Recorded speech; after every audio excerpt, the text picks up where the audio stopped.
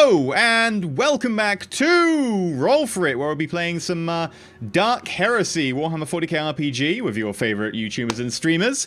Sadly, we have no Shen. He is going around gallivanting somewhere or something, having fun. I don't know what this fun thing is, yeah. How dare he. Shenanigans. Oh god, shenanigans. Wait a minute, God. I'm not Splat. God What damn is it. I thought I fixed that. It was fixed! One show. Every time. I was going to be like, where's Shen gone? But then I'm like, wait, he's not down there. What is this? Where am I? There we go, wait, try the joke again. It's fine, no one will have noticed. Wait, I don't need to look down there. Yeah, so we have no Shen today, as you can see. But he will be back next week. So we're going to continue without Shen, sadly. But we should be fine, maybe, possibly. It's just they don't need firepower. Why do they need firepower? They're currently on an abandoned space station, seemingly infested with someone hunting them. We left this 2 weeks ago. Unfortunately, last week was a Halloween special, so there's a little bit of a gap. So those of you who can't remember, they went to investigate a station that had kind of fallen off the grid. When they got there, they meant to meet up with some troops. It appeared that the troops had already went to the space station, despite not having met up with them. They got on board. Turns out that the troops had seemingly all disappeared, possibly been attacked. It seemed to indicate that, with two of them certainly dead in the cockpit. They moved further into the station. As they were doing so, their ship got attacked, blown to pieces. The entire docking arm that they were docked at started to shatter. They quickly made their way inside in a sort of tense moment of running down a corridor and diving through a locked door. They got shot at several times. Both Shen and Bentham. Bentham, you were injured, weren't you? I think I'm okay because of awesome medicing. Yes, awesome medicing was done, and both of them were okay. I believe that Garrett is still down a few wounds, however. But they are now back on the station, seemingly being hunted, and now without a ship, or apparently any way to get out. So before we get started, a few announcements. Firstly, those of you who have subscribed with Twitch Prime, thank you very much. Bear in mind that you will need to manually resubscribe. I don't think it automatically resubscribes you, so if you do want to continue using your Twitch Prime with us, and we'd be very thankful and stuff for that free sub, do go manually resubscribe if you can. That'd be grand. Splat, do you want to put the Patreon? Yes. And you want to talk about the fancy other thing? What fancy other thing? He is definitely the fancy thing that's at the middle of the week. Tentacles trying to attack him. Oh yeah. Yeah. Unfortunately, this is my my warp conduit coming through. The cat is actually my psychic focus. I gotta take him everywhere with me in combat, and I just hold him out at the minions of chaos. Say, "Get him, kitty!" And the lightning comes from him. But yeah, the Patreon. We used to take tips for this show. And we used to kind of use that to modify the way it all played out, but we decided that it'd be better and it'd be easier for us to give you all cool, fun stuff if we moved everything over to Patreon. So if you wanted to support us on patreon.com/roll4it, you can get everything from MP3s of the VODs to bonus VODs that you get every single week. On top of that, you can also vote on which factions we're going up against in the future, which the vote should be going up fairly soon. We haven't talked about that just yet as a group, but I should be posting that at some point soon. So if you wanted to get on that, that's one of the tiers, and then, of course, it allows you to make sure that this show does not die a horrible, horrible financial death, because it represents a considerable amount of time for all of us, so we appreciate it very, very much when you guys support us. And, of course, the fancy thing starting on the 16th? Yes, we're playing D&D, where I will be the GM.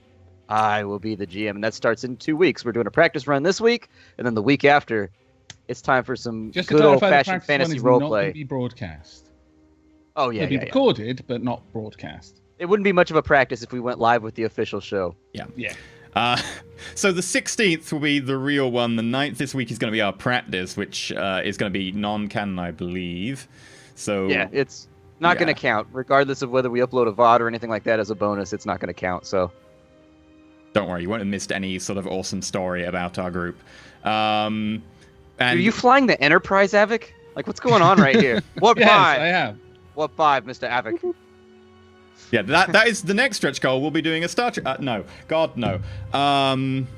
What? That'd be so legit. Can I be engineering? We would all have, like, our own little seats, and then, like, one person would be the captain. Dude, no idea. I was playing Artemis over the weekend with Quill and Get Dave and Sleepy Joe and White Caliber for Extra Life.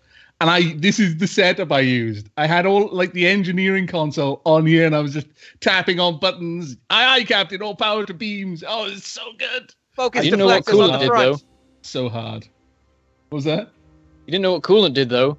No, well, I'd never played Artemis before. I didn't know what the things represented. It's like, oh yeah, those little blops of coolant. Oh, okay, now I know how to use them. It is I knew what really coolant confusing was. initially. It's like, why do all the yellow ones go down when the white ones go up? What is this? Yeah, exactly. I haven't played it in years, so I have It was no trial idea by what this is fire. either. Trial We by need a fire. bonus stream, an Artemis bonus stream. Or they could just finally make one that's Star Trek, because they never seem to do anything with the Star Trek IP anymore. They've just abandoned it. Isn't Well, there some sort of they game like made that a coming out? MMO, and then they were like, It was terrible. it's still Isn't there like alive, a Star which is Trek better than bridge most. commanding game? Yeah, or there's a something? VR Star Trek Bridge Commander that's been pushed back a year. I mean, it sounds something. good in concept, but the Star Trek IP's not got the best reputation for when it's been rolled out as a game, so we'll see. Listen, can I be a Romulan? That's all that I care about. As long as I can Why be a a Romulan, Romulan? I'm good. Because they're legit. How? Everyone hates them. They hate everyone. That's the fun. It's like being a Klingon. It's the exact same thing. You just roll around the galaxy and just blap on fools. Well, be a Klingon then. Klingon's much more awesome. Yeah, but if you're a Romulan, then you get to be like, for the Empire! And shit, it's amazing. The Klingons have an empire. But Yeah, they've got they wrinkle also face. have Reasoning really, makes no really sense. crazy Klingons for the kinky win. Wrinkle, sex. they've got mountain ranges on their foreheads. Not This is a problem? if you go back to a certain time period where they don't, because they had to I retcon know. something and it got really complicated. Yeah, and Worf They won't look like talk somebody about grabbed their that. forehead and just squinched it and just left it that way with Play-Doh, and it just never I love stopped. the episode where DS9 went back to the original season. That is 2 one of the time best thing. episodes. So good. What was it? Like, And they it's were the like, original is the "So where's Trouble with the Tribbles, Klingons?" and then that one's the... Yeah. I can't remember what it's called. Such a good It's episode. like Trials and Tribulations or something. There's like Yeah. 3 Tribble episodes. Oh, And then it's so Worf's good. like, yeah, we don't talk about that. we do not talk That about was that. it. That was it. It's like, No, what they an explained awesome it in handshake. Enterprise. Yeah. There was something in Enterprise where they... There was a disease that was going to kill the Klingons. They asked some humans to fix it. The humans fixed it, but it had a side effect of suppressing the facial appearance for X number of years, and it was an awkward excuse, and... But they did make an excuse. Anyway... I wish I had a shoehorn I could hold up right now. All I'm saying is we need to play Star Trek where I get to be engineering. That's all that I'm Okay, saying. at some point, maybe like if a Star Trek film comes out and we want to tie in, we can do like a one-shot Star Trek thing, maybe. But I've always wanted the little handle for the warp thing. That's all I've ever wanted to do is be like, warp 6, and then push the thing forward. That's Oh god, That's all I want to do. I'll just leave the stream after that. You just let me warp the ship, and then I'll just quit. we just warp into a sun and be like, yeah, it's game over. So. So We'll back do to the Dark rest of the Heresy. 3 hours. Anyway, so the point being that we're going to be starting D&D on the 16th. That'll be 1 hour later than our normal start time. So the original start time before we move to Sundays. So that'll be every Wednesday. That is thank you very much to actually passing the goal on Patreon. So thank you very much to everyone there. And yeah, the support's been incredible. We're really looking forward to continue the show and having like more stuff per week. And I'm interested in being able to play, which I'm really worried about. I haven't played in ages. Don't worry, I'll kill you gently. No. No, it's no fun if they don't die violently. You've got to leave some sort of titanic crater that fills up with rain and they name a lake after you. He goes, An honorable death. The other day, he's like, I just want you to know my armor class is 11. And I was like, well, I don't feel guilty at all. I'm going to enjoy drinking your tears and destroying your character. Yep. My sound like a weak level link to 1 me. armor class What? is 11. Do you have like some sort of background in EVE Online? I do like Eve. Yep. Okay. I've Care got bit tears a are couple best of them. tears. Anyway, so that's awesome. In terms of any other announcements, I don't think we've got anything else off the top of my head. Yeah, there we go. Okay, Good. right. I think so. So yeah, they're currently stuck on a space station, and things are going fun. So we'll jump right back into the action from where they were sitting, which was just inside of an airlock door, which Carolinus and I believe Cassius have just managed to roll through. Carolinus has just done some patching up of people, and they are currently standing under a splayed open corpse stapled to the ceiling that has been somewhat eviscerated carefully. And some I'm gonna people failed start their out- fear checks. By failing a Sinisius roll. Okay. I got to give it a try. Yep. And there it is. See, I was actually ready to say that is the first science roll you've ever succeeded in. I thought you could make it this time, but no. So yeah, you're under somewhat pressure. You've only just got back on the station. You've literally been in a gantry that was crumbling around you. The very essence of space actually left around you for a little while. You were completely outside for a good few meters there. And you come inside, you're still kind of panting, rushing. The thing above you is a little bit scary, and you just can't really focus yourself enough. Trying to really, especially this close to a warp storm, there's a lot of interference, and you can't really sense much. So where are we standing like together now? We're inside like a side room, or like where are we at right now? You're pretty much exactly actually in the hallway that runs all the way around the edge of the station. Okay. This hallway is basically you can see out windows, and it's for people coming in, loading, As I docking look and stuff. down each direction, about how much distance is there before the curve becomes so sharp that you could can't probably see see around like anymore? probably a good 50 meters in each direction, maybe a little bit more. Like your torch has a range of what, 60 feet? Or 60 Only meters? 40, so I can... 40 feet. 40 meters, sorry. 40 I can only meters, see okay. 50. So yeah, you can see 40 meters in each direction with your torch. Bear in mind that your torch, for everyone watching, is an infrared torch that sadly only Carolinas can see. I can turn the stab light on. Did I actually... No, I have turned the stab light on. That's why people are seeing the body from the ceiling, because it was when I turned that on, and so all of a sudden it's like, oh my god, turn it up. Is the body still clothed? Or has it been stripped completely? The body on the ceiling is mostly stripped. I think it still has the remains of its trousers, I believe I said. Okay. I'm going to dig through the pockets to see if can I reach, or is it too high up? It's too high up. It's on the ceiling. It's a fairly large room for the station, especially being the entrance corridor. It's probably a good, let me see, probably 5 meters. Like if you were to like stand on someone's shoulders or pull over like a crate or something, your Mechanidrax could reach up there.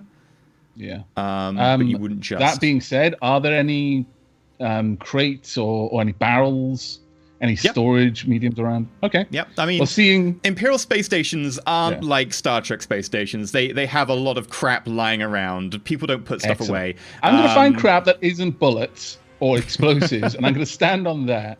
Because seeing Cash is looking up at it, I can kind of guess what he might be thinking. And so I drag a barrel out, clamber on top, maybe having to stand on my tiptoes as my Medicaid Mechadendrite reaches up. And I'm just going to start, like, where it's been nailed to this... It was nailed, wasn't it? Like, crucified. Yeah, it looks like some sort of metallic bolts have been driven through the flesh. Okay. Through their hands and ankles? Or... Yeah. Okay, well, I'm simply going to sever the wrists and the ankles then. Okay, it takes you probably about a good minute to fully sever the wrists and the ankles. And with that, the body falls down to the ground, a little bit of a splat. The gravity in this area is still working, although a little bit lower than usual, so it doesn't have quite the impact you normally expect. But the body does hit the ground, and there's a satisfying squishing sound of the body that's probably been dead for maybe 2 days and is starting to go a little bit. But the sterile air has still kept it fairly fresh. Okay, so while he's doing that, are there any doors nearby in the corridor that I could start, like, opening up doors and looking in, kind of just, like, making sure... Because we're standing in the middle of a hallway right now, so I'd prefer to be out of a hallway. Okay, yeah, so there's a couple of doors nearby. You can't really see very much unless Caroline starts moving the stab light around a lot for you. But you can try and make out some of the signs here and there, and it's a little bit dark, it's hard to read. But there's certainly 2 doors nearby that look like they go to rooms, and then further down the corridor, you can see what looks like a hall that leads further in, off to one side. Okay, I'll take the first door on the right, and taking up cover along the door jamb, I'm going to hit whatever object, switch, device slides the door open. I know we don't have power right now, so it's a Hail Mary, but we'll see what happens. Yeah, you hit the button, nothing seems to happen. The door doesn't seem to slide open.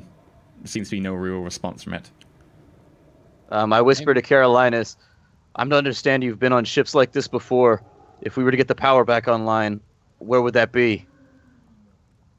Would Carolines have that much of an idea of a space station setup? Because stations are built in a very different way from ships, wouldn't they?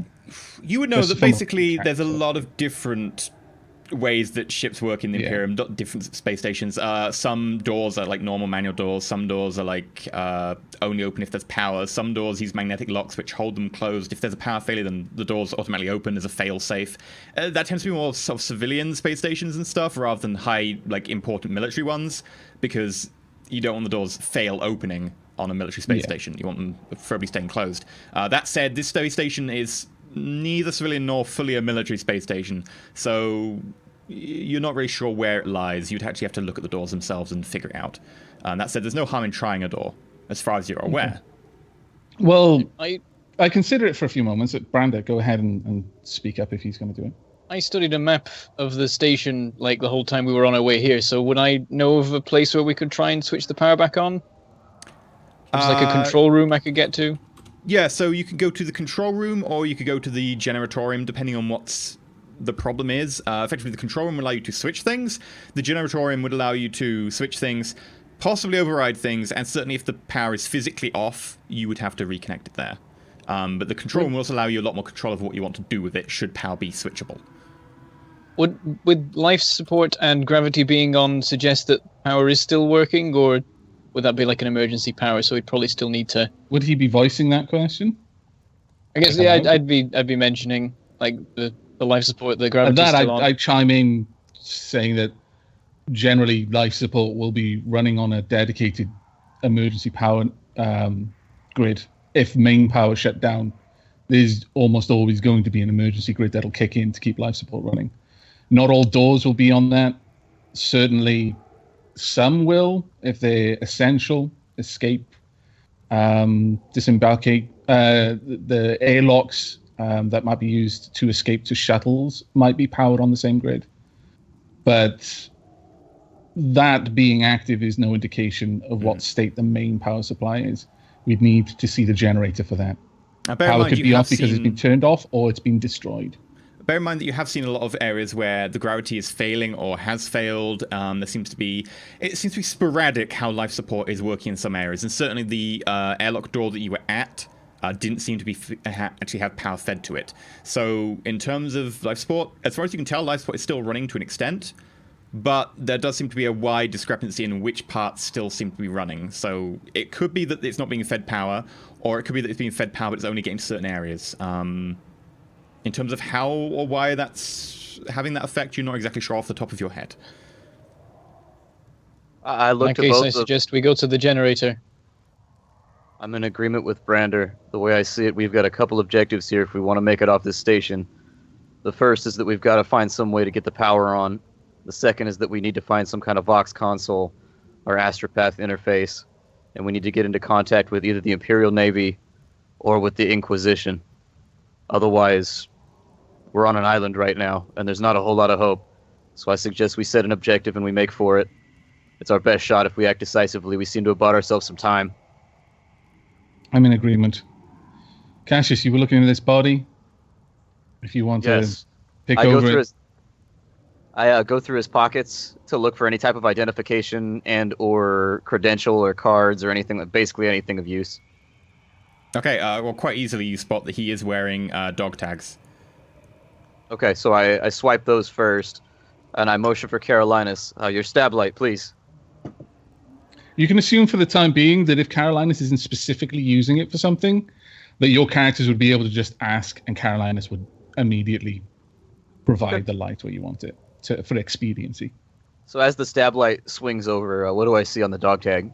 The dog tag proclaims him to be a recent conscript from Eximus Pandara, and you would recognize the effectively the platoon designation, which is the one that dropped off troops here a few days ago. Well, this one appears to have been with the regiment that stopped off before the dock was destroyed, so unfortunately he won't have any real credential for the station, but I take the dog tag and then I put it inside of like a pouch, essentially. Okay. And I'm going to go out of my way to collect them as we go through. Whilst Cassius is doing that, once he's finished looking at the dog tags, I take a closer look at Brander's void suit. He was wounded, so I'm assuming there is a breach. How big is the breach? The breach itself, you try and find it in the dark. You've got the stab light to try and help you, but it's still going to be tough to find. You take a few minutes, and you can eventually find it rather than making you test for it. You find what is effectively a very small puncture hole, about like that big, if max, and it seems to have somewhat self-sealed. The suits do have the ability to a little minute extent, be able to self-heal.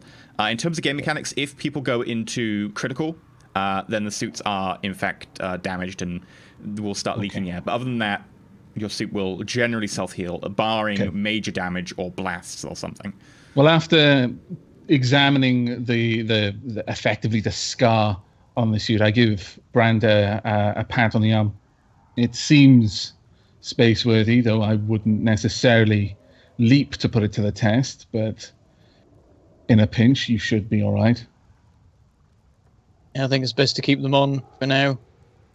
That would be my advice, yes. And I look pointedly at Garrett.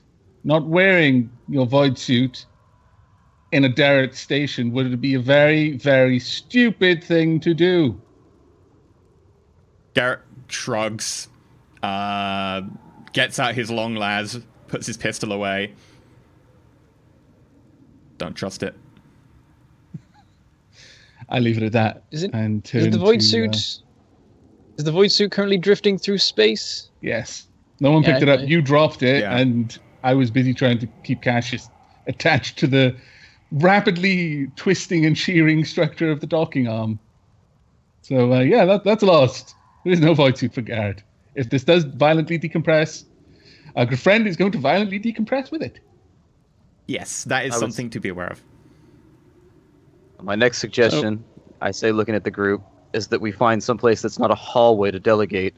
We need to make plans, and I suggest we find a side room that we can barricade or otherwise block ourselves inside of and figure out While the he's doing logistics. that, I have a we're look at trying the to attempt. door. Is there any way that I can manually crank it open or anything like that? The door The Cassius door was that looking Cash at? is standing next to. Yeah, you go up to the door and you have a quick look at it, and then you just go, and it opens. It looks like the door was held closed by a magnetic lock, which is no longer working. Fantastic. It reveals beyond, you A look in gesture. with your stab light, it is a toilet cubicle. Well, not a cubicle, it's a full-on little bathroom. A few sinks down the side and some toilet cubicles. I look at it for a moment. Probably not the side room that you're interested in, but out of curiosity, I step in and I try to activate the tap just to see if there's any flowing water. The tap spits out a little bit of water and then stops very quickly. It looks like there was I a nod as little if bit of pressure. That was left in it. something I expected. Yeah. I think we need to find somewhere better than a toilet to make our plans. Branda, you studied the map to this station on the way here, I fancy. Any insight? So, do I have my bearings? Have I been able to work out where we are relative to the plan I've seen? Yeah. I mean, you've got the plan on the data slate, and I assume you still have the data slate on you. So yeah, you can quite easily find, because you came in at one of the 3 entry gantries, and you can sort of spot that on the map. And looking around, you can get your bearings. There's numbers stenciled on the side of each of the gantries. You can find your way to the generatorium. It's a little bit of a winding walk through esoteric areas of the station. In general, Imperial stations are not designed to be particularly easy to navigate, sort of a bit of winding corners, etc. Partly because in case of a boarding action, people need to be able to hold ground, and any long, straight corridors become very difficult to defend. So you can find your way there. It'll probably take you a case of in the dark, unknown terrain. You don't know how much area where the gravity is going to be off, maybe even places that have been decompressed. But if you can take the route you think you can take at a slow pace, probably about 40 minutes max. I mean, on a normal day, that'd take you about 12. Point out the route and say I suggest we get going as soon as possible. Let's be Agreed, underway though then. We should be cautious. There are clearly hostiles aboard the station, and heading to the generator is an obvious point of focus. They may have already laid ambush or traps along the route. It would be difficult for them to know that we know the way, but still, we must assume that they have already conquered the station in its entirety. I would hope that there would be some pocket of resistance. Unfortunately, since the Imperial Guard seem to have breached from the same spot we did, I'm not holding out much hope for that. Still, We should still move have on. only found one, though. But yes, let's continue. We've got. Well, they said there was like 100 in the platoon, right? How many were in the platoon? I believe it was 50. 50. So Yeah, I we're think still it was missing 49 people. Hopefully, we'll find them holed up somewhere else, just like we're planning to do. We found some dead ones in the ship as well. Yeah, they were Navy. Oh, they would have been Navy, yeah. So they would have been Navy officers. They weren't part of the 50 troops themselves. All right then. As we move, I'm going to use my stab light occasionally. Like I'll flash it when we enter a new corridor, long enough for them to see the lay of the corridor. Then it'll go back out, and I'll be using my torch instead. Downside of that is that it will ruin their night vision. If you flash the light and then turn the light off, they won't be able to see the dark. They don't need to see the dark. They're not going to be able to see in the pitch darkness of an entire space station. Well, it's not pitch dark. Or are It's there windows? Very, In which case, very I just turn it off. faint. Like, you can make out objects when they're very close to you, but just the general layout of objects. You can't see any details. I explained to the others that having a light in the darkness is a beacon for the enemies, and I turn the stab light off then. If there's ambient light, but I was assuming that as we move into the inner corridors, there's no windows. Why would there be? It's Yeah, gonna be effectively, it's absolute a tiny bit darkness. of light from the outer windows that filters in. The odd like LED here on some control panels that still have got a right, residue. okay. That's cool. Your own like data slates and stuff give it enough ambient light from the power and so on. That you can just about get enough light in this area. If it gets worse, I will mention it. But for now, you can just about see objects when they get very close. Given if you that, lead I the way, will you should be okay. taking points. I will be walking ahead of the others. Okay. As you start moving off, you do start moving down towards the corridor on the turn left, and then it's first right, which Cassius has seen before. You start hearing a sort of staticky sound coming over the Vox. It seems that the station Vox is suddenly turned on again, and there's a sound of what sounds like dry paper or leather or something, and then there's a shriek of someone in incredible pain. Ah! And then it just cuts off and cuts back to the static again. And then off. I look to breaks for a Carolina moment. say, I don't like this station very much. They're attempting to break your will. On the bright side, it might mean there are still people alive on this station. I raise an Possibly. eyebrow, which you probably can't see in the dark. But perhaps they won't be alive for much longer. Brandon, do you know where that transmission could be coming from? Would I know this? I imagine I wouldn't. No, not really. I mean, it could be coming from anywhere. It just tapped into the Vox system. It looks like power was switched on the Vox system to send that message, because as soon as the static goes back to static and then cuts off, there's a very defined... It looks like someone had effectively taken the power away from the Vox console again.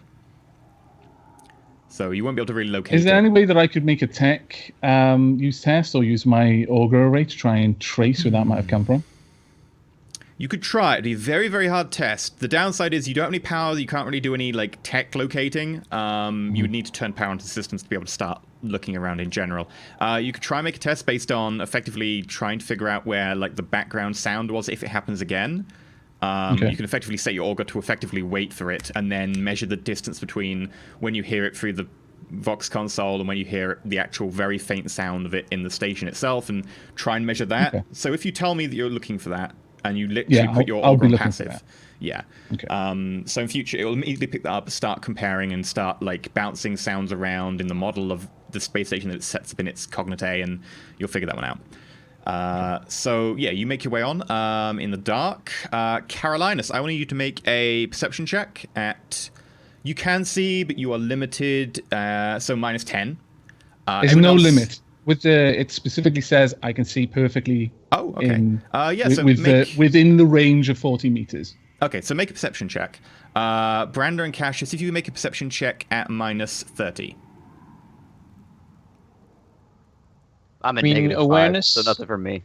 Oh, you can roll. You just need to get like basically a crit success. I mean awareness or just Awareness, perception? sorry, awareness.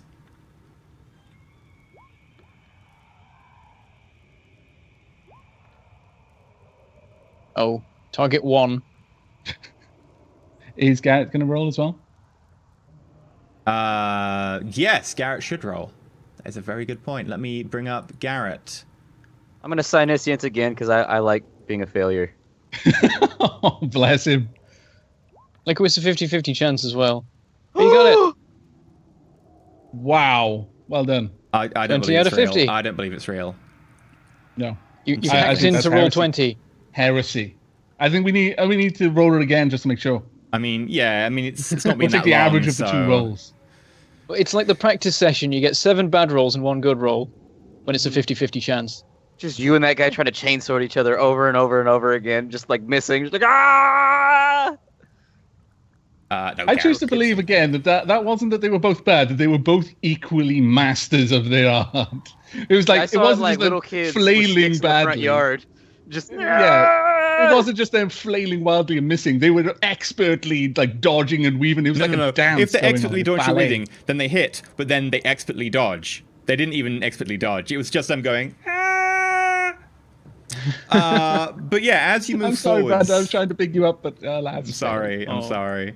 As you move forwards, Cassius, you try and focus yourself again, having made a decent distance away from the unsettling circumstances of your first entry onto the space station, and you try and reach out of your mind, and you suddenly get the sensation all around of old, effectively smell blood, old iron, mixed in with a tangy scent that is, you've smelled a few times before, and it's fear. There have been a lot of people here very scared, quite possibly recently. There's fear, there is pain along with death, and a certain amount of malice you can feel in the background. Do I see anything interesting when I look in, though? Like, do I see any points of interest, or is it just a general overbearing feeling? Well, Sinesience is more like you hold an object, you feel associations with the object. If you're looking for just a general background, you'll only get sort of general ideas. But that's what you're feeling generally around you right now. Right, as you move forwards, you make reasonable time down the first corridor.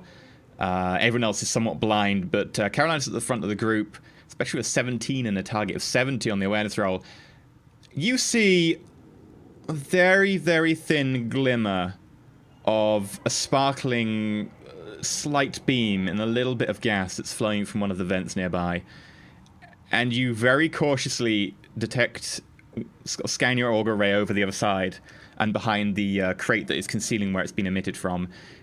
And you notice that over there is some sort of exotic explosive. You're not exactly sure, but what you can see with the auger ray is reporting there is some sort of explosive combined with some sort of very fine filament-type crystals.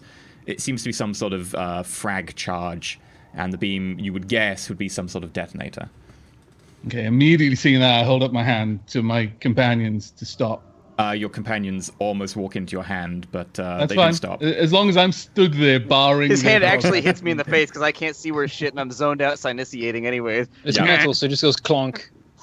Yeah, it literally would go clonk because my hand is metal. It just like crank onto his face. It's like, ow! There's a loud sound of a slap that echoes down the Tentacle of corridor. metal squid in here. What is this? And then I kind of my optical mechadendrite just kind of coils around Cassius's neck like a constrictor, lines next to his face, and then just very slowly dials up the power on the stab light in the direction of that beam of the I crate. see And then I it? murmur, "Trap, explosives." Can you tell if they're ours or if they're the enemies? Are those Imperial guards? When you said exotic, would I have an idea if by exotic you meant just powerful or like exotic military hardware, or as in, yeah, the Imperium doesn't Not make Imperial things out of this standard by any heretical means. stuff. As far as you can tell, it's not some sort of plastic explosive or anything like that. It appears to be some sort of laser-initiated charge of some kind. I murmur what my augur array has fed me with the information I have, and then just shake my head. Unlikely Imperium. Possibly scavenged, maybe thrown together in a moment of desperation, but too precise. Can you disarm it in any way, Tech Priest? Or should we Is just it step over coming the through the grate? Did you say? It's actually coming from effectively a crate on one side. The grate just emits a bit of gas, which you just caught glimmering in the beam. You can, if you're careful, step over it. We can either try to step past, leaving it for whoever might be following. Though if we have to run back this way, would you trust yourselves to be able to pick it out in the dark? I shake my head. I'm going also- to edge closer. I'm not going to touch it. I'm just going to get closer, kneel down. I'm going to swap the stab light off again and go back to the infrared torch. I'm going to try and see what I can of the device and see if there's any way that I could perhaps disarm it. Like just assessing the situation for now, Okay. not interacting with it. Because you can see really well, especially with your infrared torch. You manage to just about step over it very carefully, and you can see what seems to be an alien-made device, similar in size to what you would imagine some sort of hand grenade would be, but it seems to be unidirectional. Looking at its construction and what you got from your auger ray, it would seem to be effectively a one-directional grenade-type shotgun effect, with a load of crystalline shards A embedded shaped in one charge, so Yeah. the shrapnel will be fired in a very specific Yeah. pattern. Okay. end. You could try and disarm it. You don't have any knowledge of the specific people that the charge belongs to, so you could make a guess. It would be a very difficult test, or you could attempt to just Is there a Leave way it that be. I could disable the detection mechanism? you Basically, could, make the grenade blind. you could try. It would still be a fairly difficult test, but you could certainly try. It would be probably a security minus 20 check. Okay, It let me would, if you consider fail that. it like by a long margin, then yes, it would go off. But you'd have to fail it by quite a distance. What is Okay. Garrett's security? Doesn't Garrett have security?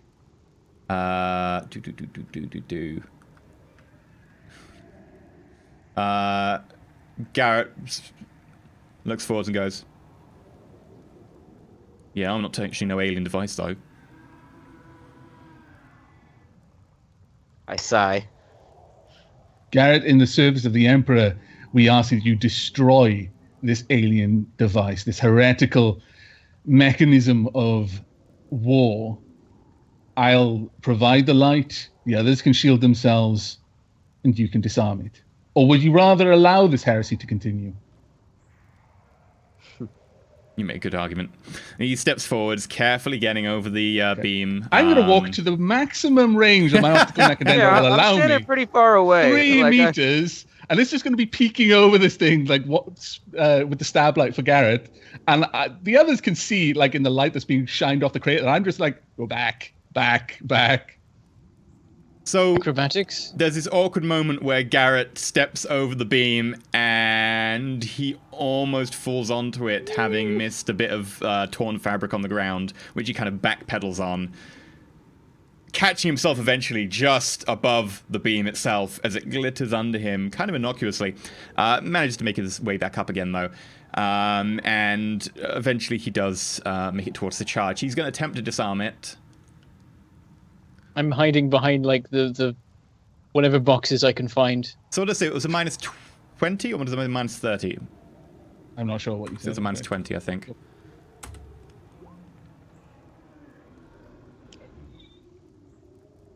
That's That an was 85 with a target of 20.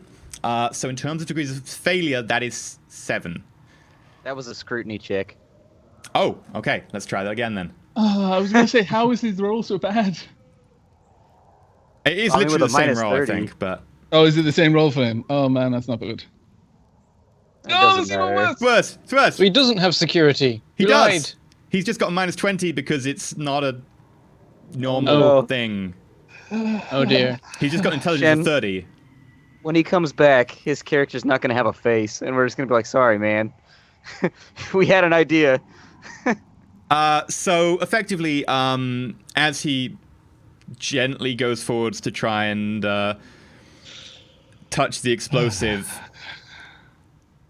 the slight tremor as he brushes part of his plate mail, just a little bit of chain below it, clinks against the shell, and there's a loud ringing sound that sort of builds in pitch very quickly. This is a space of about a tenth of a second. And then there's a as it goes off. Shards fly out to one side. The initial explosion catches Garrett a little bit. Everyone else is far enough away. It is a unidirectional charge. But Garrett himself is caught a little bit. That? Like reactively? Normally you get to dodge like a grenade coming away. You don't exactly get to dodge the fact that a grenade goes off in your face, which he meant to be there. So I won't allow a dodge check. However, he isn't in front of the charge. He is just caught. He had the common sense to plasma. stand to the side, knowing that it was on the direction. Cool. So I guess I'm going to roll damage for the charge. Dear sweet Garrett, I knew him well. On the plus side, now there's nobody to catch us when we're doing heretical shit. Hooray! Hey! I'd Oh, be well, so except for annoyed Brando. if he comes back next week and he's like, yeah, your character died. Sorry. 11 He's got good damage. He's right-handed, so I'd say that'd be his right arm because that would be the one he's trying to meddle with the device with. So AP 3. He takes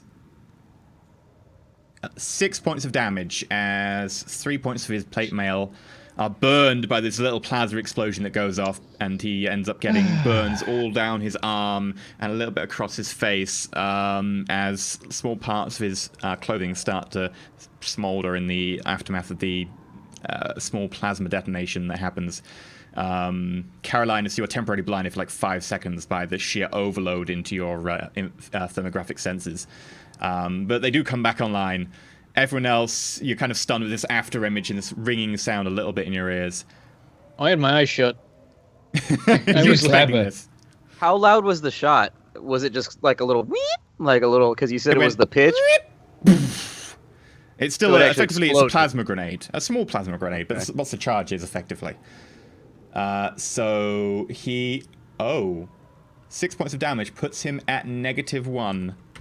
Oh, no. Not again. Wasn't this what he was at the end, like, before he got healed at the end of last I think episode? so. -1 is effectively something like he may drop what he's doing or something. So effectively, for the purposes of non-combat time, it doesn't really matter. He's not holding anything. The grenade anyway. going off distracts him from disarming the grenade.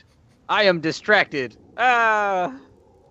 Yeah, but he is somewhat knocked back and pretty badly injured. You can see at this stage sort of blood and pus. Sort of that general fluid that comes out of your skin after a really bad burn is starting to come down his face and his arm and upper chest. Plasma, ironically. I'll jump up and go, damn it, Garrett, are you alright? And Yes, Yeah, move I'm get over to already. him. The moment I stop being blinded, I'm making my way towards Garrett. Where I imagine he's fallen back and slumped against the wall a little bit. Yeah. Okay, and I get down onto my knee and I have a look at the arm, and I'm immediately going to try a Medicaid roll for that. Sure. When I'm walking up to Garrett. I say something along the lines of, I think you confused disarm the object with headbutt it. So mean. 71 target of 62. I'll headbutt you. Ooh. Yep. Do you wanna- Unfortunately, Do you want to fit that on? can't. We used all our fate in the last mission. Oh. Wow. Did I? I think I have 2 left. I've got some left. Are you sure you used all of yours? And we had bonus fate. I don't think we used our fate. We had the extra fate too. Oh, did we? Extra fate? Okay. Yeah, Yeah, I we think did you an gave extra us fate a at the bonus start of was the point. the heresy. That was, Oh, that was never mind. Halloween. Oh, that was yeah. the other one. Yeah. I've got 3 out of 4 on my sheet. Yeah, I don't so think everyone used the fate, unless Caroline, you Yeah, somehow I'm on- powered through a lot. I don't think you had. I mean, I know I used one fate definitely for healing Garrett, as it happens, towards the end of the last episode. That will, I have 3, but I've got I it think written you've got down 2 here left as, then. as none. I Oh, don't okay. think you used all of them. I think you Okay. used, I know you used 1, I think, so that's probably the healing. Okay. But I think you've got 2 Because left. you and I spent like the entire stream outside the bulkhead, like in space, just like sitting there trying to crank a door open. So I'm pretty sure our fate's good. Okay, I'll use one fate then to also succeed on the heal. Okay, so that automatically is by your intelligence bonus, and your intelligence bonus is then added to your intelligence bonus, which is 8, if I'm correct. Mhm. Okay, so he then goes up to Well, 7, and is feeling much better.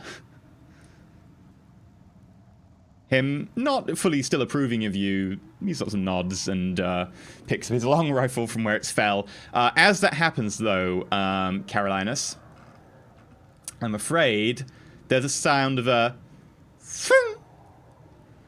And okay. I believe you are hit in the back. Let me just roll this, just to check, but I believe that there's not much you can do to dodge this. He's made of metal anyway, so it's kind of like one of those things.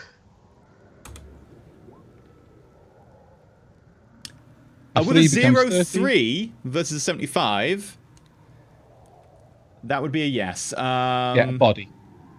0-3 becomes 3-0. Yeah, so body. I am going to choose to replace it with the 8 degrees of success. So instead of being a 5, that is a 8. So that is 10 R pen 3 to the body. 10 R? Oh, you rolled... Right, I see, yeah. Okay, pen 3 reduces my armor to 3 on the body. So that reduces the 10 to 7, which then I take 4 of that out through my toughness, so I take 3 damage. Okay, and then I need to make a toughness test at -20. Okay.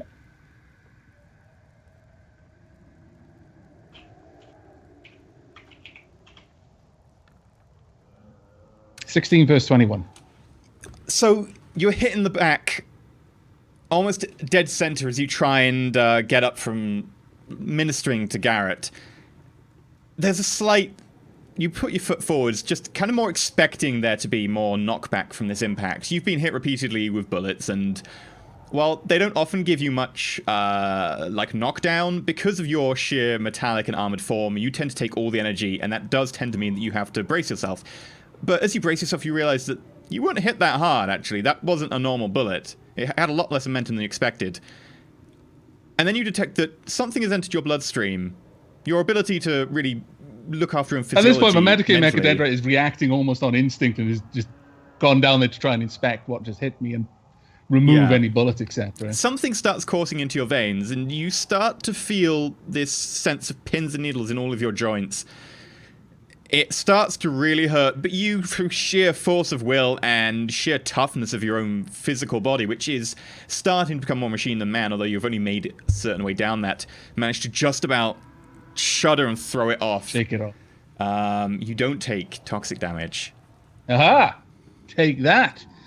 Well, while my Mechadendrite kind of just like writhe a little bit, and the Medicaid like goes down. Is there anything there that it finds and to pull out or anything like that? It finds a small hole in your spacesuit, which has been healed by the fact that it just seals closed afterwards.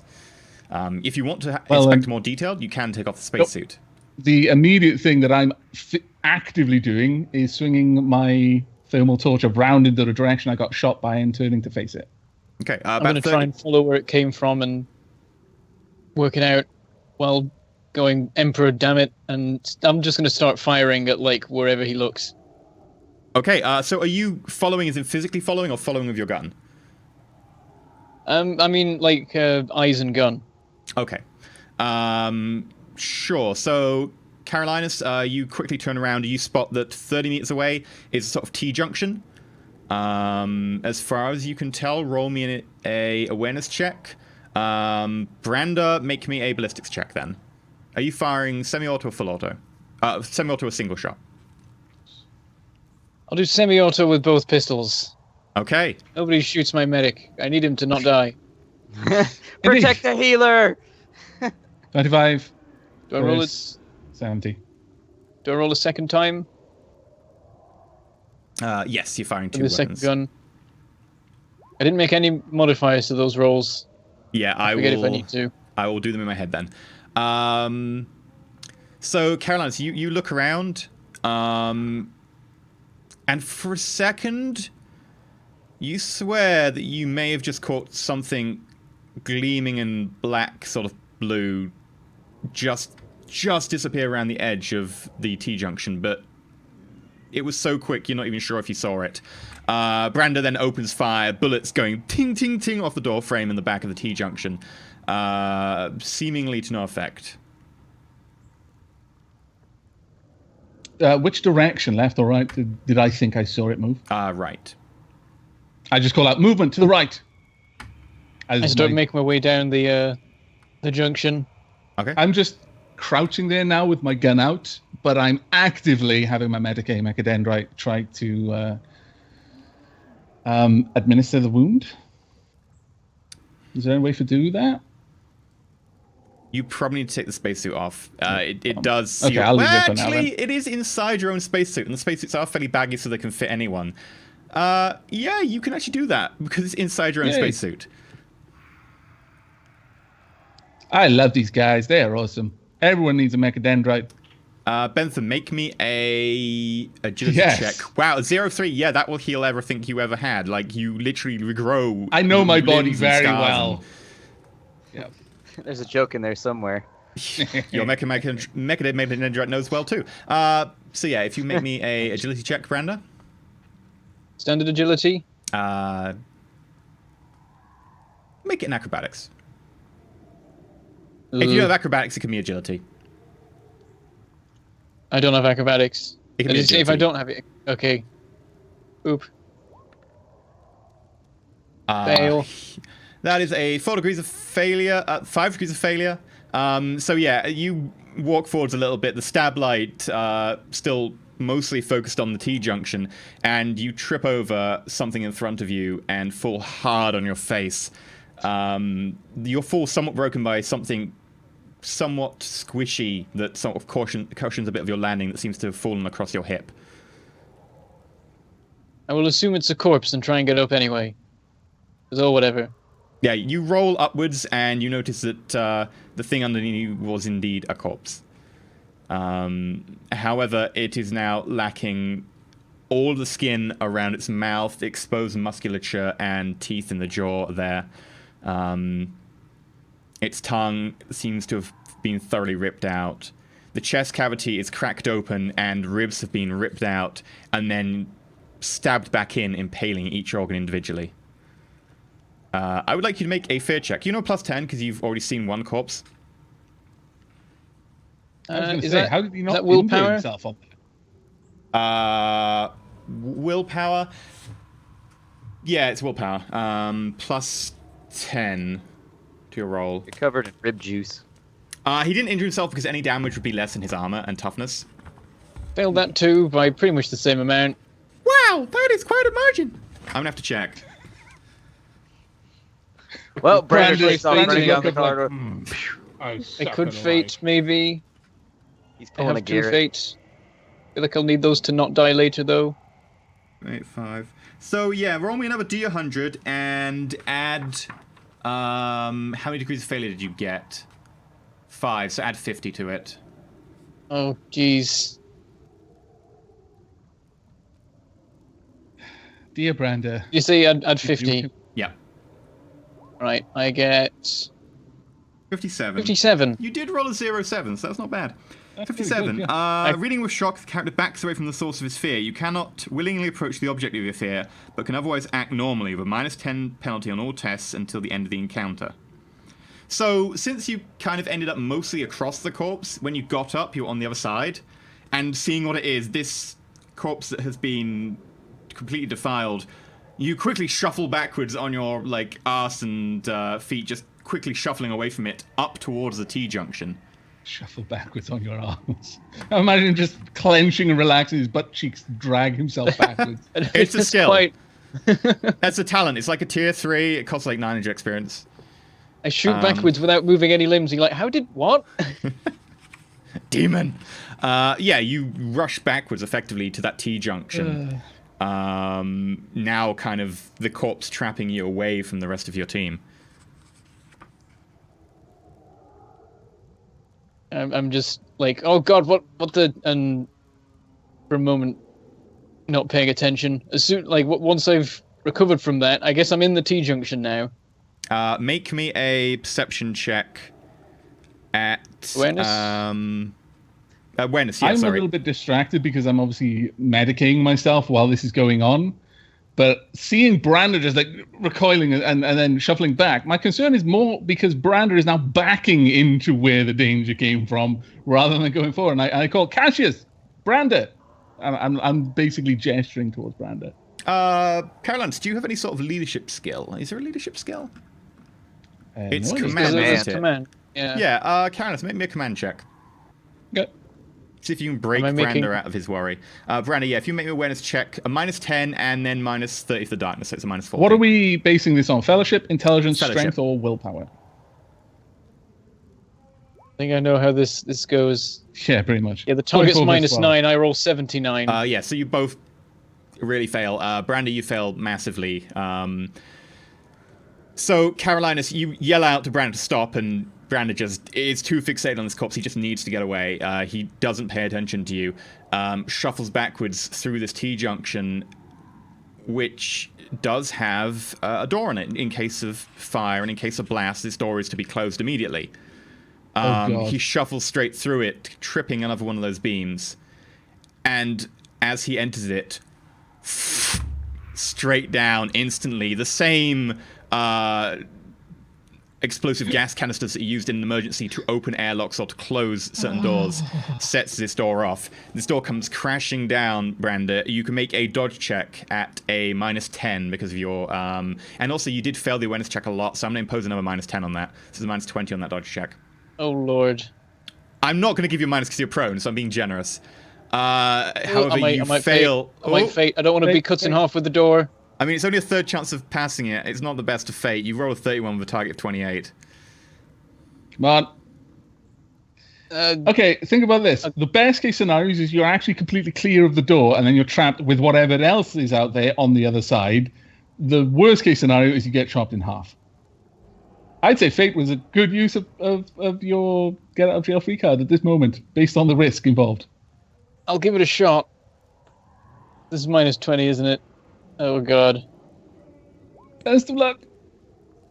No! 30. One less, but still 2 more than what I needed. I will say, because you got so close to the 28, that you managed to just about move most of your body out so it will hit your leg rather than, say, your head or your torso. However... So I don't suddenly lose contact with my kidneys. Just like a foot. You don't need your kidneys. It's fine. However, you will take... Oh.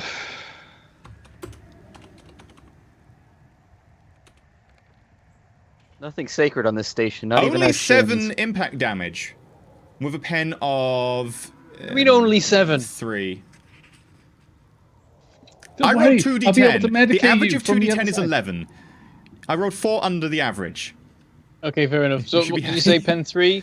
Pen 3. 7 pen 3. Right, that means I take 3, It's not that bad. I believe. And your That's- leg... Yeah, that's okay. Yeah, your right leg is now pinned under this door, which is now somewhat... You're somewhat lucky not to have dislocated or even cracked your foot. Minimum. It's not like a full-on blast door, it's kind of just shut in emergency. This isn't like a door that's meant to be survive blast. This is more a sort of heavy fire door / emergency, you know, there's air venting out. But it's still heavy enough that this... You got off lucky. The door is now wedged on top of your foot. So I'm now Seeing this stuck there. happen- They're going to hear a muffled yelp from the other side of the blast door. Seeing this, Is I the door still motioned trying to to close? By the way, is there like the sound of straining motors or anything, or was that just an emergency? It just sort of, it just Yeah. dropped, and that was it. Probably bounced a bit. Sound of cracking. Sorry, what were you going to say, Cassius? Seeing what's just happened, I spring into action, motioning to Carolina. Say, cover the corner. I'll try to get the door off of him. Because I'm pretty much useless in here without... I need line of sight for every single one of my Psyker abilities, so if I can't see something, like, I really can't do anything for all of you right now. So basically, I'll try and get the door open if you watch the corner. I tap Garrett on the chest. Watch the corner. Use the box's cover. Is the box still there, or did the plasma grenade completely vaporize that? Most of the box is still there. I mean, it's not particularly detonated. It's not a lot As of damage. that on the plasma grenade. happens, I'm going to rush to the door. How far away are we from the door? About Let's just- 30 meters, so about 28 meters from the door. Okay, I'm going to run to the door, but I'm going to have my optical mechadendra up with a stab light active, looking back so that Garrett has got Sure. vision. in the darkness. So, Carolinus, Cassius, you run to the door. Garrett is facing back, watching the way you came. Starlight helping him out, at least. Carolinus and Cassius, please make me acrobatic checks or agility if you don't have it. You can do a +10 on this one because you have seen the way. Can I not just step over the corpse? You can't really see it, especially if you want to rush there. If you want to gingerly make your way down, you can. It'll just take you like 5 times longer. That was nice. Yeah, I'll do that. Okay, so Carolinus rushes down to where Brander is somewhat trapped. Cassius, realizing that this is probably not the best of ideas and that he is somewhat not agile, carefully makes his way down, sort of trudging his feet forwards until they hit the corpse. Steps over the corpse, trudges a little bit further down, almost knees a box, steps around the box. Carolinus, on the other hand, fails the agility check, but not by a massive, massive margin. So, Carolinus, you put your foot directly in the middle of this corpse as you rush down there. There's a resounding ka-dunk metal thing as yeah. my foot just goes straight through the squishy bits and meets the walkway underneath. Yeah, there's a sound of a snapping rib and as some sort of bag of fluid splits. But you keep walking. You're good. You're fine. I'm fine. Standing It's on not, a it's juice not one box. of the people that I care about, so I don't care. Just I'm gonna yeah, try and like lift the door up from where I am. yeah, you can try and lift the door from where you are. So, yeah, make me a strength check. Am I able to help with that? Once you get there, you're effectively still en route. Brander is like literally on the scene, so effectively it makes sense that you can have a go. Strength is my worst stat. Nearly. And I failed. Nope. I'm gonna try and like lever it open with my chainsword. Brander, make me an awareness check at -20. Oh, Sorry, God. no, minus 40, because you've still technically got... No, you can't see the corpse. You're fine, -30. You can't see the corpse. You don't have the -10 anymore. There's a door in the way. Yay. You mean -10? Target 1. I rolled 14. It's a good roll, actually, but... I mean... Pretty good, all things considered.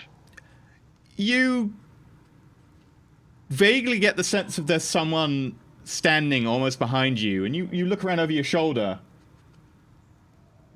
and you could have sworn that there was someone there a second ago. You didn't see Take the anything. chainsword and just swing it behind your head. Just swing it. errantly. Carolinus, That's you what I now do get when I up to the shout, door. "There's someone in here!"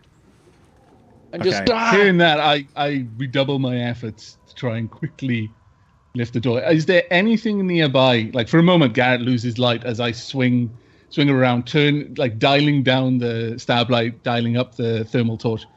Can I see anything I could use as leverage? Or is it literally just going to be a case of trying to lift this thing? You look around nearby, and you can see like a couple of loading pallets and stuff that you could try and use. Okay. Sure. So I keep the thermal torch on what I'm doing for the moment that I'm doing it, and I try to use... I'm assuming I'm breaking it and trying to get in there and then it's leverage. these what are they called, like the little trolley things that have got the like little lip. Oh, and then right. I get you. Yeah. Yeah, so you put one of those under, then you can sort of push it and yank it a little bit Okay. just to get So enough I have gap. got leverage. Cool. Yeah, so you Okay. can make a strength check with a +20. Very generous GM. Okay, I have rolled. Oh, Natural so 100. bad. With this, you manage to just about get the door goes up a little bit, and then there's the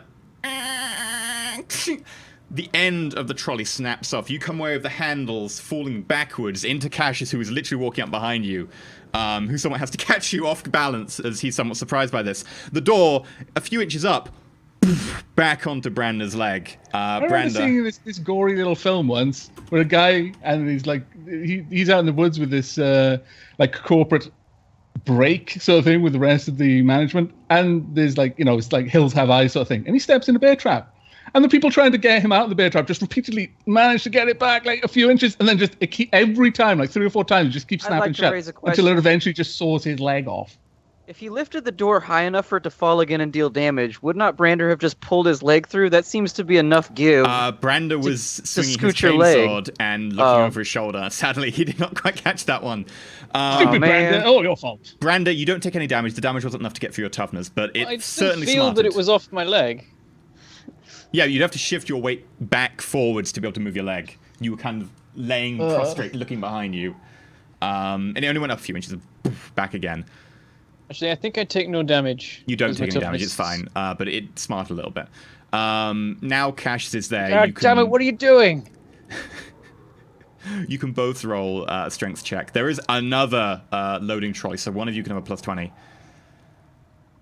Looking to Cassius, gauging which one of us is the strongest and which one of us would have the best chance to use the trolley. Cassius, like, how strong are you? Actually, both of you can use the trolley. It just might have a slightly more chance to break it. And you roll a natural 100 for that to happen, so... Well, there should be some kind of combined thing for both of us strength checking at the same time. There's an additive bonus. Yeah, I don't recall what it is, but... Yeah, I think it's a plus 10 for each person in the test. So yeah, you best get a plus 30 then. Okay. It might be that this will be like based on lifting capacity, which is like double carrying capacity or something, but... God forbid. Probably just do strength. GM rolling? Yeah. Can I use my gang up ability here? No. Your gang ability is related to combat. It's not like... I know exactly how to lift objects. Damn it, this is combat. I mean, if you pull your sword and attack the door, technically. Okay, so it's plus 30 on the strength test, yeah? Okay. 28 versus 65. Nice. Yeah, Carolinus and Cassius, both of you passing your test with, I think that was 5 degrees and 3 degrees success. Pull back, and as it raises a few inches, Brandon manages to just about shuffle his leg out, and then you both quickly grab under the door and just about yank it up. It appears the door isn't being driven down or anything. It's not a particularly heavy door. It's heavy, but it's not like a blast or anything. Right, you can just about shift it up onto your shoulders and then hold it driving up.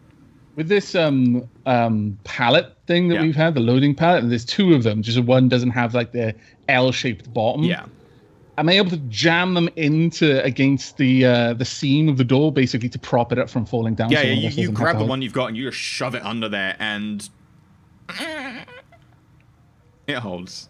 The door is now propped open. I'll make sure to do the same on the other side with the other one, so that there's twice as much resistance against the door simply crushing and buckling them. Did anything happen with my mad flailing of the chainsword? Apparently not. You either scared whatever it was off, or you're imagining it. Can I shove a box or something under the door to prop it up? Carolinus just shoved the pallet under there. The loader thing. I can't remember what they're called. Garrett shouts back over his shoulder. Can I come back now? Yeah, follow. Garrett, come on. He shuffles back after you. Are we going into the door with Brander? Yeah. Well, I need to get in there regardless. I actually say this aloud now. I'm going to need a moment. Brander, how badly hurt are you? It hurts, but I think I'll be all right. Can I do a quick check to see if there's like any broken or fractured bones, anything like that? Sure, if you want to take his spacesuit off. Can I just stab him with something? Can I staple his bones back together? Like, if he had a broken bone, he'd be in negatives. He doesn't have a broken bone. You could probably tell that by poking him a little bit and be like, how much does it hurt? For a moment, while Garrett's coming up, I've crouched down. I'm just like basically applying pressure to different parts of his leg and trying to elicit a response from him to check how free it is to move. And I'm taking it that effectively after a moment's worth of examination, it's like, yeah, it's bruised, but you're going to be okay. Yeah. I'll get to my feet and test the leg out. Probably wince a bit, but be all right. Yeah, you're fine. Standing up, is going through the door the right way, or are we going somewhere else to get to the generator? No, this is the correct way to the generator. All right. To Brander, I say, if it starts to feel worse, let me know. A crushed leg is a serious impediment to the Emperor's will. Will do. Also, you can get one of those things where blood starts to pool in there, and then it makes like a blood clot. That's exactly what I'm worried about, and exactly the sort of thing that I know the EE is aware of, which is why I'm worried about it. No, they just send you off to the factory and turn you into glue. It's fine. Yep. So, Brander glue. Do you want to make your way further? Brand glue. Brand glue. Yes. How marvelous. I'm motioning to Carolinus, since you've got the light, should you go first under the door? Well, we're already under the door. We've already moved. Oh, we already went. Okay, in order to get to Brander, because Brander was on his, he was the other side of the door effectively. And it's so dark in here, I can't tell. I'm going to see if there was any sign of what I thought was behind me. Like, what do we see when we're in here? Make an awareness check. Is the stab light on, or are you on infrared? If they ask for it to be on, it'll be on. Okay, in which case you can make a awareness check with -10 because it's stabbing in each direction. You don't get to look everywhere at once, but yeah, only a -10. God. That's a 0-9 for Cassius. 100 for Carolinus. And terrible. Branda gets His stab light sadly. stabs him in the eye while it's whipping around. He's like, ah! Yeah, Carolinus, like you look down at like Branda's leg, and you discuss with him how does it feel, etc. You like, oh no, it's fine, it's just bruised. And as you get up, you stand on his leg as you turn around. As Cassius Why asks did for it the happen light. to hurt me? How He's the did one who this made the one- fail. I failed at looking around. I didn't fail at getting up. Why doesn't he Well, you like didn't stand look up where and his clock leg his was. head or something? This is like that time in D&D where it's like, oh yeah, you're trying to observe the house. You got a critical fail. How can I make a critical fail hurt you when all you were doing was looking? I know, lightning struck the T right next to you. The gods have willed that you fail. Oh, my But God. yeah, no, Branda, you kind of muffle a yelp of pain as he stamps on the already damaged leg. But Oh, Cassius... that's a good point. That's a good point. I can reroll perception checks. I should get another 100. If you No. declare it at the time. 8, But oh, wow. Fine. Okay. That's fine. I stand will on let his you have good both as well. results, though, because I'm a kind GM, since you've got an 8. But Cassius, Thank you managed to get a 9 on a 15 check, so even though that's technically only, a couple of degrees of success, I'll call it. I'll say it's fair. Actually, it's 3 degrees of success. 1... No, it's 2. 2 degrees. 2 degrees of success. Carolinus, however, managed to get a full 8 degrees of success. Neither of you see anything here, but you do pick up that there is a faint smear of blood just down the corridor. Just looks like someone who had maybe blood on a hand or on a shoulder or something had leant or touched this corridor as they went past. I pointed out. I just silently reach up and point towards the blood on the corridor. I'll start limping my way over. As he starts limping in that direction, I actually hold up my hand and say, I'll walk first. And I'll take point. With the infrared?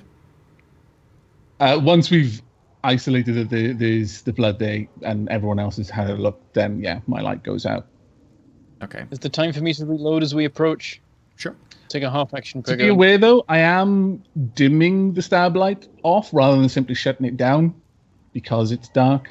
I'm just slow dialing down the power, if that's even something I can do. I can imagine it is, since I can literally change its light at will. Yeah, you can So- dial it down. So there's a very faint light. As you get deeper in, it does get a little bit darker, but now it's enough that people can vaguely see objects around. They can't really see particularly far distance as your stab light does tend to peter out, but they can see enough that they don't walk into things now.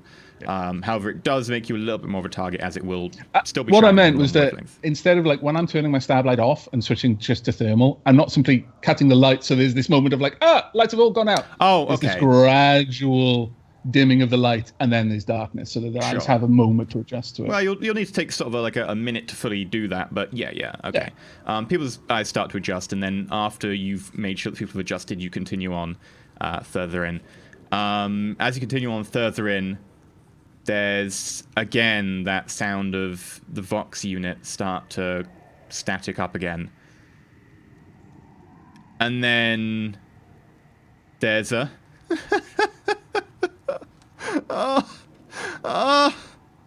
please. And then goes back to static. Did my augur array pick anything up with that? Yeah, you make a awareness check with your augur rate. It will be pretty hard. So a -40, but you do get to still do the reroll and everything.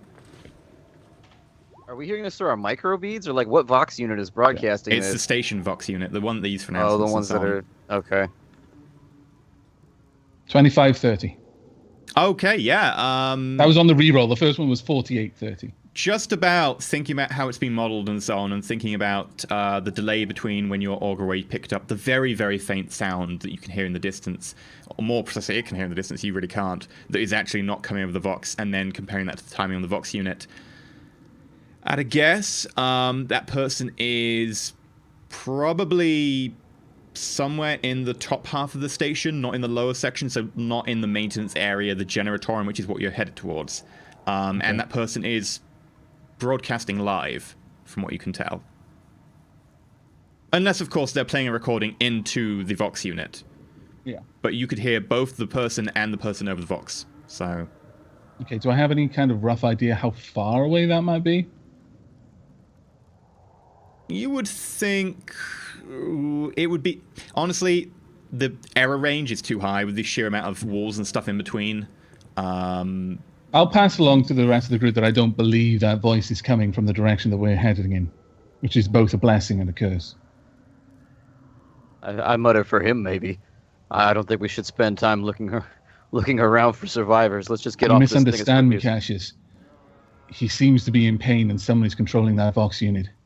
We're being attacked by someone who is clearly close by. If he's far enough away and not in the direction that we're heading, then that means there are two of them. I had already been operating under the assumption that there were multiples of them. I don't know. Perhaps. I've had enough of these games. When I find them, I'm going to tear their heads from their necks. That's the first Are you thing like said that nursing? I Are agree you with. Garrett says. I like to imagine he's like rubbing his shin while he just spitefully. I'm limping along. I'm using like my chainsaw as a stick. Okay, as I start to move along with the thermal torch, do I see any... infrared torch. I keep calling it thermal torch. Maybe it is a thermal torch. But do I see any like side rooms, any bulkheads, any doors, anything like that? Anything other than the corridor? Yeah, as you go down, there's quite a few side rooms that you go past. There's crates, the odd sort of sign of not current life, but the place that has been lived in. You occasionally see little pamphlets on the ground, just sort of general litanies of certain prayers, etc. Changes to rotas. It looks like the place has been busy and then function ceased pretty damn quick. What kind of level is this? Judging by the bric-a-brac strewn around, the things that were being used and then stopped, what general idea of the floor am I getting? Like, what was this deck used for? What are these corridors used for? You get the what thought sort of this things deck, might I find? You're headed basically towards the central area, which will allow you to get access to all the different levels. You're headed towards effectively what is a cargo elevator and a stairwell.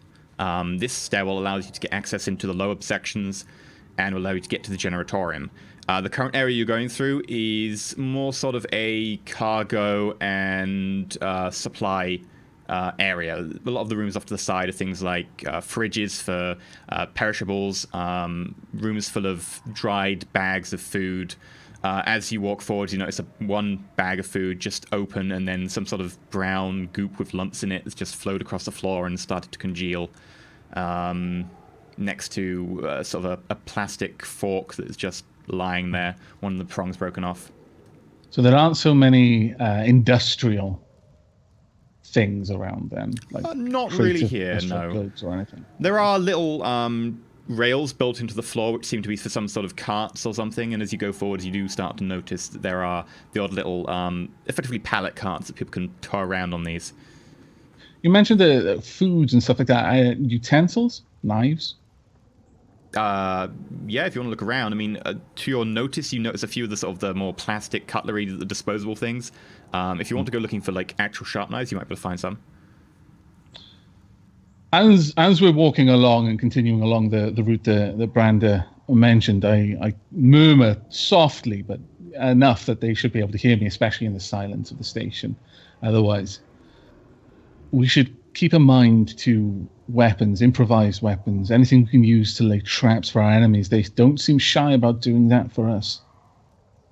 And if there may be enemies following behind us, as is my concern, then it's better that we be warned of their approach than them simply be able to sneak up on Garrett. No sneaking up I on nod. me. And I begin to look around for anything made of cloth, essentially, like rugs, blankets, anything like that.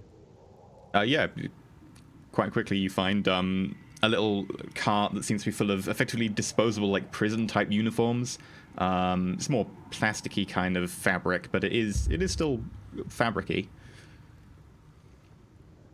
Okay.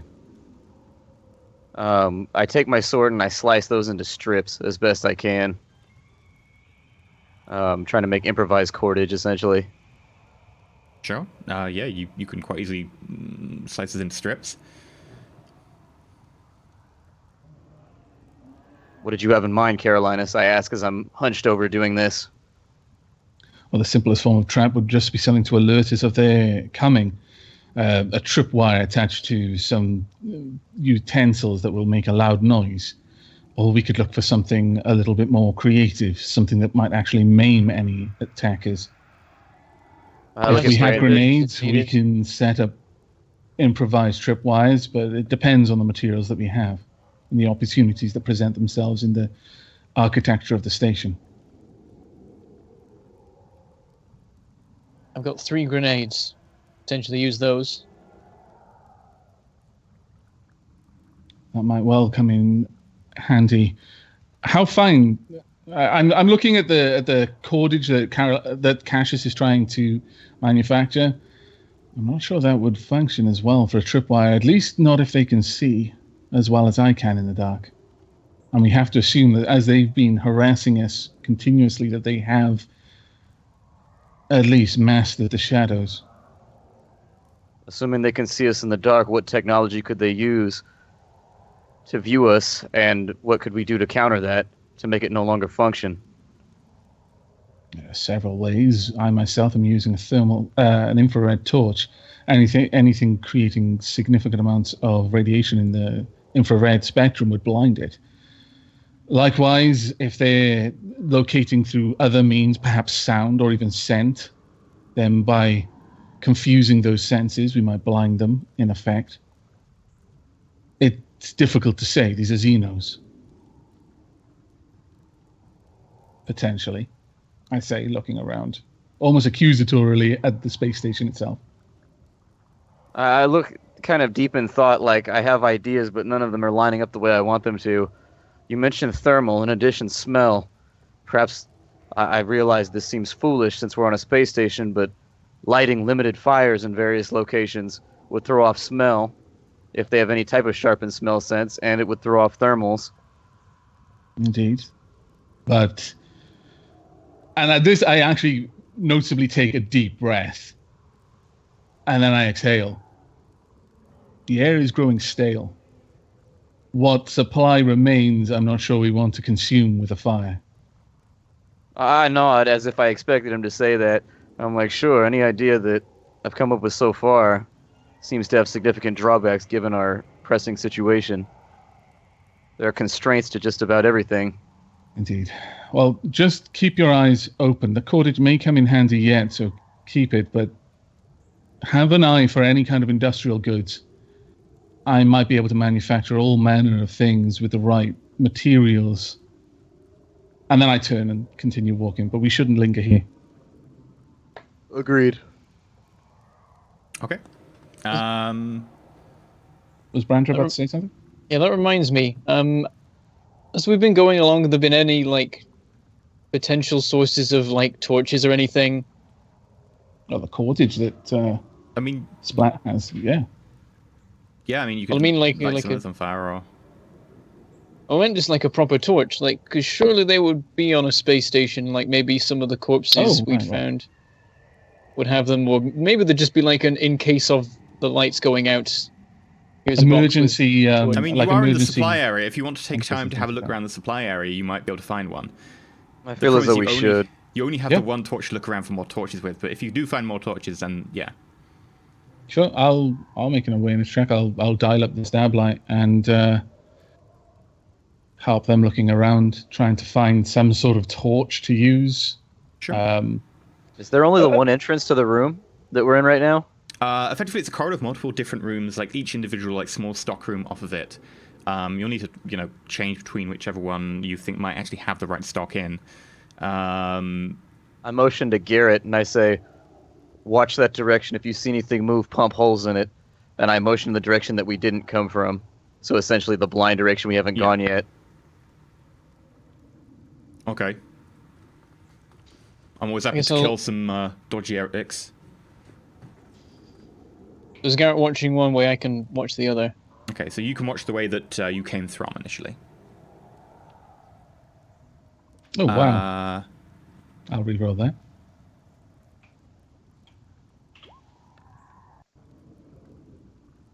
There 34 we go. verse 70. Looking specifically for torches. Okay. As you start rummaging in one of the other rooms, you look around. You Though I will say, by torches, I do also mean like chemical lights, like brake lights and things Yeah. like that. Anything. You managed to find the original area where effectively the industrial torches are kept, like the big bulky ones with big batteries in them. And you open the drawer to find that there are none there. It looks like someone has raided this in a hurry. You can still find a couple of batteries that have been discarded, and you can quickly tell with your auger rate these have been drained of power.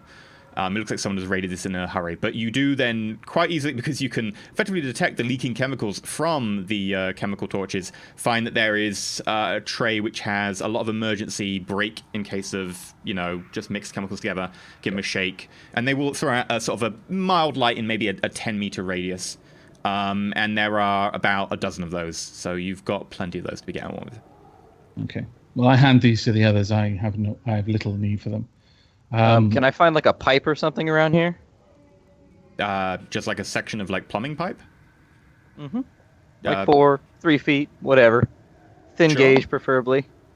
Like, yeah, you can go to like one of the effectively there are toilet stalls all around the space station, and you quickly find one of the little pipes that goes around to a little shower cubicle, and you just wrench that off the wall. I used some of the cordage that I have to take the chem lights, and I wanted to fasten them onto the stick, essentially, because I don't want to be the one holding the light, because so far they've shot at whatever emits light, and so I'm going to hold the light off to the side, so if they shoot at it, I don't get shot. You now have a makeshift fishing rod with a light hanging from it. I kind of imagine you as like this sort of sci-fi anglerfish now. That's exactly what was going through my mind. I'm not getting shot. One too. It's not stupid if it works. Okay, as this is happening, however, I need to roll some things. Hidden things, secret things, deadly things. I think we hung around too long. The station hungers. Station's the bad guy now, and we're even more screwed. What's the point? Does a space station have like a machine spirit? Is that a thing? Part of it will. There may be an overriding machine spirit, yeah. The target for that should have been a 75. But it was a 0. I see that says fires splinter rifle. Oh dear. This is what problems happens when you name things on character sheets. So there's a and the sound of a crystal shattering, and Garrett says, "Someone just shot me. Come on, let's get in light." I say, well, shoot back. I swing the light around and I raise my my autogun just ready, but I don't know what to shoot at yet. Okay, he hasn't given me good enough instructions on where the shot came from. Yeah, you swing the light around. There's nothing really down this corridor other than the odd drifting object that comes out of this door to the side and then falls to the ground as it enters gravity. Okay. It went down there. Can I Psyniscience? Because Dark Eldar are psychically active, aren't they? Or do they not have psychers? I don't recall. What? Sorry, what? Who? Oh, well. The people can I who fire the Psyniscience? splinter rifles. Yeah, the what? ones who fire The what? crystals Who? that have poison all over them. The thing down there says GM5 splinter rifle. What? There, it is What? in the public What? domain. What? It's in the public What? domain. I can What? use it now. What? I can What? say it. What? It's down there, What? splinter rifles. Nope. Those rifles that fire these weird splinter things at us. Can I Psyniscience Yeah, for you can anything make a that's emitting, Psyniscience. That's fine, yeah. like specifically, like looking for the auras of anything that's psychically active? Like, I'm not looking for general reverberations. I'm looking... Okay. It's not going to work, but, There's still Yeah. like You're that right. sense of It doesn't work. fear and You loathing suck. here that just you cannot get through. You would think on a 50-50 roll, I would have made more than like 2 Psyniscience this entire session in like 80 hours. I told you, you get don't pay 7 fails and then 1 success, and it cycles like that. I've learned just not to go to casinos. I'm just not going to bother. XCOM, it's 50-50-90. It's the 50-50-90 rule. If you've got a 50-50 chance, you've got a 90% chance of failure, realistically. Mhm. 90% of When the it time you're matters. going If it for doesn't matter, 50. then what's the odds will sad? give you the rest. That's why I have not put points in Cynicians, because it's just going to fail anyways. I take it up to 70, I'll fail with 90s every time. To be fair, all your rolls for Cynicians have been in the 70-something range. So if you can just get it up enough. Yeah, you can get it to about 70, maybe, if you can get it to about 95, you're probably going to succeed at least one every 4 times. Yeah, exactly. But yeah, no, you try and focus your powers. Again, there's a lot of emotion that's being drained through this ship. The background of the warp storm is pretty heavy. You can't really focus enough. You're still kind of freaked out a little bit yourself inside. But yeah, the doorway that Garrett motions to is open, and Brandy, you would know that was the doorway you headed to anyway. It leads down to a large stairwell, effectively a sort of big, not circular, but it's a spiral in a big square opening that goes down a few levels, which is towards the generatorium. I see we keep moving. These things are too slippery for us to actually catch them. Wait, you could see the items drifting. There's no gravity down there. And whilst I'm confident that I can move reasonably well, I look around the rest of you. You hear a as I turn on my grab boots. I grin. I'll do the same. I look at him for a moment, and I we'll look at the Garrett's. effort that he went to make that torch pole. You're a bigger target making that much noise than you were holding a light in your hand. A bigger target than floating, unable to move myself in a gravityless area? I mean, I kind of acquiesce to that point. Still, just watch the door for a moment. I would like to look for anything that can make a sound, like like a bead or anything, any communication bead, anything that can broadcast, that you can broadcast to, and that will make a noise in the air. You have a little bit of a look around. Doesn't seem to be any kind of communications beads or anything around here. Not I muttered under my breath, we should have checked the corpses. Could he use mine? Like if I gave up mine, could he use it to make the broadcaster he needs? I asked Carolinus. Well, whatever this thing is, it's clearly toying with us. If we give it a target that it thinks is wounded, honey for the trap. I take out my micro bead and I hand it to him. I say it's worth a try. It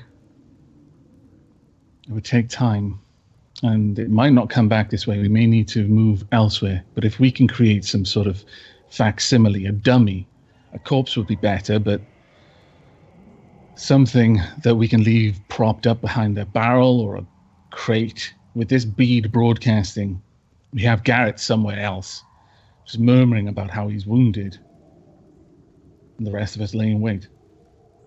I sort of wish we'd brought one of the corpses along. We could actually embed it in a corpse and lean it behind a box.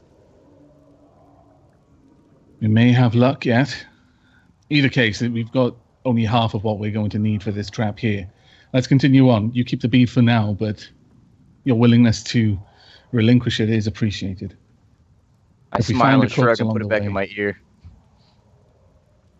And with that, I move towards the gravity-less corridor. Okay. Bear in mind, by the way, I found the rules of grav boots. It means your agility bonus goes down by 2. So for movement, that could make you move pretty damn slow. But yeah, you do move forwards. Mag boots don't make you massively noisy. They still have a certain layer of padding to them, so they just don't bounce off everything. What are the you rules hit. of moving in 0G anyway, without grab boots? I would say it would be an acrobatics test to Okay. bounce from certain objects to certain objects, with maybe a negative depending on how it goes. You would be able to just, if you weren't under pressure, be able to grab things with mechadendrites and be able to move yourself a little bit easier. Maybe slow, but you can do it. Yeah. So yeah, as you go towards the door, you notice that the odd thing just tumbles out, like a little one thrown coin spins slowly out and then thunk, hits the ground, bounces a little bit and starts bouncing back into the 0G of the corridor and floats off. Spinning your maglite down there, you notice that the corridor is full of detritus that has just started floating up and is just floating in place now, most of the momentum having been absorbed. You catch sight of what appears to be a hand as something moves past very close up Make a awareness check, Caroline, since you're at the front. Something tells me at the end of this is going to be a lot of requisition rolls for flashlights. Yeah. I made 60 one versus before 70. this, not knowing what we were going to expect. Well, when you And I went failed. bowling with my glow globe, so I mean, we did have a light. Carolinas, yeah. This apparently zero G corridor is zero G for the most, all the way down as far as you can tell. There does appear to be some gravity functioning in a couple of places in very minor areas, but most of it is you have to get to the bottom floor. In terms of anything else, there do appear to be a couple of las cells you can detect. Sorry, not las cells, sorry. Projectile weapons. You can detect the slight give-off from cordite from the explosives used to propel them. And you would gather that means there is a couple of people with open clips in there. The corpse nearby swings a little bit more into view, and you manage to get a better view. And it appears to be someone in military fatigues. Hair shaven. And this appears to be a corpse just floating in the zero-G. Eyes Hooray! both gouged out. Mouth open agape with something stuffed in. Eyes Do I see just any of hollow the other and characteristics sightless. down the corridor? Are there anything like bolted down, any barrels, anything like that at all set up in there? Any side rooms from what I can see? In this itself is a stairwell. Oh, it's a stairwell So going. it goes straight down, it goes up one more floor, and it does the banisters all the way down. So you could like hand over hand down the banisters if you wanted. Well, looking at the corpse, can I reach it with any of my mechadendrites? Is it like only a couple of meters into the corridor? Sure.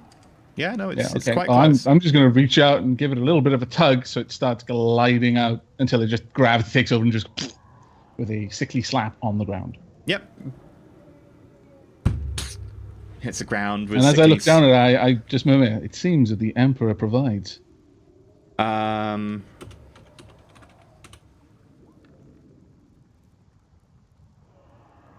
Okay, so as it does that, the jaw slack to the side. It appears that the jaw's been dislocated and is no longer attached, and thuds to the side. A little bit of wire that was attached to the jaw, keeping it closed, comes undone, and the jaw falls slack as a grenade hits the ground nearby. And this happens when it's in the gravity. As not, soon as not it hits before. gravity and hits the ground, the jaw dislodges, and the grenade rolls How much out. time, considering we were paying attention to the corpse? You was this have sort of- enough time to make a dodge test, which is. Do I literally have the rules enough of time grenades. to simply, as it's falling out, just swipe one of my mechadendrites or my hand and try and bat it down the corridor? Because if the pin has only just been removed, you've got a second or two's time to Between react to 3 that. and 5 seconds is what my buddy in the military said, and I said that's a bit of a wide gap for me to like work. 3 to 5, wouldn't you make it a specific number? It depends on 3 the to grenade. 5 seems sketchy. Depends on the grenade. And also, fuses are not all the same. Also, the grenades in the 41st millennium specifically, these grenades have an adjustable timer. This timer is set to like 1 second, which is like the minimum. So yeah, you could make a weapon skill check at a negative, or you could take the dodge, which would be the dodge to move your agility bonus away if you're successful. I don't know what your agility bonus is. It might not be enough to get out of the blast radius. The weapon skill might do it.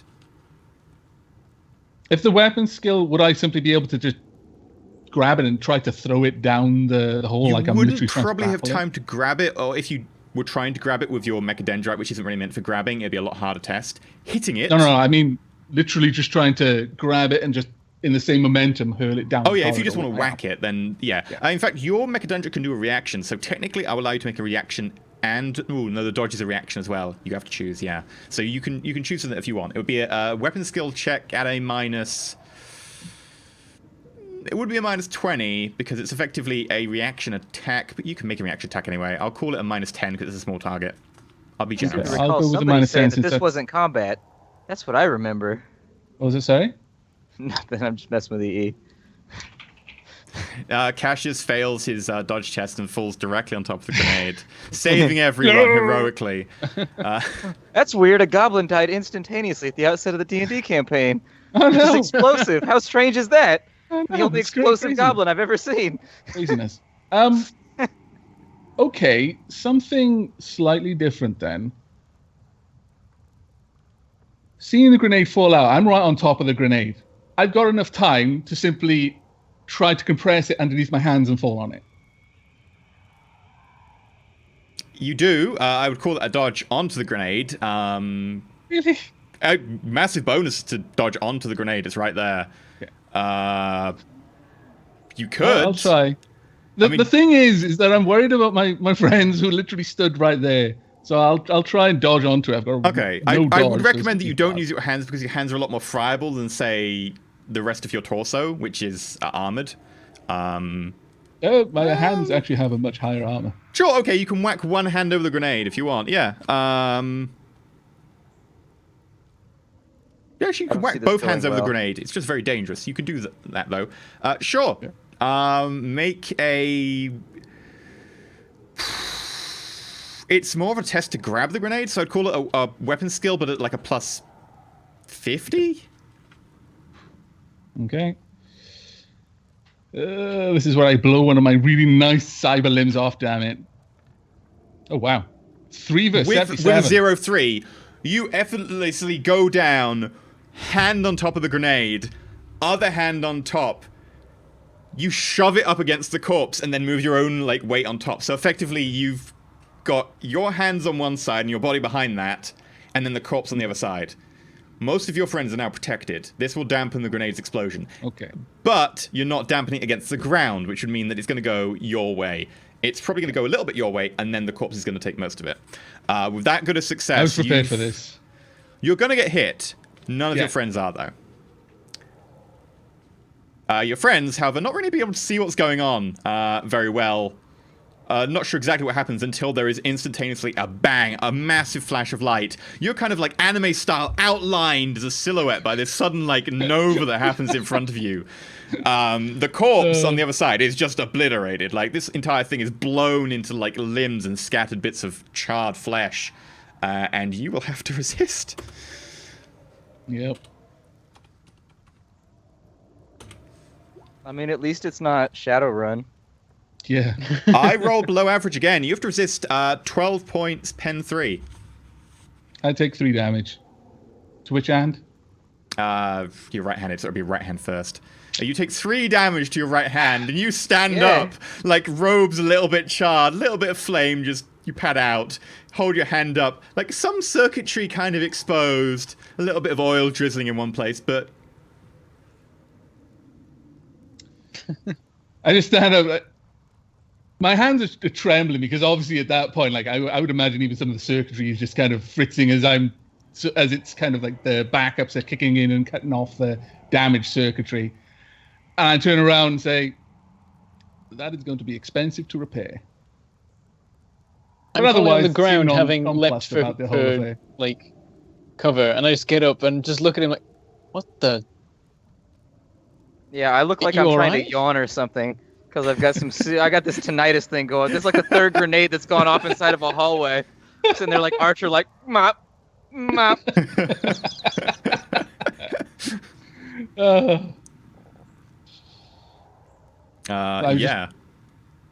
Would I be able to medicate myself at this point? My void suit is completely ripped, and I'm just kind of cursing at that. My right arm up the void suit is just gone. Oh yeah, and part of your torso, just the sheer heat melted it away. Even where it won't go through your toughness, it's enough to destroy a void suit. Murmuring to himself, that is not going to repair itself. But you, on the other hand, are feeling pretty good. Yeah, you can medicate yourself. By the way, is it only 3, even with pen of 3? Pen 3 reduces my armor, which is 8, to 5. My arm, with all of its armor and toughness, is 12 resistance. It's 8 armor and 4 toughness. So reducing that by 3 means that I took 3. 8 armor? What? Yeah. Wait, how is it 8 armor? It's 4 because I've got a metal arm. 2. I've got subdermal implant. Oh, subdermal. That's what I'm missing. Yeah. Yeah. Wow. Subdermal implants, and then my flak armor on top. Damn. I'm pretty sure he's unkillable unless you just shoot him in the torso and the face over and over again. I hate to say it. Yeah, my face is, unfortunately, the flak armor does not get Doesn't flak protect you against blast as well? Doesn't it count as a point higher against blast weapons? Oh, does it? Oh, in that case, I only took 2. Something like that. Hooray! You only take 2 points of damage. Hooray! Basically, he palmed the grenade and just went poof, in his hands. He's like, I'm good.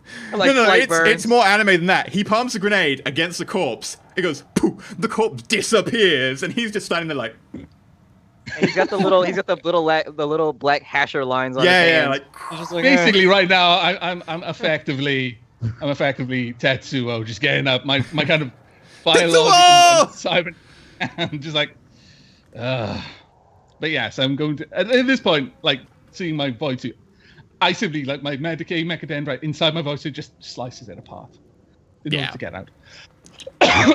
Once I've recovered from A, the grenade, and B, seeing like someone just hold a grenade and be fine, I will say they'll have heard that. Be ready, and train my guns. Like we're in like some sort of junction at the moment, aren't we? As he says that, my Medicaid mechadendrite is literally just like slicing the voice so I can just get out of it as fast as possible. It doesn't need to preserve it anymore. It doesn't take very long. There's not much left. The moment he says that, I look up as if a light just came on. There's not much of the corpse left. Is there any meaty chunks like the legs or anything like that? There's a few bits that are bouncing off the walls I grab a little the bit. pelvis, which is still like part of the spine is still there, and then the legs, and I immediately start dragging it across to one of the crates away from that door, and I'm waving my damaged hand at the others to get near to that particular opening, but against the wall. I drag the legs round behind the crate, prop one knee up so it looks like it's propping itself up. So all they would see is like feet and one leg, intentionally propped. And then I take my bead out and just pop it in the corpse and then just run over to Cassius. It's too much time for me to get him to send me his.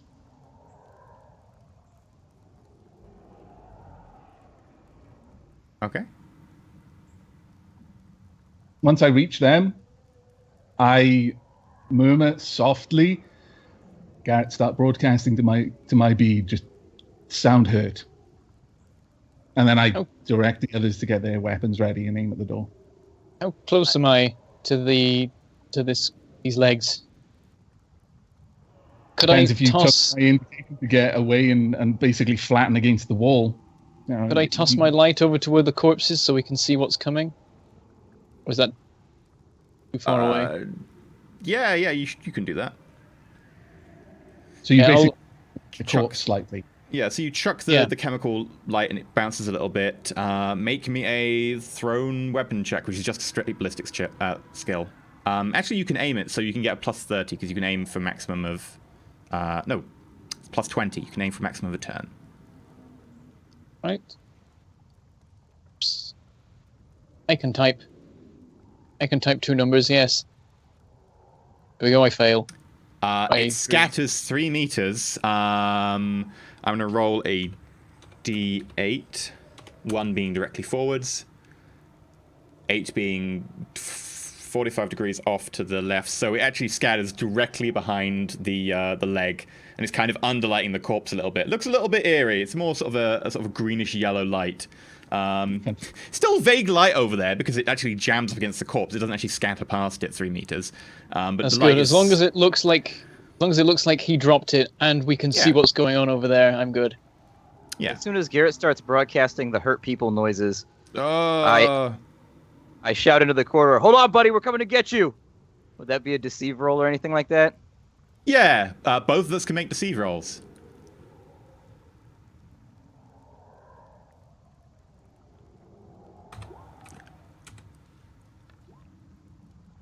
Wait, why do I have 55? Hold on, what's going on? That's weird. Why is my target 0? Oh, because I had plus. My target was 48, and I got 77.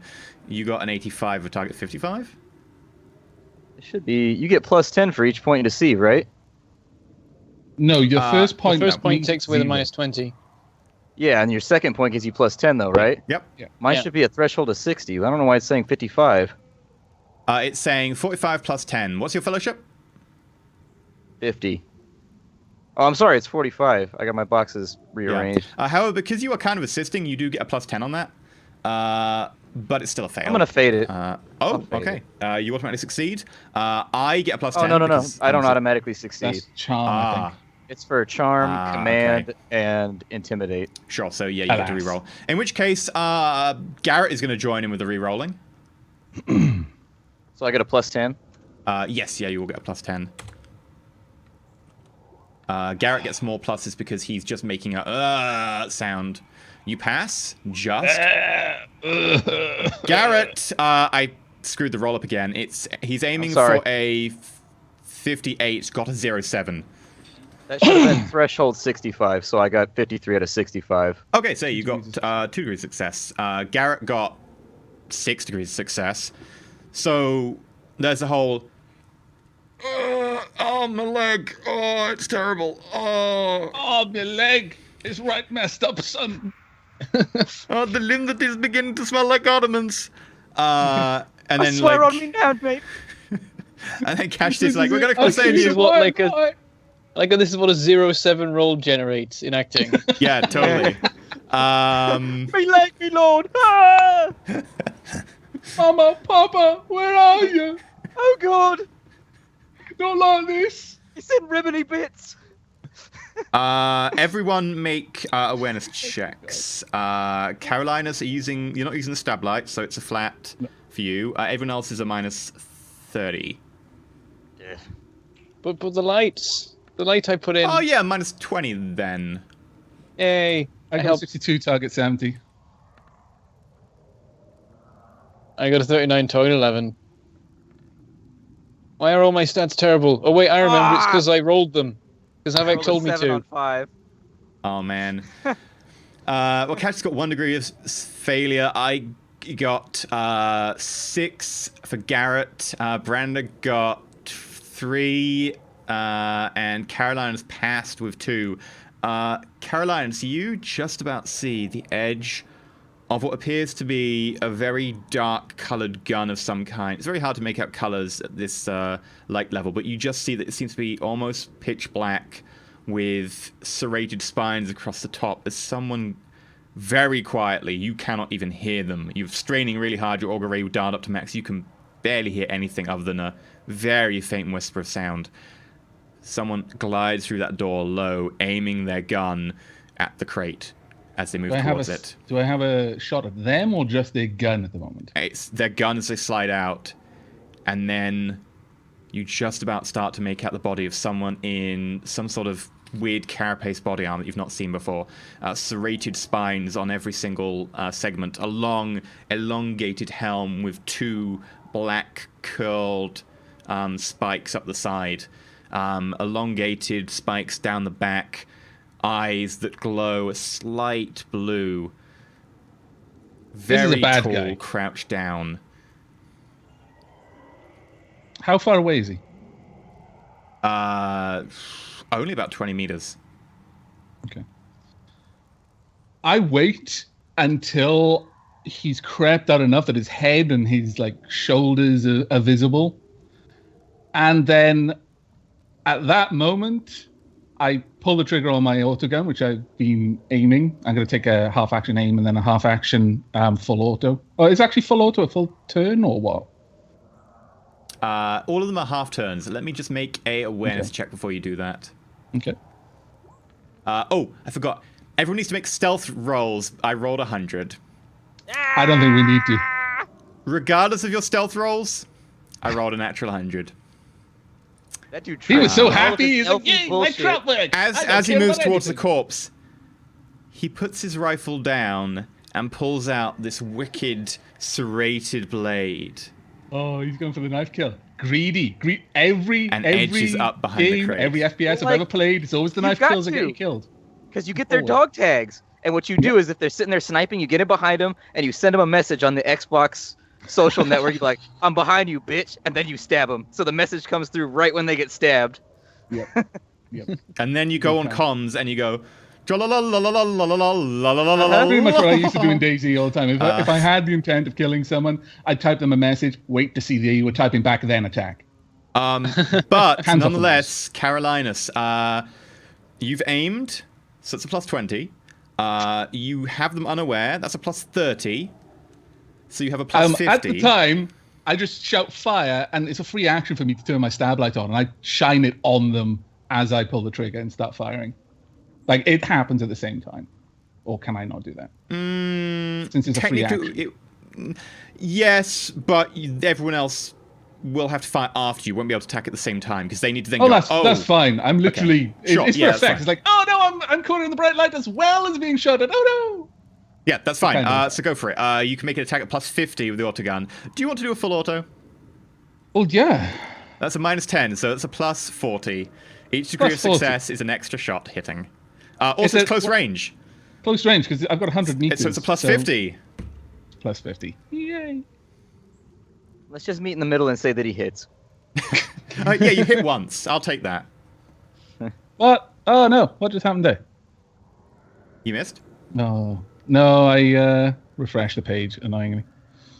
My silliness. Okay. Let me just, everyone else, suddenly the stablet flashes on and you see this silhouetted black armored figure. You can't make out very much in the instant that it flashes on, but you do get to make shots as well. However, he will be able to react to your shots. Only just. Only just, but that is 2 degrees success. That is 2 hits. I mean, I could fate it, but I could get it worse. I mean, I've got a target of 83. You don't know what. That is 2 degrees success. I may well hit. How many fate do you have left?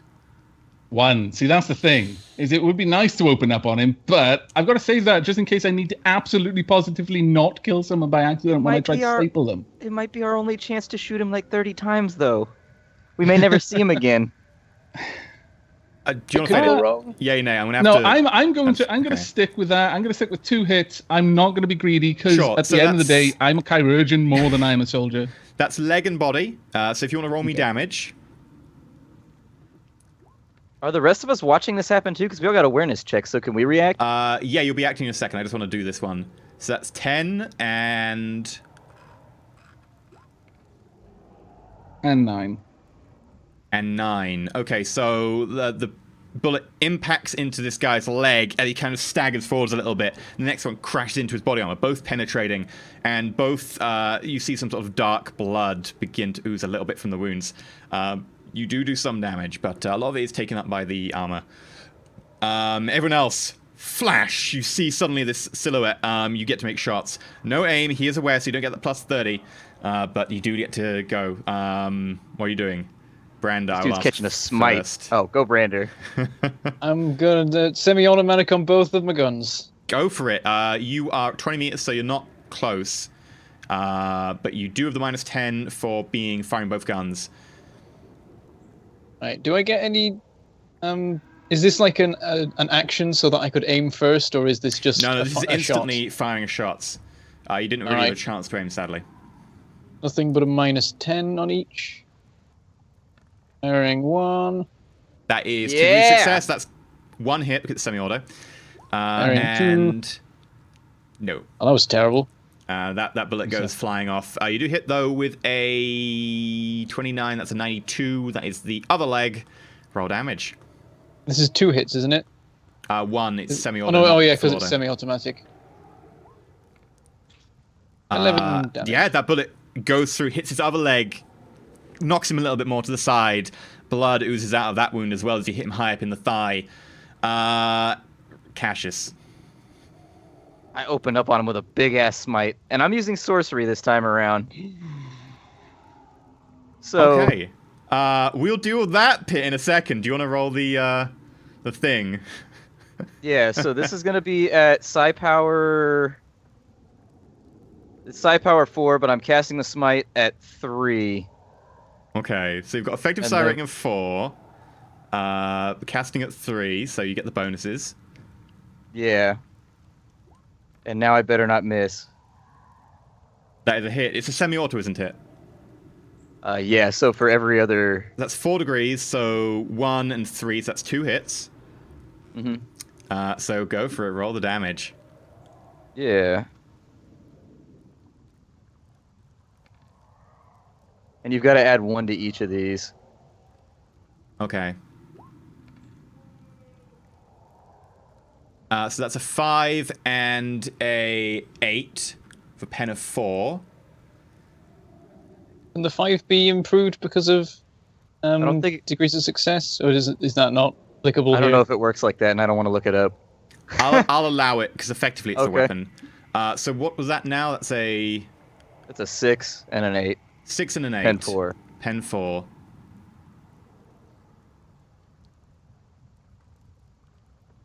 and a 5. Yeah, so you blast him. It first hits him in the arm.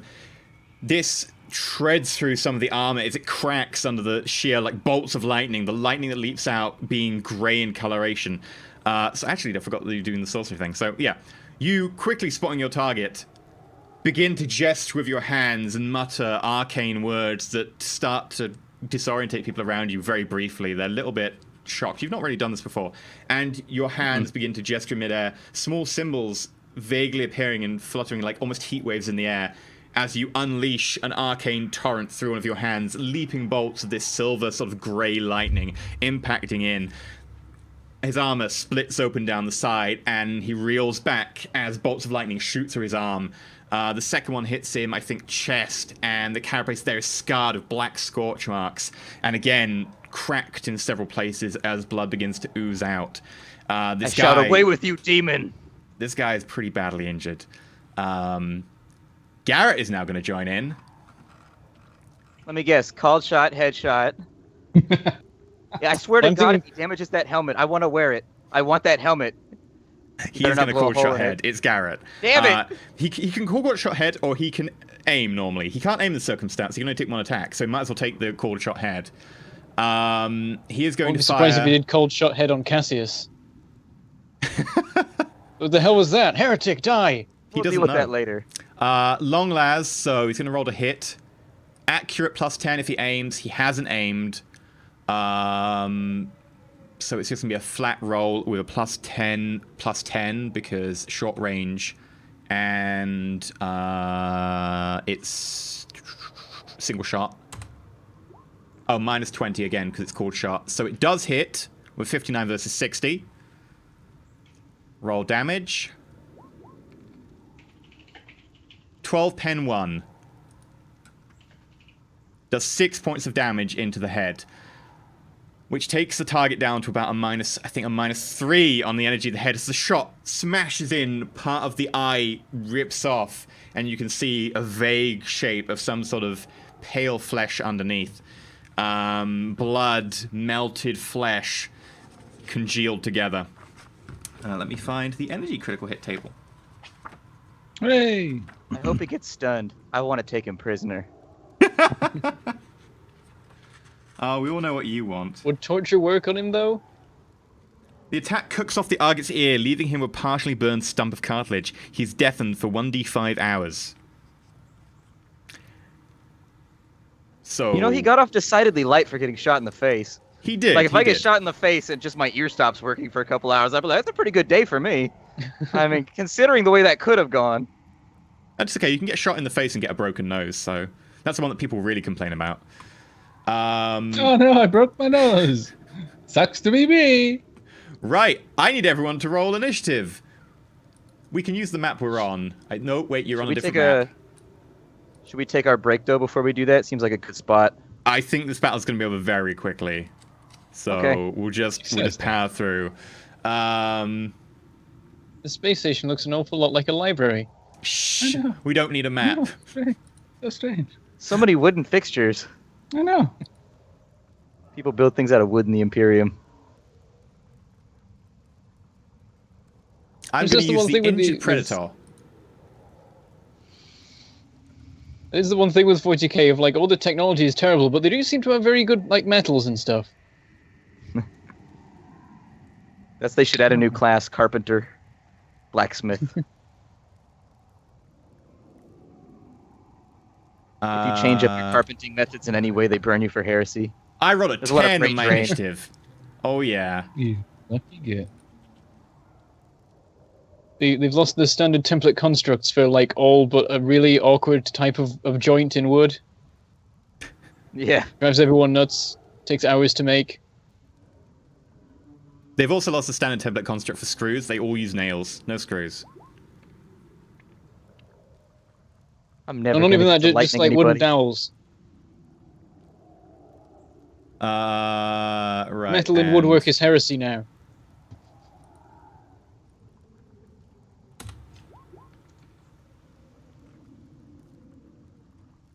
Okay. So the order is whoever's hunting you, 16, Garrett 12, Carolina's 10. Can you spend a point of fate to go first? I don't know. I don't know. I think that was Shadowrun. Yeah, I think that's a Shadowrun Okay. thing. So the enemy in front of you, who you've severely injured, looks round, picks up the rifle. Is that a half action or a full action to pick it up and ready it? Would he also need It an is awareness readied. check to see us? Or... Because basically he just got blindsided while he was getting ready to knife a corpse. I'll determine what he sees in a second. Yeah, it would be a full action. It's not a readied weapon, is it? So instead, he's not going to pick up the rifle. Pulls a pistol and runs. He doesn't have to run, actually, because he can do something special. He's going to shoot. He's going to quickly see what he can see with his awareness. Oh, let's just put on some battle music. Yeah, let's get some battle music. Evil Legolas, what do your evil eyes see?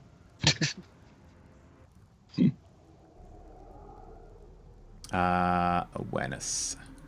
Yeah, that's right. He got blindsided and shot in both legs.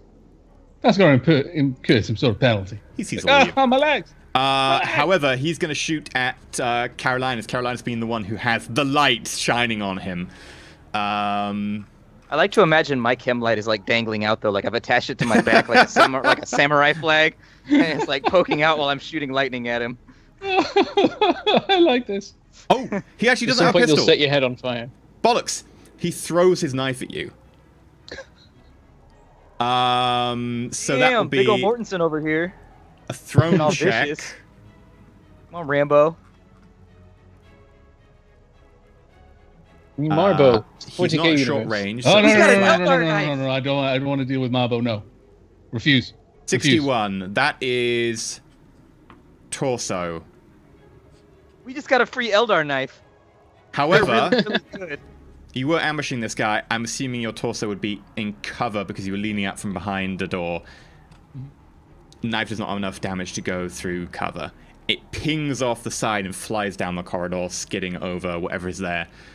He then, because of a special ability, moves into the stairwell and is now technically in cover. Is he still visible, though? You can Like, we just still shoot see at him, but one arm, because of the distance he moved, you can just see one arm and... At this point, we kind of need to leg. know what the lay of the land is so that we can move our characters around. I know you were trying to get away with that, but now you've moved Effectively, into you're cover. 20 meters away. You can see a leg and an arm out of the corridor, out of the Yeah, but I door mean, that like, leads. if I want to move diagonally with part of my move, so I bring him more into, like, basically flank his cover and things like that. If you're going to shoot, you can only move a half action. It won't make much of a difference. You'd have to Okay. move a long way for that to make a difference. He's doing that warp Okay. spider shit where they're like, they like move around all over the place. Well, it's Garrett's turn first, anyway. Yeah, so Garrett is going to cold shot leg because he can see the leg. Oh, that said, he could aim for extra damage. No, he's going to cold shot leg. That is not Garrett's profile. Whoopsie.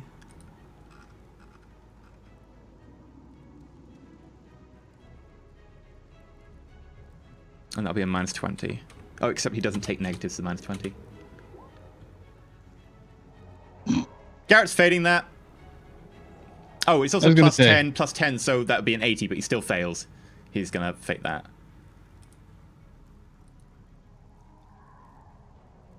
A 0-8. That was good. Wow. Ooh. So that's 9 degrees success. No, chat, there isn't a map. That's 9 degrees success, and he's going to roll damage. He's going to put Does a he have 9 it in there. Does he have it on high power? He's like badoosh mode. Yes, he does, actually. Badoosh. So that would be Skadoosh. 9 plus 3 plus 3, 15, plus 2 pen. So that's 17 pen 3. Oh, pen 3. That takes the leg way below minus 10. With a... the bolt of, like, instantly lightning fast, hits the leg, and it melts and severs it at the thigh. There's a horrible sound of cracking and a sound of snapping as the bone itself instantly superheats. The marrow explodes out of it, and the leg flies off down the corridor. There's a scream of pain at a particularly high frequency, and then nothing. As droplets of blood float out of the corridor, go into gravity, and then hit the ground. Okay. I obsessively want this guy's helmet, so I'm going to go get it. I'm more Okay. interested in the corpse and make sure it's dead, so I'm going to Actually, go yeah, for like, how damaged is his armor? Because he had carapace. You go have a look into the stairwell where his body ended up flying, and he's now rotating away, hitting the back wall.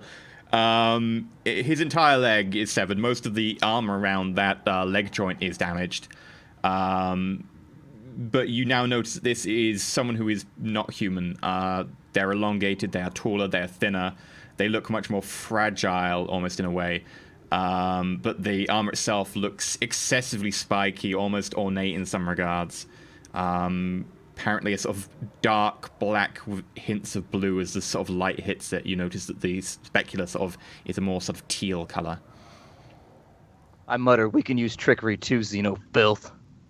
Spitting the words out. I grab Did for the Cassius move corpse, into a position where try it and could pull see? it, grab it. Cassius could see the corpse, could he? Yeah, Yeah, I yeah. want the helmet. I'm grasping Well, and trying seeing to that get the helmet Cassius off. was running up there, I wouldn't have chased after it. I'd have just gone for the knife that pinged off the Okay, in grate. which case, Cassius, you can only barely see that. It's dark. It's pretty dark. I've got my glow light. I've got my chem stick. You I sort of poke it hold up it on the out. You stick. can vaguely make out the corpse and like, oh, there's a lot of damage, and you can vaguely see what I just saw. But you can try and go and get it. Do you want to go get the corpse? Yeah, I want the helmet. No, you mag boot. You go, doof, doof, doof, and you start chasing after the corpse at your In the time incredibly that low it takes him speed. to do that, I recover the knife and then I go and get the corpse. Yeah, you do recover the knife. I get a plus 30 agility in 0G because I'm Voidborn. I look Yeah. at him and I say, you know, I'm you literally take the fun out of swinging everything, through right? the 0G, doing acrobatics past Cassius. I grab the corpse and then I drag it back to the gravity, but I don't stop. Yeah, so Cassius doing his track test. Carolinus, you have a knife now. Yes. This knife is Awesome. 1d5 Okay. because it's a knife, with a pen of 2 because it's a mono knife, but it has the toxic 2 quality. I like this. You might Is it, gather do I that just call it a knife? Or do I it is a call it something? poisoned blade. The poison might run out eventually, but it's a poison blade. Okay. It would be low tech because it's a knife, or not? Yes, it would be a low tech weapon in terms of the training. However, it is certainly not Do a you low need tech exotic weapon. Eldar? I think A you knife need- is a knife, sadly. Oh. Because for a sword, I know you need exotic, like, you would have to be trained like it's exotic Eldar or something like that. I'd probably I was looking at 'em and I house rule wanted one. that because So- a sword is a sword. I mean, as someone who's used different swords, there are differences, but it's still the same Yeah. form of training. Could you give me the damage stats again? It was pen to 1d5, was that it? Yeah, with toxic 2. The poison might run out eventually, but it is still it is certainly not of human origin looking at it, but it's a very nice knife. As Cassius slowly makes his way at his 1 agility bonus move speed along the side of this stairwell, trying to get to the corpse, it slowly moves away from him around the stairwell. Carolinus goes up to the doorway and then just floop, turns the mag boots off, pushes himself forwards, and gracefully pirouettes, grabs it with a couple of mechadendrites, pulls it close, and then just ends up turning back, flipping, mag boots on, next to Cassius. I point at the blood that got on him. You got blood on you now. I assume the corpse is squirting everywhere because a leg came off. A little bit. I Little turn bit. the corpse so the leg is facing him and I squeeze. It bounces we off are. the faceplate of my void suit. And I say lovely. But it comes through like a radio, it's like lovely. Like it comes through like a radio sounding voice. I say, give me Glorious. let's get the helmet off. Let's get the helmet off. I want to see what this filthy thing is. Let's Okay. not do this in the stairwell. Branda, What are you doing? You kind of left. They've both run down that way. There's a rifle lying on the ground next to the legs and the glow light that is abandoned there. I was by the door, waiting for the corpse to be delivered into gravity. Okay. Yeah. As they bring the corpse back to expect it, this is a good place to take a break. So we will be back in a few minutes' time. So feel free in the break to go check out the Patreon, go check out Twitter, go check out the fan subreddit, which is a great place to discuss what's going on. Or if you are a Patreon, you can go check out the Discord server and chat about what's going on there. I will have to remember to come back in to the Discord server afterwards and see what people thought. But yes, we will be back, so do not worry. We will continue in just a few minutes' time.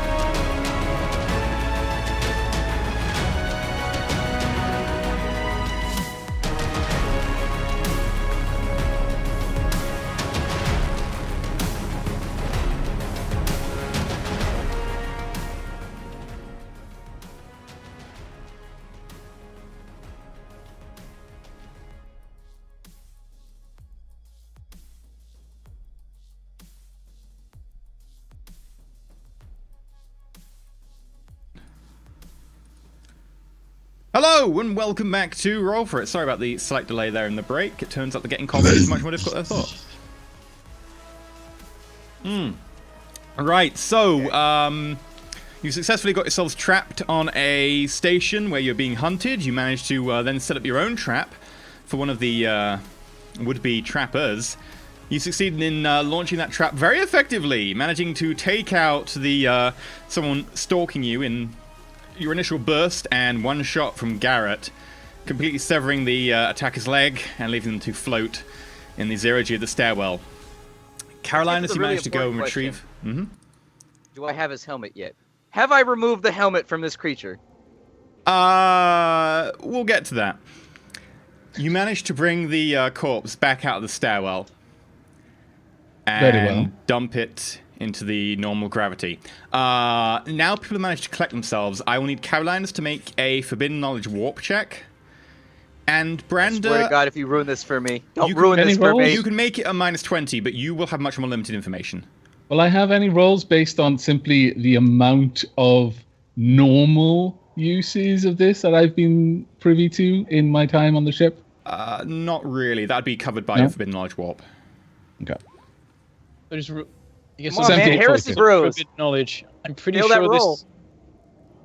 Pretty sure my target is -11, -9, I don't know.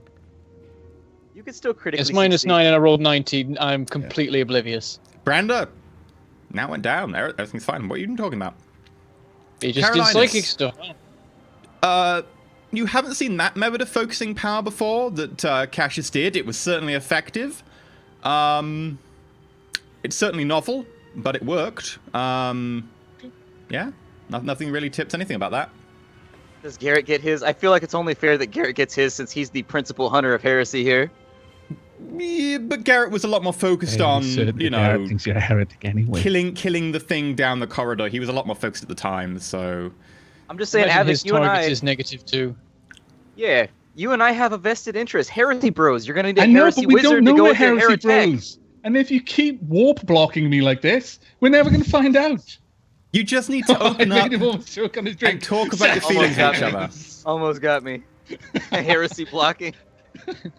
If you'd actually spluttered all of that out, that would have been like critical success. I would have demanded to have gotten that just then. Oh. Yeah.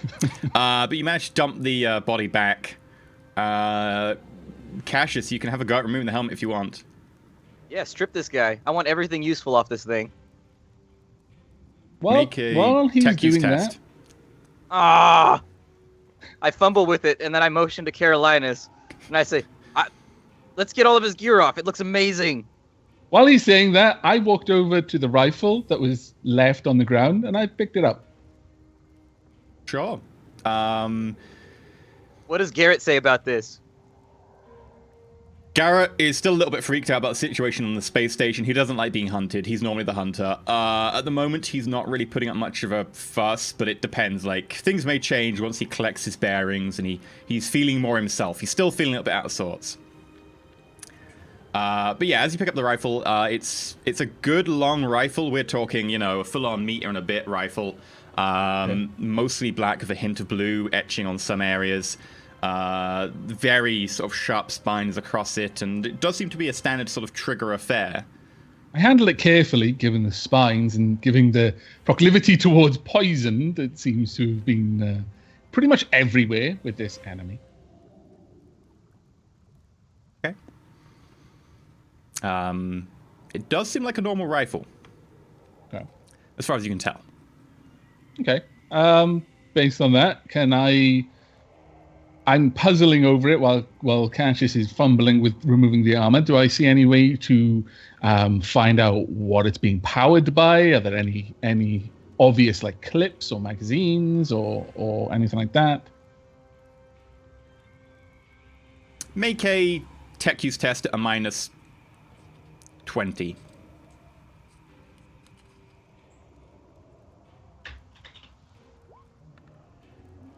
$84.32. As far as you can tell, it is quite an alien design. Your speciality being not even weapons. You're not really sure about this one. It might take you a little bit longer than the initial sort of minute you've given it a once over here. particularly some ability to, properly interface with it in a workshop or something. Okay.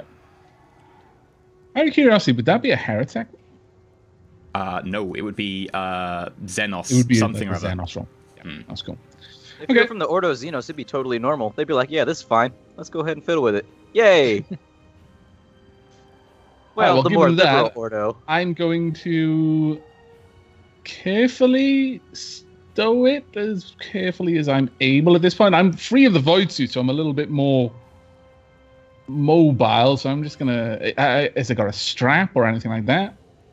No, it does not have a strap. But you can sort of using a bit of void suit here and there and a little bit of the. I was going to say I can hold probably out just some ask. of the strips. Yeah, I see what I he's was going to puzzling ask around. I Cassius hold out some of my strips. as I walk over there, and I'm just going to tie something around it and then shoulder it. Yeah. Sorry, something across my back, and then I'm going to look at the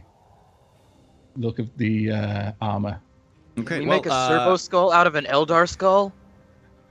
I'm pretty sure that is heretic. Does Cassius say this aloud? No, he doesn't know what it is. Bear in mind for your inventory, you now have one splinter rifle. Okay. I'll get a stat for you later. So is the helmet still on the thing at the moment? Yeah, no, Cassius couldn't find a way to get it off. I'm just standing over the body like watching the proceedings. Yeah, I feel like this is an activity I could take 20 on. Just like. I mean, if you want to take 20, you can. Yeah, absolutely. I would have something to say about us taking 20 right now. Listen, I'm in the pursuit of a baller helmet. Does it have the tassely thing on top like Eldar always have? What? What? Like what I always have? This is out of character. Does it have the tassely thing? It does not have a tassely thing. I would have mentioned the tassely thing. Don't worry. Okay, so I'm going to do a tech use test to see if I can just take this apart. Or should it be more of a... I don't know, because I've got my Medicaid Megadendra as well. Oh, I'm trying not to damage it. I could cut it off, but... I'll go for just a tech use test. Any modifiers? Minus 20. Yeah. This seems awfully challenging for something that's strapped on with bits of leather. 95. You do manage to get the helmet off because it's already damaged. But it's with a crack as the jaw piece stays on and most of the gorget, whereas the rest of the helm comes off, still missing a lump on the side as the I curse under my breath and then I hold it up and then I look down at my damaged hand. It seems I may need to calibrate the musculature a little bit. You see me just grinning and holding my hands out. I toss the helmet across from what's left of it. And then I'm going to go in the corner and I'm just going to be... I'm going to medicate myself at this point. Okay. Effectively, I'm trying to dip-dop and stuff like that. I put the helmet on my glow stick, and I fasten it on with Put the it on things. your head. I was going to laugh so hard. It's like, No, I'm putting it on my stick. And then I'm behind Brander with it. I'm like, Brander, I'm hunting you. I'm in the darkness. 15 verse 62. Yeah. Yeah, you're fully healed up. Thank you. I take out my chainsword, grab the head by the hair and say, I promised, and then just slice off his head with the chainsword. I'm behind him with the stick of, why are you cutting off my head? Yeah, the gorget is still attached, so you... it drills against the plate for a little while and then eventually slices through into the neck and the head comes off and you hold it aloft. I'm frowning a little bit looking at Cassius. Cassius, are you feeling all right? Has perhaps the excitement of combat overwhelmed you? I looked visibly deflated for a minute. I was like, well, we just killed a thing that was hiding in the darkness that was otherwise invisible, so feeling pretty elated right now. The Emperor protects. And I stomp the stick on the ground. The helmet's like jiggle on top of it. As he says this, you notice its other hand, like slight little sparks of lightning, because he was very happy about how well that psychic power went. Sort of discharge a little bit the excess. I flick my hand a little bit. Little sparks and the odd little, very minor lightning bolt discharge against nearby surfaces. In a sort of lightning bolt. I mean, it's not the same like massive, gigantic bolt, but more sort of that sort of small static discharge in a sort of silver and with occasionally like blue arcs in there as well. Can we get the gauntlets off of the corpse? Is that even possible? Currently, Carolus has no idea how to unbuckle the armor on there. It doesn't seem to use any normal Imperial some straps. time, but All that I tech would priest training, and we recommend can't. take that much time. If you want to carry it with us, you could tether it. If we're going down, then we're going through an area of low gravity. In fact, Carolina. no. Oh. Well, if you think it's pragmatic, I was just imagining in my head Carolina's like holds up like whatever the fastener is on the armor, and he's like, I can't figure out this heretical technology. It's just like a zipper. I was thinking it's Velcro. Yeah. The Imperium Velcro. It's so strong. What is this? Emperor protects us. Right, I look across to Branda, who's now severed the head. Branda, have you seen this creature before? I'm afraid not. I don't know what it is. Perhaps No, if we you take some of can its make an equipment intelligence back- check. At a -20. Just straight intelligence? Because that means I could actually roll a success. Yes, Or would it be intelligence like at a bit -20. lower? I'll be extremely surprised if this works. No. You have no idea what this is. None. Well, looking at it, I'm going to give it a shot. I'm going to have a -20 as well. Can I do warp lore on it? No. You can intelligence at -20. Carolina. 620. Eh. Nah, you're not sure either. Looks like a twisted man. Some sort of mutation, perhaps? Or do you suspect Xeno? Certainly the technology seems alien. My suspicion is Xeno. Although why they're here, what they're here for, I couldn't tell you. Or if they're even intelligent. Their equipment seems sophisticated enough. They also use tactics. They've given us the runaround up till now. Garrett's going to make an intelligence check. I kick the corpse a little bit with my foot. I say, not running so much anymore though, are you? The Emperor's light finds everyone. Even in the darkest corners. We take some of their equipment back to the interrogator. Perhaps he can identify what these are. I point to the stick. I've got this fastened.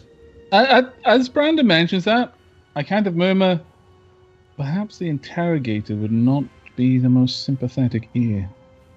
I don't even look up as I'm saying that, but my optical mechadendrite is watching Brandon. Bear in mind, while you're saying this, Garrett is currently watching your rear, so he's a few meters away. That's fine. You can look at my rear. I work out very hard. You almost Put in all might that say work. you've got buns of metal.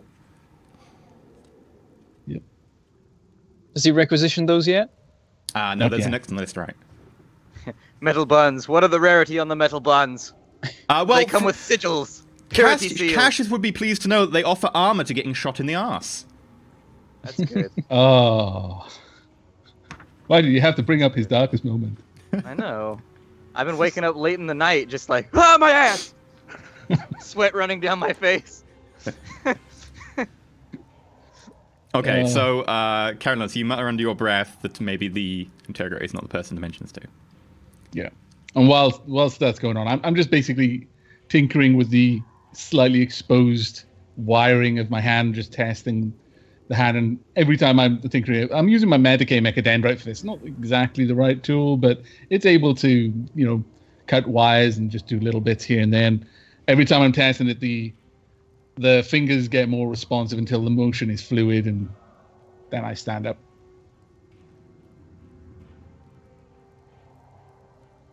So do we propose we just leave this here then? I say, nudging the body with my foot. Brander's already taken the head. Perhaps we bring that back with us and they could tell us. Evidence of a Indeed. dead Xeno is better than bringing back their technology, as that's surely heresy. Agreed. I eye the helmet on the stick, rethinking my options. Or rethinking my actions. I glance back over my shoulder. Garrett, what say you? The what? Well, we need to proceed. We can't linger here very long. What say you regarding the Xeno? If in fact it is. I mean, I don't fancy lugging it around, do you? No. But it may be useful. And I look over at what's left of the legs and exposed spine. I mean, do you think I wonder anyone's if going to these steal it if you leave it creatures- here? I wonder if these creatures feel any loyalty to their own. Perhaps we trap the room and leave the body here. Did we check the? I all of a sudden it's like I've come upon something where I have a eureka kind of thing. Is there any type of Vox console inside the helmet or any type of Vox cogitator? And I start like looking up and under the helmet or what? Perhaps they're in communication with one another if there's more than one. There seem to be bits and pieces from the inside that have kind of fallen out and shattered in places, but from the tech use tests you've rolled, you have no idea how any of this works.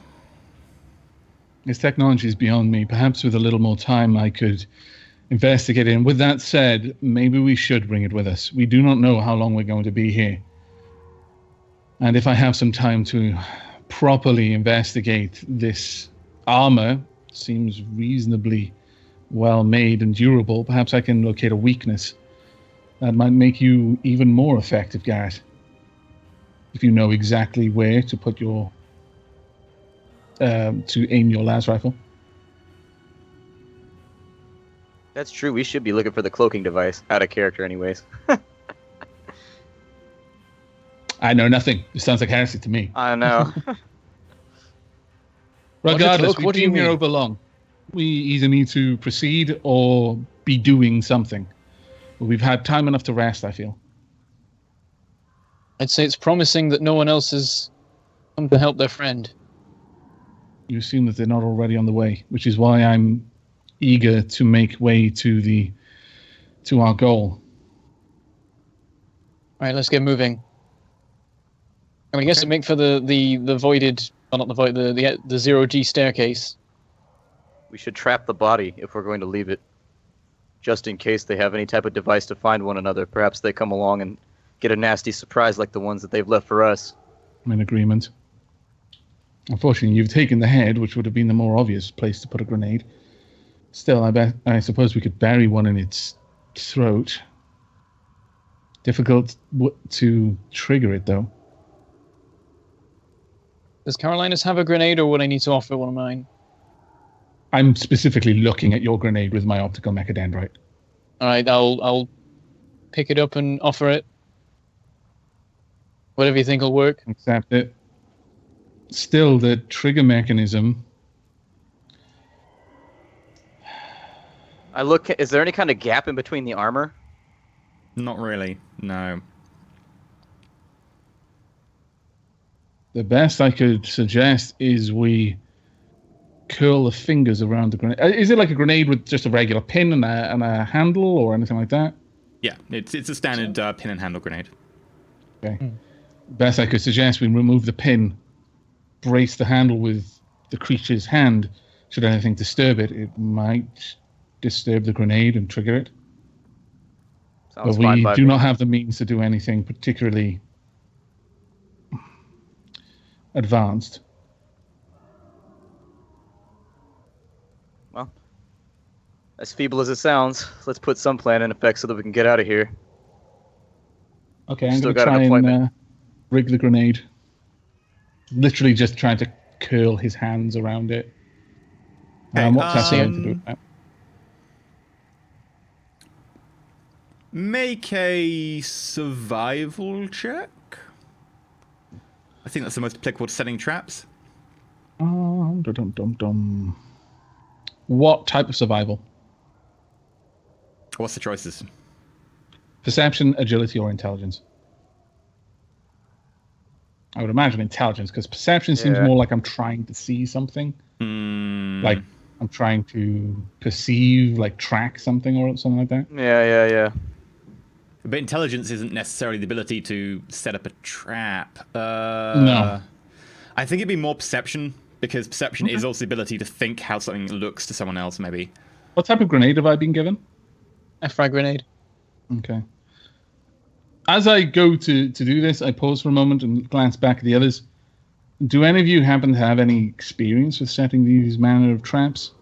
I must confess, it's not my area of expertise. I look at Carolinus and I say, simply enough. And I pick up the Xeno's leg and I say, sit the grenade right there and just leave the leg on top of the handle. And then if anybody moves the corpse, it'll pop loose. Doesn't even require any rigging. GM ruling on that? I would still need a survival roll. This is ability to basically hide it at the same time. It's not stealth because you're not trying to hide yourself, but it's ability to survival sort of figure out how something will look as a trap. Does anybody I have looked survival out of character? Branda, I looked to Garrett. Do either of you have any kind of experience with this? I must thought Brandon would confess, have some, but no. Okay. particularly.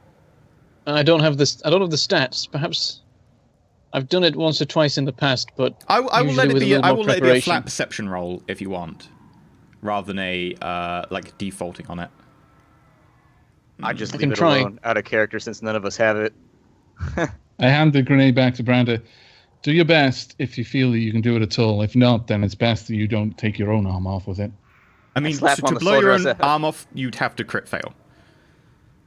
Yeah, because I'd be resting the leg or the foot or whatever it is on it before taking out the pin. You'd have right? to crit fail. Like, you'd be fine. Okay. Chad is I'll saying that try it. security is for traps. Is that true? Normally for undoing traps, not really setting them. And normally I think of security because security is an int-based one, as like cracking security, etc. Not necessarily setting up a grenade trap. Like, you wouldn't think of security as setting up like a stake pit or something. Yeah, So this is flat perception. Yeah, just roll flat perception. We'll figure it I out slap later. Brand.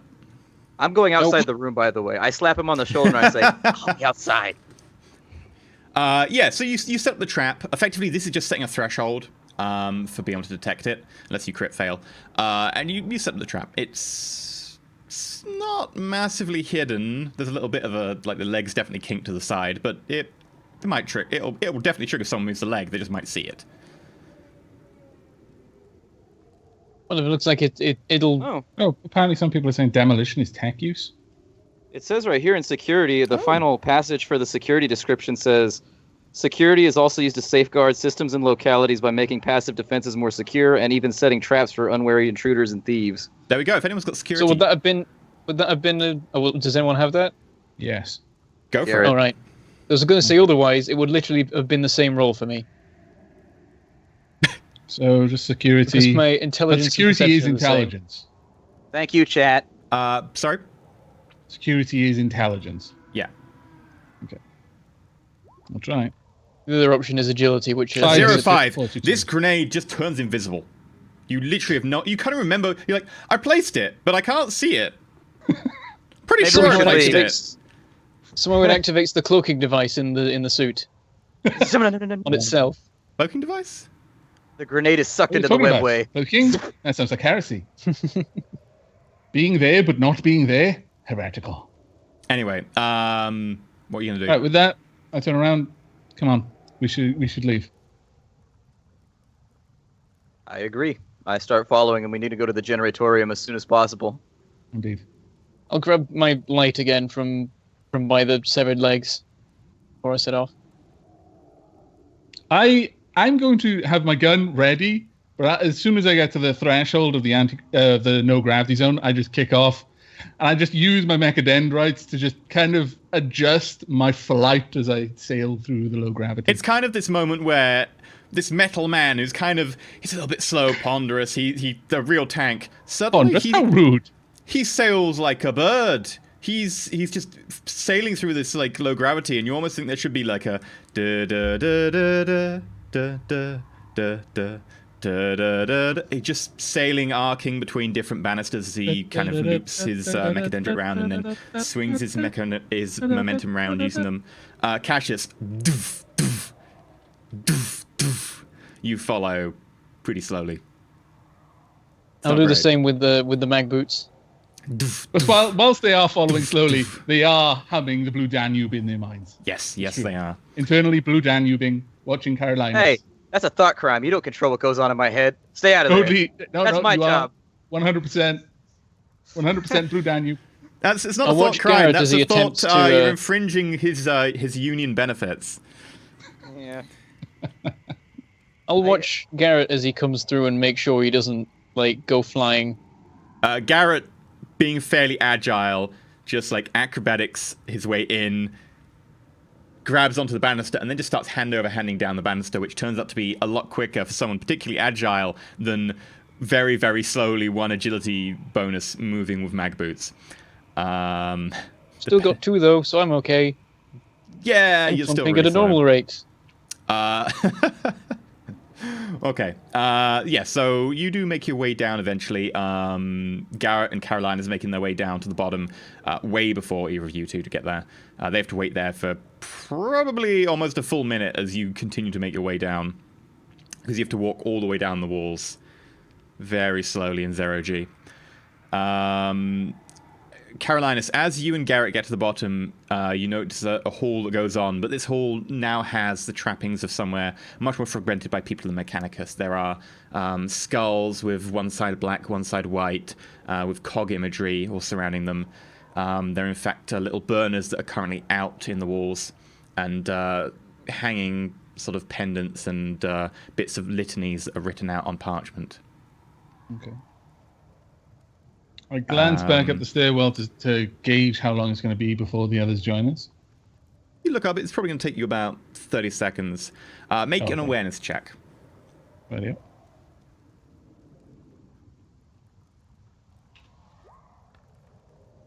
6 versus 70.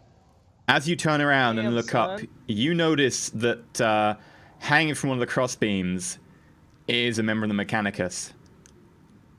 It looks like they have been stretched, and one arm is probably a good meter and a half away from their shoulder joint, stretched, every single joint in the arm pulled out of place. Their arms being bionic. All the hydraulics have been pulled to the extreme and then popped out. All the wiring is exposed in some places, still sparking a little bit, sort of gentle rain of sparks hitting the ground. By the Omnisire. Their legs are completely missing as their lower half of the body is just nowhere to be found. A mechanical spine is just wavering in midair, slowly swinging back and forth. How high above are they? They're a good 8 meters up. This hall is notably larger. Okay. My optical mechadendrite goes as high as it can and is just trying to get a better look at them. Do I recognize them at all?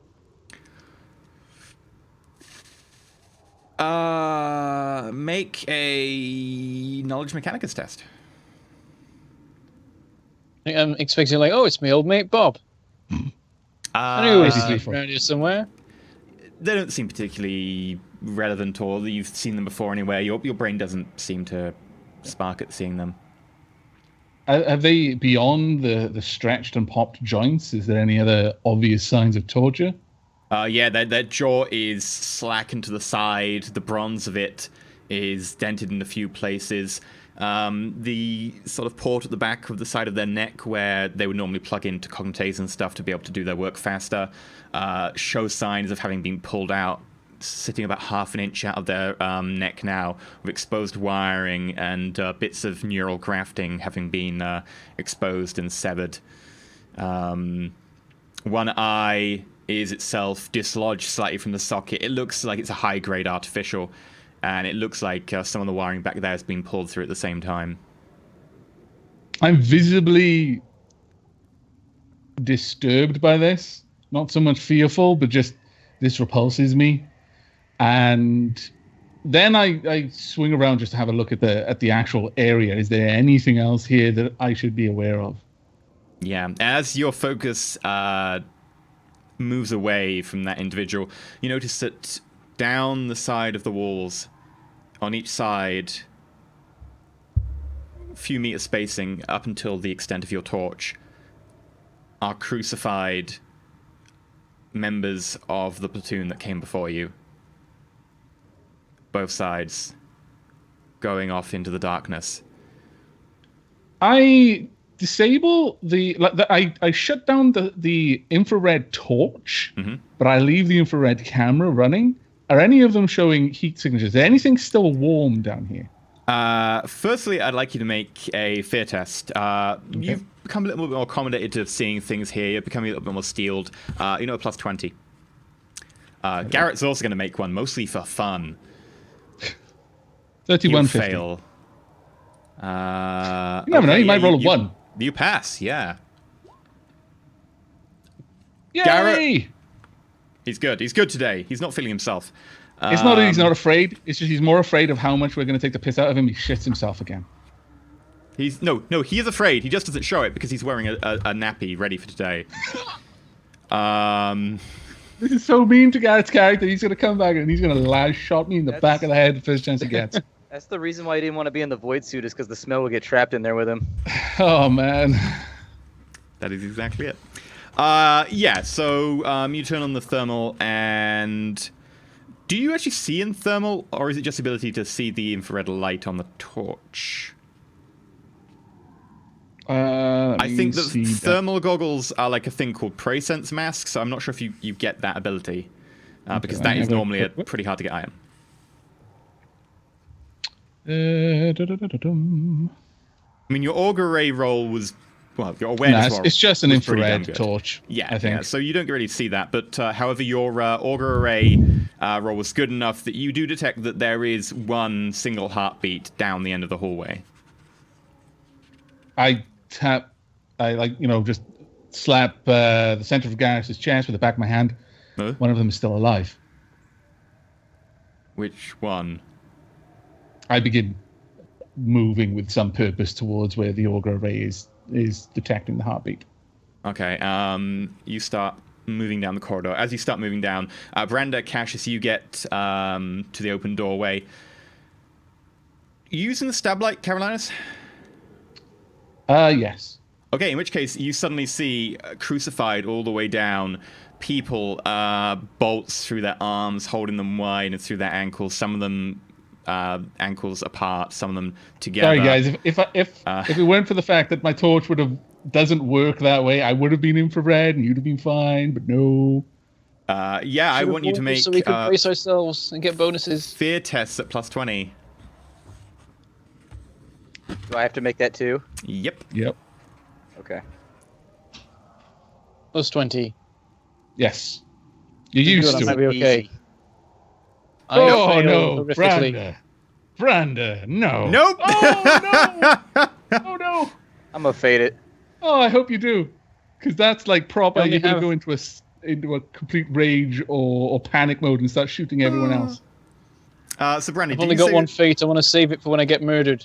Okay, Cassius passes on the second attempt. He momentarily feels his way to fear, but his training as a psyker. Out of curiosity, though, what would have a critical fail, a natural 100 been on a fear test? Well, you already get bonuses the more you fail on the fear test, so it would just be +4 degrees. It would just be +40 on the fear test. Okay. There's no real because you already get pluses for the amount you fail by. I would have liked it if it would have been something like on Firefly, where that guy who'd been exposed to Reavers became a Reaver. Just started cutting people because that's all Cassius, they'd you seen. become a Reaver. Game over. Character dead. You instantly gain 100 corruption for Korn. That's more Slanesh, actually, really. Yeah, so Branda, you failed by a +60. So roll a d100, add 60. Can I try and command him out of it? Apparently, I have that ability. I can make a command check to Sure, snap make a somebody command out of check. fear. But that'll be to snap him out. So Branda, roll your... I roll a 99. Well, I guess we are going to find out what a really high Panic fear grips his is character. You must flee the source of your fear fable as fast as you can. If prevented from doing so, can only take half actions. You instantly step backwards into the 0G and kick off, soaring up through the stairwell. Cash is like, Branda! Cassius shouts out to you, but Yeah, I tried. you're gone. It's going to be so bad if he trips over that corpse as he's running away and sets up the no. grenade. I'm just like grabbing onto railings from the stairs as I go to like propel myself quicker. So have we all decided as a group to all take Jaded yet? Have we learned this lesson yet? We all I think just we need to should get it spend for the free 200 after this. and get Jaded. We've Apparently seen seeing so hundreds much of dead mundane horror bodies. that we've seen so much mundane horror at this point that we should be immune to it in all future missions. You know how that works? Is you get experience at the end of the session, and then you get jaded. But I don't want to spend it on that. I want to spend it on gun things. Well, then you can keep pulling yourself and running away. Pretty It's much. a very simple transaction. What do you want just more, gun stuff or not pooing stuff? It's really one or the other. Yeah, Branda, I'm make me flying off a into the snap out distance of going it check. Emperor, save us. Yeah. Is that Make a willpower check. okay? Just think, if you This weren't wearing doesn't the help void the suit, your situation. poop would be propelling you faster. Yeah, he's just flying down the hallway with failed shit that by going- miles. Wow, like a bottle rocket. Make of me shit. 2 more non-willpower checks. Number 2. Number 3. Fail. Okay, so we'll come back to you in a minute. At the moment, you're like basically back at the top of the hallway, looking down the stairwell, holding onto the banister, sort of shivering and rocking, whereas Cassius is shouting back up at you, going, "Come on!" This is so infuriatingly out of Brando's character. I look at Carolina and say, "What is it with these people?" Meanwhile, Carolinus and Garrett, you move up the row of people. All of them have the dog tags of the platoon. And you eventually make your way towards the one who you can see vaguely the very faint rising and falling of the chest. Very slow. The chest itself looks like it's being flayed. The skin has been removed. You can see the musculature among the ribs. The cartilage attaching the sternum to each individual rib as well. Okay, so beyond the obvious, like that he's been effectively eviscerated, is he a human shape? Like, you know, are his arms and legs still attached, etc., etc., or he's just crucified? It's a she, actually, and sorry. the legs and arms are still attached. Okay. So, what did you say about the chest? Basically, she's had her chest and her torso skinned and peeled open? Fully skinned, and the skin has been peeled back, like someone was so maybe we've got breast tissue and then muscle and bone. Musculature, fat, and then the obvious rib cage that you can see peeking out underneath. There's sort of a light layer of that very thin muscle that is over the top of your ribs has been peeled back to be able to expose that. Okay, as I step up, I bring the stab light in low. I'm not shining it directly in her face, but I'm shining it at the dog tags. Can I see the name? Sure, yeah. You pick them up, and it's Jeanette Weiss. What rank? She is a corporal. Corporal Weiss. Are you where? I'm clearly unsure whether to say alive or not, because I can see if she's alive, but it's like, yeah, you don't look it. You're gonna be okay, buddy. You're gonna be all right. He's not gonna be all right. It's not safe. They're here. Hunting.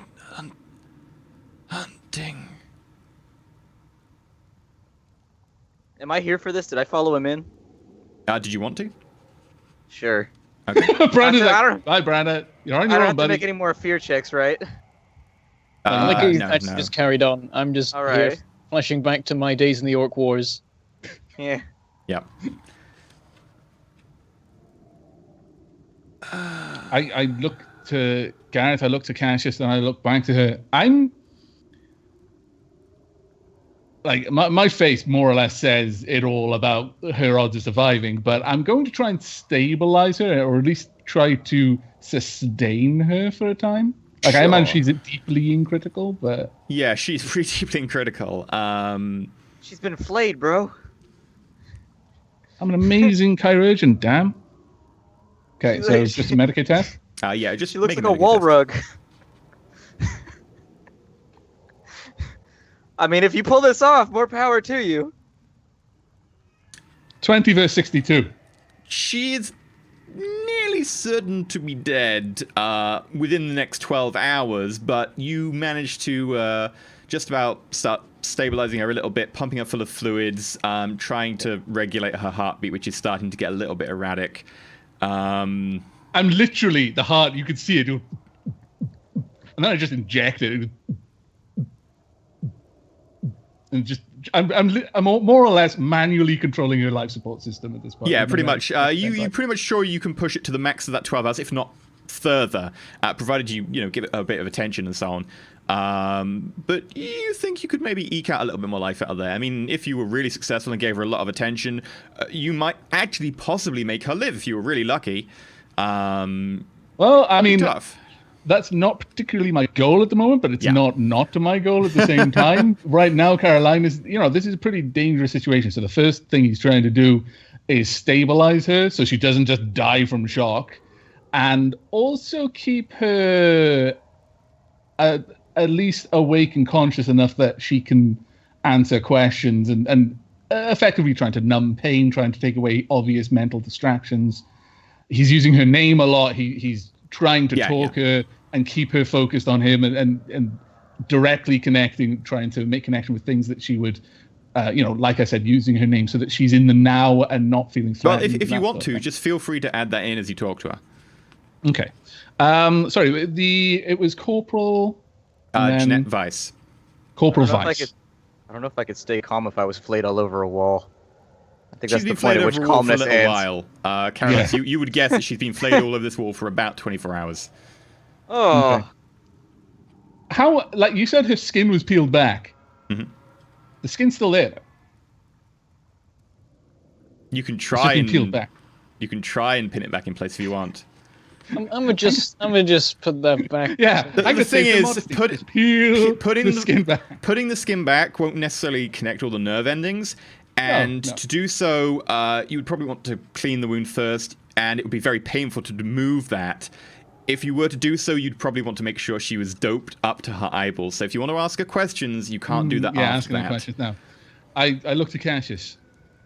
I shake my head. I can support her for now.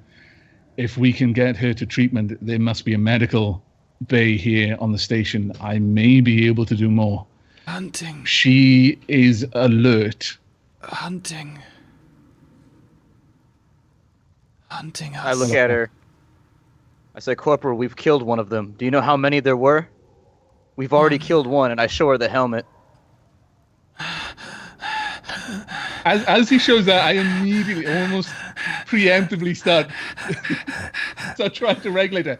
And I just reach out and I push the helmet back down. It's dead, Corporal. It's dead. But how many more were there? And I tried to get that out. He was like, no, don't show her the thing. Carolinus, please make a command roll. It's going to be crap. While he's doing that, I say, Corporal, if you open your mind to me, you can serve the Emperor before you go. No, 46 verse 12. I can't easily do command.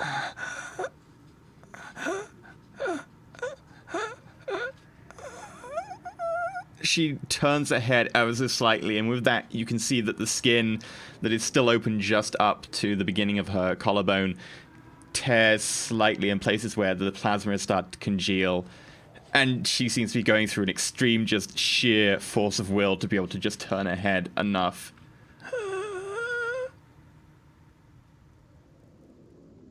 One more.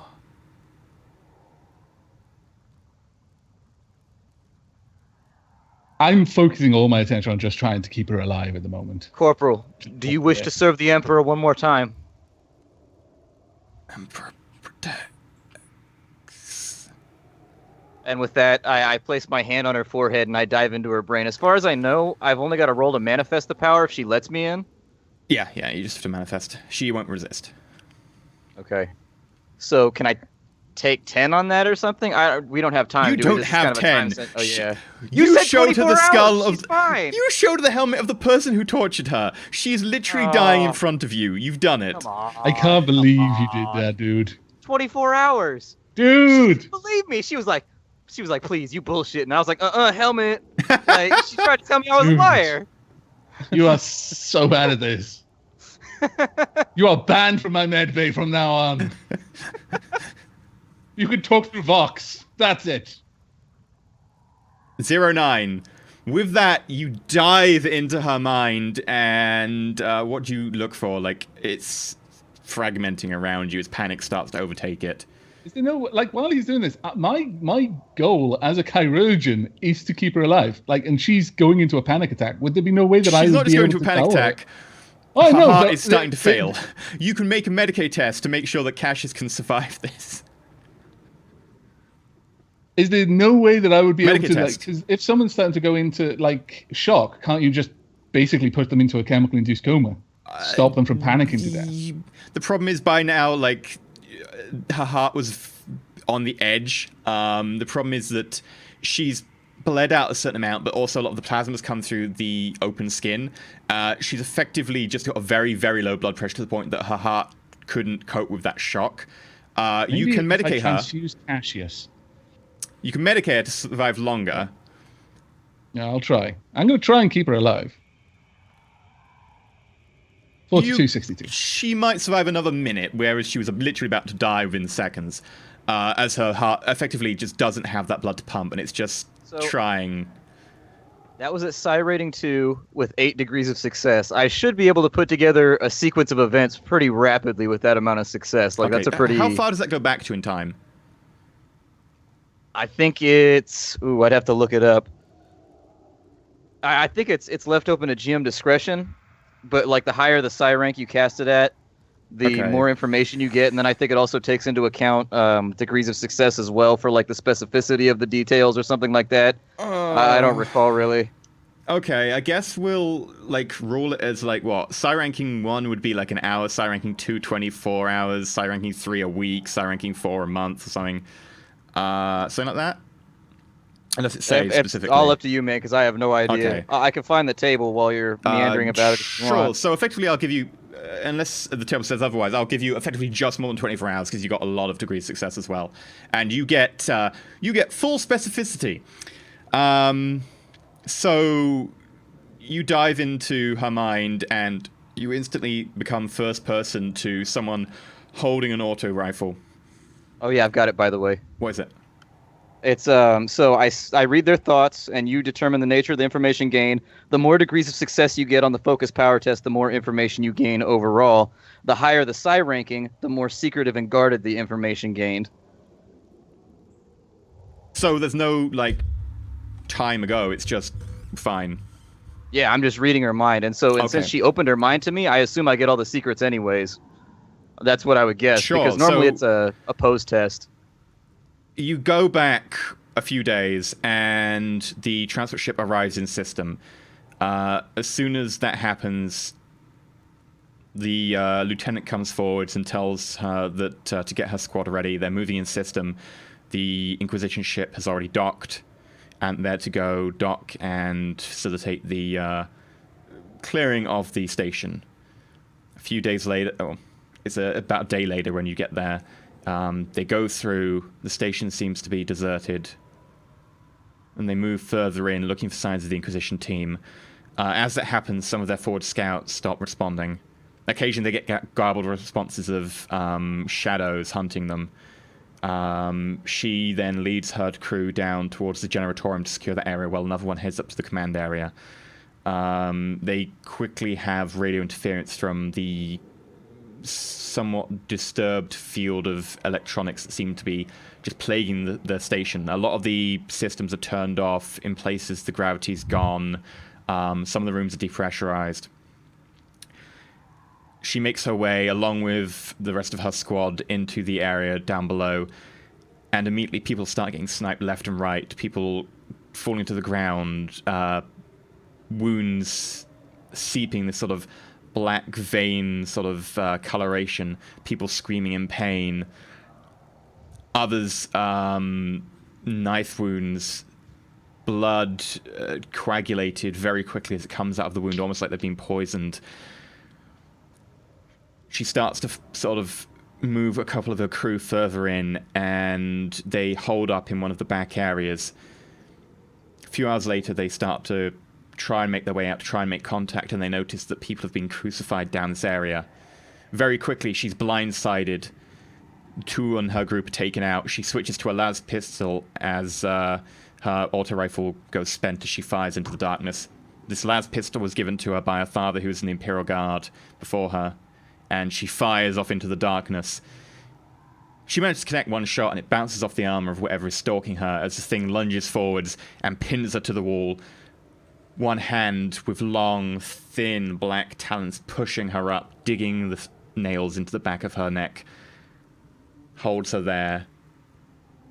Some sort of laugh, shrill, very high-pitched, comes over the speakers of its helmet, amplified into her face, and it makes her deeply, deeply afraid. She shudders, and the thing then pulls out these iron bolts. She found them earlier inside the generatorium. They're often used to make sure that machinery can be stapled to prefab walls, or used to hold heavy machinery in place. And it shoves one of them into her wrist, and she squeals in pain. It continues to do the rest of the other parts of her wrist and her legs. and then starts going to town with a wickedly curved, sharp blade. This one very small, almost like a letter opener, as it starts opening up her chest. She passes out, but is brought around again by some sort of toxin that is injected into her. The last one of her group alive, the others slowly dying over the course of the next few hours. And that brings us to now. Okay, so I snap back out of her mind. You take 1 point of insanity from having to hear the details and witness that. All right. And as I pop out, I shake my head for a moment. I say, Carolinus, she's not savable, is she? She's about to go. I'm going to admit it. She was before you showed her the helmet, but I'm still trying. I won't give up until there's no hope. Would you say that you're never going to give her up? I will staple you to this wall in her place and transfuse your blood into her if you actually say that in character. No, it was out of character. I know, that's what I said. I'm warning you. You're ruining the moment out of character. If it becomes an in-character thing, with this, Branda, can you make me awareness check at a -40? Oh no! It's gonna happen to Branda.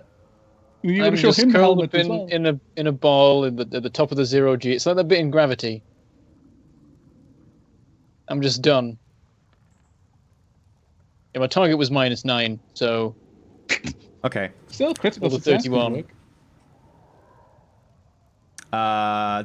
I'm desperately just pumping up whatever medical supplies I have, trying my best to prevent bleeding. I'm hooking her up to I'm basically bypassing weak arteries. Anything I can do to try and stimulate her to survive. oh god. Branda. Suddenly, It's in nice the that back we of would- your skull, just off to the side of your spine, just below where your brain starts, but into that gap between your jaw, there's a sudden push of what feels like a cold metallic sensation as something slips between your skin and into the bone. You take... Like how the target was 98 for that hit. You rolled 90. It'd still have been a fail if he'd rolled 95 or more. 8 pen 2. At the head? That's harsh. Uh, That'd be harsh that will even for me. be... that'll be 4 damage to me. By the way, plus 30 if the target is unaware, and plus 20 for an aim action. So how much do you take? I took 4 from that. Okay.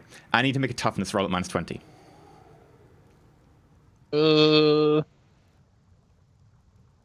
We may need a If he new... shrieks, he might shriek the same way she did. Cassius will be like, my Branda senses are tingling. I I did gotta it. go shake the helmet. Brandon, 11 out of you 20. feel a throbbing cold sensation start to take the side of your face. You feel it go numb, and pain suddenly start to sear like wildfire throughout your face and your chest.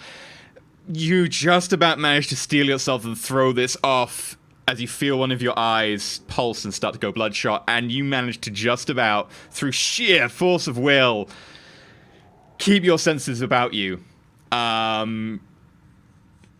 Please make a willpower check. By now, you'd be at a plus 50. All right, You fail that as should help. well. It's entirely possible. Come on, Branda, we believe in you. Do not fail us. Failed 99. Do I fate this? I would Branda, definitely fate this. Pay respects. Pay F to respect, That's it, Branda. man. I'm They already spending my all- final fate. Yeah, they voted you off the island already on Reddit, man. They said you were gonna be the first one to go. Don't let them be right. Oh no. Lasted at least longer than Gareth. Come on. Garrett. 33 Yes. out of 78. Excellent. And I have no fate left now. Please roll me God. initiative. Just you. Let me right. just destroy everyone else on the map. Do-do-do-do-do. I'm just gonna shout into the micro bead. I'm not On your saying any initiative. On your particular initiative. words. At the soonest possible opportunity, I'm just gonna be like, ah! Ah! Wait. Is that... Khan? Khan! Okay. He destroyed my book. You rolled your initiative I yet? was thinking more slime My armor. initiative button was hidden by the initiative tracker. There it is. 5. Okay, well, the unknown attacker goes first with a 15 initiative. Sorry, man. Aiming, twirling its blade around its hand, it goes in for another stab. That's plus 10 for aim, plus 10 for single shot. Oh, I didn't do the plus 10 for single shot on the last attack. That doesn't matter. So it's plus 20. He's already at 98. It's not gonna. Yeah, but he had a lot of pluses because he was completely unawares before, and he could take a whole action to aim. Yeah, he could have done no plus 10 and then done a cool shot, but... oh, no, he did a cool shot anyway. It's fine. So he's going to go for another attack. To hit with a plus 20.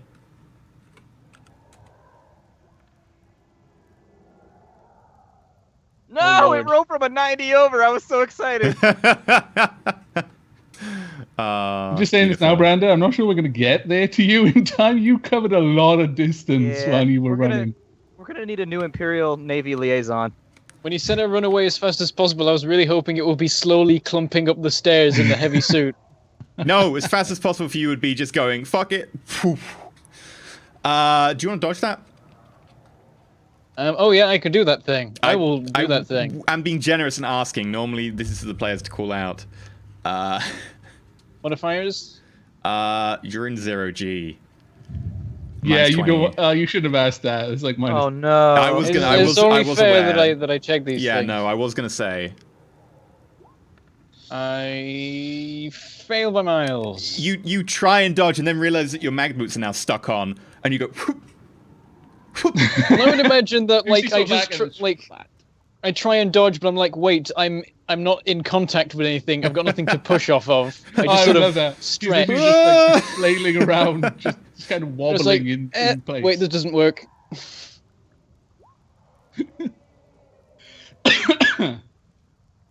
When I was going through the girl's memories, did I rolled a 1. I'm going to elect to replace that with the But you 5 that I use can. I can only get up to 5 because it's a D5. So that is 8 pen 2. Don't know why it says a 1 there. 1 plus 3. Why is that 7? Why is that 7? But that's in the torso. No, Oh, sorry, the yeah, left I arm. realize why that is. That is, yeah, that is 11 points of damage pen 2. In the left arm. In the... This is the part where I die. left arm, yeah. Right. Was it 11 Don't worry. pen 2? Don't worry, Branda. I take if 6. you die, Okay, you take 6. I am 1 into critical. Okay. if you don't get there in no. time, I'll use you to transfuse into the dying girl. I'll save at least one of you. Make a toughness test at minus 20. Oh no! Oh no! Uh-huh. I can smell fate burning on the breeze. He hasn't got any more fate. No, but he can burn it even if he's used it Oh yeah, to that's a save good point. himself. Is that like is that the point where he goes, you die, and then I go, I spend fate to not do that thing? Yeah, you Or can I burn it just start doing permanently. that? You And then drop I whatever you're presume holding she- in the hand. What? You had a semi-pistol, didn't you? Yes. That semi-pistol... off into the stairwell. Good job I have like 5 other pistols. It's going quite nicely as well. quick Through draw. Dan, you pull over again. Along with the blood from your torn left arm. You fail the toughness test, which means that you will take an additional 1 Oh D10. no! Oh no. 2! Oh, thank- Yay! You take That's 2 more okay, points so of I'm- damage. So now on -3 to the right arm. Yeah, so... the attack shreds your arm to ribbons, causing the target to scream in pain. He drops anything he's holding in the hand and must make a challenging toughness test or suffer blood loss. So make me a toughness test. For crying out dear loud. God. Thank God like toughness is actually fairly decent. You know what you have to do, Brander. You know what you have to do. You are Didn't now work. bleeding! Congratulations. Inside my Um, suit, or is my suit just like falling off? Oh, no, your suit is, like, the arm is, like, cut open around there, and, like, there's a massive tear and blood is streaming out On the now. plus side, if you're bleeding really hard, it'll actually jet you away. Slice your wrists. Flee. Okay, you're on -3. You're bleeding out. You've lost one of your pistols. It's your go. What are you going to do, Brandon? Let's kick in with some high, tense music. Pray for Holy salvation to crap. Corn. Okay. Dude, you gotta go out like a man right now. You just gotta Pray take to him with Corn. you. I really Pray wish for I had salvation. the ability to wield the chainsaw and pistol at the same time, because I have to pick one. Wait, you're going to fight? Or Okay, sure. oh wait, no, can I run? Like, are we? How does this work? Up to you. Effectively, you can move to try and move away. If you spend an action, you can move your agility bonus number of meters, and they don't get to attack you. Or you can just do a run, which you're in 0G. It'd be an acrobatics check, and you just Your agility launch yourself counts as down. -20 because you're in 0G, though. Bear Yeah. that in mind. Or you can do that, but they will get to attack you because you're not using disengage action. It's up to you. It's very risky either way. Either you can stay and fight, or you can try and run. So I'd only go 2 meters if I tried to disengage. Yeah. He would just close that and then attack me. Yeah. I'ma fight back. Okay. So what happens if you are to use a weapon that you don't have a specialty in? -20. -20. Okay. Because I could draw the Spitfire bolt pistol that I possess. And punch a hole in the hull, killing everyone without a void suit.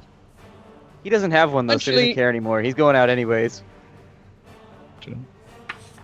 Or I could draw the chainsword and do things with that. Or you could do a Carolinus and be like, I'm going to save everyone else through heroic sacrifice. Pull the pins on your grenades and just latch onto the guy. Yeah, Not buddy, bad. and then burn fate. You're not gonna die, but he will. What's the point? There's no one else in danger. You're all miles away. When he gets to you, by you're the gonna way, kill For him. us next game, stop You being so screamed in selfish. pain. Everyone else, you can join the initiative tracker. You only get to attack next turn, though. Come save me for the love of the Emperor. I'm saving someone else right now. I like think you're two just HP crying left, because man. you're upset. How about we're gonna barricade this room, and if you get here, you get here. Okay, Brandon, what do you want to do? Right, yeah. I like that. Using Cassius, quick that was draw. mean, but really cool. I'm using quick draw to draw my chainsword with my free hand. Okay. And then how would it work if I was to press the little switch on the side of it? Would this be a good move? Not bad. Oh, Yeah, Prometheum that fool. yeah, you can do that if you want. Yeah, buddy. All right, Fire I'm in gonna. space in 0G looks very good. It's like waves of liquid death. All right, I'm gonna point the chainsaw at him and press the button on it, and it's going to be a flamer and flame the crap out of him. Okay. Yay, use the flintlock. Somebody said use the flintlock. I considered. I have it. Shit, wrong one. Okay, Brandon, you pull out the chainsaw. Left hand, that's the one that's 3. And you point it like you go. What's it called? Point on. I can't remember the term for it. And it tilts its head almost quizzically at you, like, huh? And then you go click. Do you know? I get to make an agility check to dodge. However, I'm in 0G. That's a -20 to my agility. I've got good agility, but -20. Aren't they also like in a hallway? Like where are you gonna dodge to? They're kind of in the stairwell at the moment. Because I think the rules for AOE is that he has to be able to dodge out of the cone itself. No, Or it's just an something like agility that. check not to be hit. Oh, is it? I'm pretty sure that's not it for flamers. I'm just gonna set the whole room on fire. I'm going everywhere with this. Passed. Lies. I'm looking up the rule. Okay, feel free to look up the rule. But I was going to get you to look up blood loss. I don't want him to look up blood loss. That'll come next. I'm stalling. I Okay, don't want him to look it up. look quick. This is like I when don't want him to know. this is like the kid at the spelling bee asking like the root definition and like where it came from. Okay. Race you. I mean, I can Spray. do it and like Blah, flail blah, it blah, around blah, blah, everywhere. blah. Right? The order doesn't make a ballistic skill check. All creatures in the path in a 30-degree arc make a challenging agility test to suffer 1 hit from the weapon. Yeah, we go. I passed the agility check. So the city just doesn't get hit. He just doesn't get hit. As you point to the flamer, it goes, huh? Blood loss is a condition that can result from critical damage. At the start of his turn, an afflicted character suffers 1 level of fatigue. Once per round, as a free action, he or another character who can reach him can attempt a difficult -10 Medicaid test to remove this condition. The GM should modify the test as needed if the character is performing a strenuous activity or under attack, or if the subject is not in active combat or using more actions. So Note that multiple blood loss conditions do not stack. So is that a toughness test every turn or take a point of fatigue? It is 1 level of fatigue. There's no test. You take a fatigue every turn then. Okay, Brandy, you have a point of fatigue.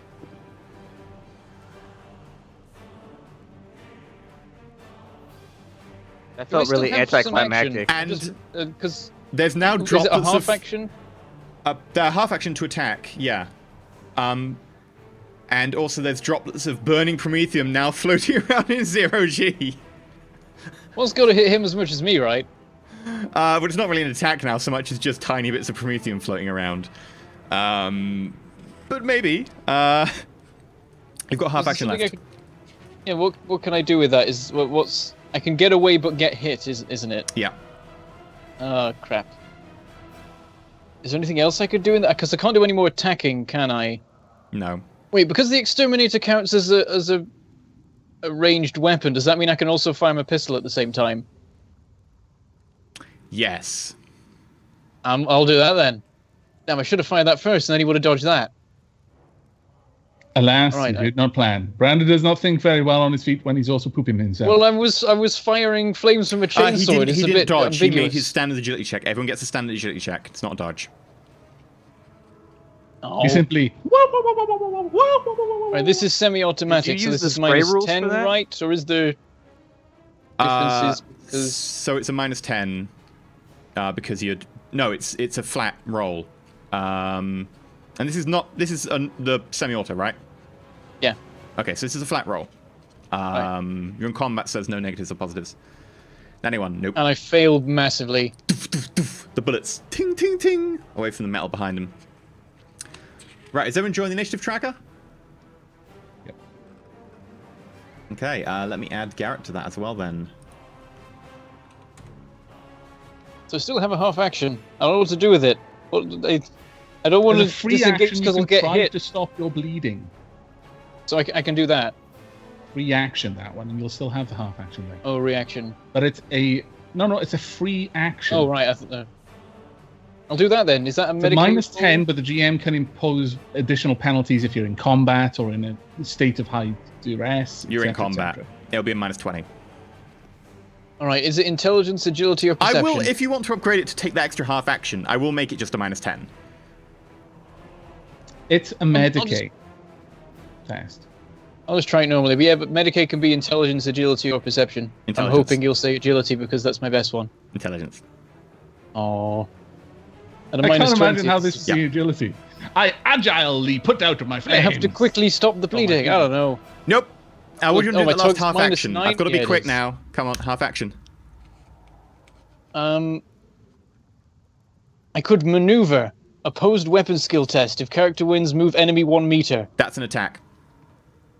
Is it? Attack subtype. It says movement. Subtypes melee movement, or does the melee count as attack? Melee, yep, it's a type attack. No, attack is a separate kind of subtype. Melee shouldn't be a subtype, it should be attack. I don't think melee is a subtype, I think that must be a misprint. Because maneuver is effectively you try and, like, attack feint and stuff to try and move them into a different position. It's effectively an attack. I'm really sure that should be attack, not melee. Pull the pin. Okay, are you going to do anything with the half action, or are we going to...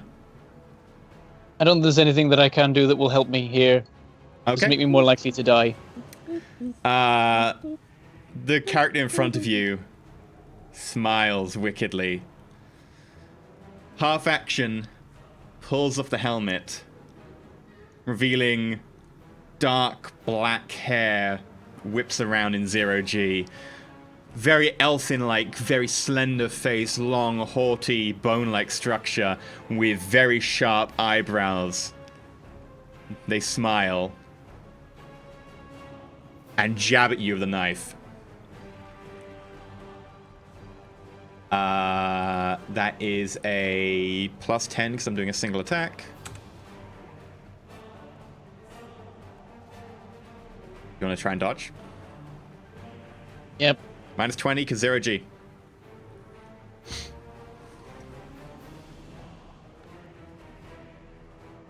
Didn't dodge it. Nope.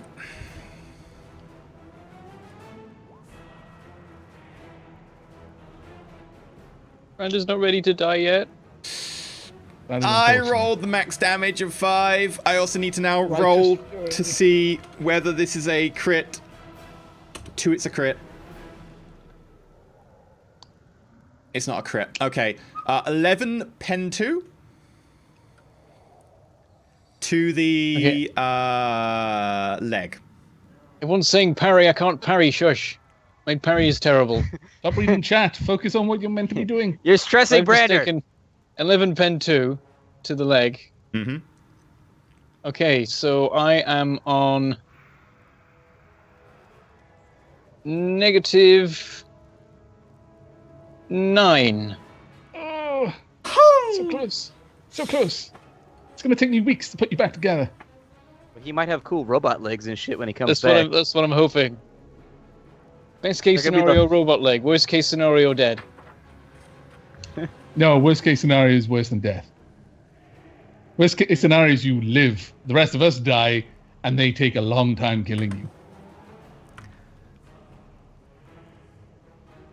With a meaty chop, the leg comes away at the hip. The target pitches to the ground, howling in agony, before dying. Or spins around in 0G. Spins around in 0G, before dying. Before dying? So is this the point where I burn fate? How does this change it? You just lower your maximum by 1. But In then a what does single that bloody do hack, to- the target's leg is lopped off, spurting its vital fluids across the ground. The target must immediately make a challenging toughness test, which you don't have to do. If he survives, he is stunned for 1d10 rounds and suffers blood loss. He also suffers a lost leg condition. Now, the benefit there is you don't have to make a toughness test to suffer from toxic damage, because the toxic damage is in the leg. Hooray! Gotta look at the silver linings. So, Upshot. reduce your fate permanently by 1. So your fate threshold goes down. You lose your right leg as it comes Is that your away with a favorite chop. leg? Tell us truthfully. You are stunned for 1d10 Probably, rounds. yeah. I'll roll this now. 7 rounds.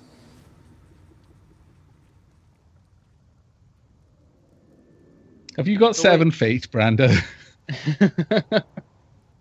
I have a feeling that you may need to use them all. The Emperor himself comes down and blesses me with extra fate. That's Okay, the only way okay. that I could get out of this.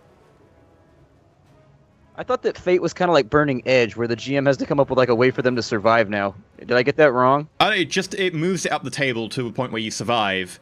But normally you go unconscious or whatever. Like, effectively, Brander is out of the fight for the moment. 7 rounds is long enough for him to be out of the fight anyway. That's not nearly as I'm awesome not as threatening him Shadowrun. out of the Dark Eldar, right? So he's just gonna leave and go kill the other guys, right? Please. Probably gonna drag you off to his torture dungeon. Yeah. You're going to go to the fungeon. Gonna make you into a wall rug like this lady. I'm going to dive into your brain to get your secrets. Hell Carolinus. echo with the sounds of your agony. Carolinus, you're up. Okay. So could you just quickly, because this has been a while now since it happened, can you recount what Carolinus would have perceived You heard a based on scream. what just happened? Was that it? Literally just a scream? There's, of It course was there was Branda. knives. No Matt heard me shots say- or anything like that. I heard me say burn Xeno at one point, and I did fire some shots, yeah, but they Oh, missed. with the sound of the Yeah, flamer, you'd would heard that- them. No, you wouldn't have heard the sound Okay. of Flamer, not where you were. Okay. Oh, the problem is Carolinus is literally just sat here. He's half connected to this woman who's dying because Cassius is careless. I'm going to turn to Cassius. That sounded like Branda. What's happening? I'm going to not medicate, and I'm going to start unhooking from this woman. You can just do that as simple action effectively. That's fine. I take my las pistol out, and I take control of her like chin real fast, and I'd say, "You've served the Emperor well. My apologies." And I put her out of her misery real fast. Okay. One shot to the head. You're down a shot. She is very dead. Carolina, so you still actually have the full action left. Oh, okay. That was all 3 actions. Okay. Well, fair I enough. thought we were out of combat now since it was so far away. Oh, no. You're still in combat. No. Oh. We're in combat. More specifically, Branda's Oh. Branda's lifeless body is Yeah. in combat. Okay, well, given that she's dead, I begin to protest, but given Branda's recent scream instead, I simply... How far away am I from the ladder? Because you said we were about 30 Not ladder, meters stairwell. in... the stairwell. You said we were about 30 meters down About this corridor. 40 meters, yeah. How far can Okay. you run with a full action? About 18 meters. So I'm going to start running 18 Okay, meters. you run 18 meters. You're now 22 meters away from the opening to that stairwell. Cassius, do you do the same? Absolutely not. I'm staying inside the room, and I'm holding up here. Brander's gone. Okay, Traitor. you hold it where you are. I mean, it took your half action to do the shot anyway. Why am I going to run into a wide open hallway to get shot just like Brander did? I'm staying in cover. I'm still isn't it- alive. We're in You the can same still- room. We've not gone into anywhere that's got like closed off. This is all one room that branches straight off the stairwell, is it not? It's one I big, thought we long went corridor. into a room. The He stairwell ran sort of away through down a the door. corridor when he was scared. No, No, he you're not in ran the room. You're up. in one big, long corridor. He went up the stairwell. Yeah, we definitely need a map for stuff like this in the future Yeah, because we I've been really visualizing do, it to wrong be the honest with entire gameplay. Like, I'm not making a map of an entire several-kilometer large space station. No. you just gotta make the hallways or whatever, I- just little white I squares. or totally whatever, bet so that it's the Splat structure. would do that as a GM. I'm not picking favorites or anything. Anyway, It's the thing, I you bet he make- would. you Anyway, Garrett chases after you, Carolinus. He can move a lot further than you, actually. Let me just double check how far he can move. You guys are playing right into the Eldar's plan right now, just trickling in one by one to get murdered. Well, yeah, they wouldn't have to trickle in one by one if you came with them, though, would they? I can't keep up with them No, anyways. I man. move like 2 meters a turn. We're better off staying where we are and making it come to us. He runs 30 meters. He takes over and passes Carolinus. Next turn. Is the gravity the same down here? The gravity's... You've got gravity. Don't worry, you can run pretty fast. We've got gravity down Yeah. in this area. Okay, Yeah, that's fine. this is only as soon as you Okay. get to the Just- stairwell that the gravity cuts out. Just reminding you that Garrett is not wearing a suit, has loads of agility, and is a really good shot. Please have him save me. Okay, Branda. Not begging, or Carolinus won't even medicate you at the end of it. He'll just put you out of your cowardly misery. The dark shape that has severed your leg floats over towards you. You lose consciousness as it does something to you. That's to rub itself against your body in a eerily xeno-sexy way. Carolinus, do you run again? 18 meters. You're now, what, 14 meters away? Well, I was 22 behind, but yeah, I'll run 18 meters. Yeah, okay. Cassius, you staying where you are? No, I shake my head and I say this thing's stupidity, and then I take off after him. All right, what's your run speed? And my microbead was open when I said that. Okay. Carolinus doesn't hear you. Carolinus doesn't have a microbead anymore. No, you retrieved it, didn't you? That's fine. How far do you run? No, I didn't retrieve it. It's still there. I How can far do hear you him, run? though. Quiet, please. Oh, terrible. It's like 2 times 4, whatever it is, or 2 times 6, or it's 12, I guess. 12. Okay, so you are 28 meters away from the doorway. That makes it Garrett. Garrett runs. He actually has enough momentum to make it into the stairwell, so he continues sailing through the zero-G of the stairwell. Isn't run 3 times your normal move, by the way? It's on your sheet if you want to find it. Mine is 3 times. That makes it Brandy, you're unconscious. I'm gonna make a awareness check. I've got 6 rounds left till I'm back, just in case Nope. it matters. You are not stunned anymore. You're unconscious. Yeah, Okay. you've been piling on fatigue every round. Oh yeah. Yeah, you're bleeding out. You won't actually make it there. You will get unconscious first, and you might actually die from blood loss. But like, the thing has maybe actually I'll come be- over and made you unconscious before you got to that. Oh. I'm going to use one of Garrett's fate points. As an aside, may I ask how fatigue works? Like, at what point it becomes fatal? It becomes fatal when you get, like, a lot of it. Effectively, you don't need to worry about this most of the time. If it goes above your bonus for a stat, that stat is then halved. Oh. Right. Okay. It's when it gets to sort of double that you need to worry. Okay. Yeah. The hunter person starts to drag Brander a bit through the air, although very much decreased by the fact it's -20 for 0G and also trying to drag you.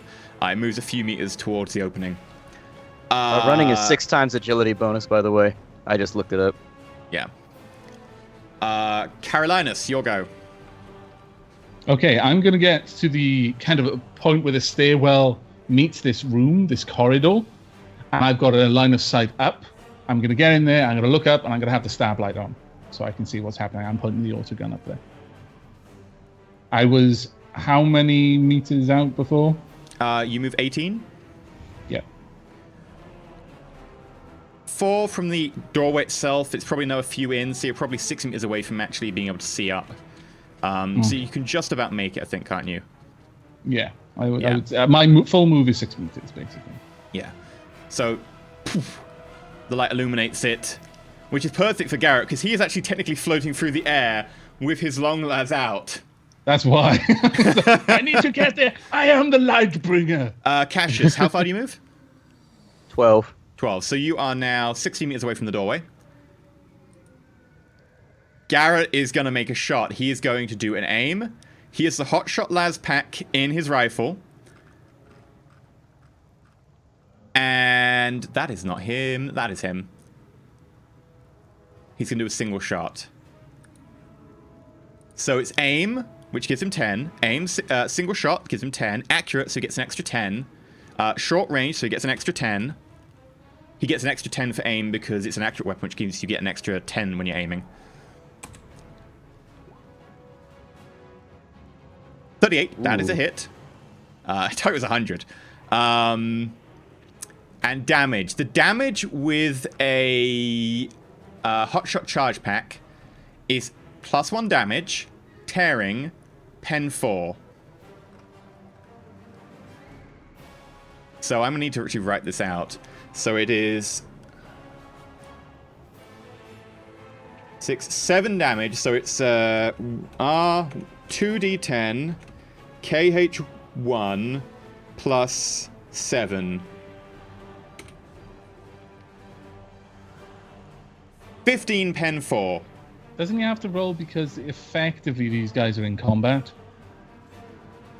Doesn't he have to, because he's shooting into basically he's literally they'd have that would be a negative, and then if he fails by a certain amount, but applying the negative to the roll, he still massively hits, so it's fine. 5 points, okay. Does the Xeno get a dodge? The Xeno was not aware of him. Actually, it should have been a +30 because it's not aware. But anyway, the point is he hit massively.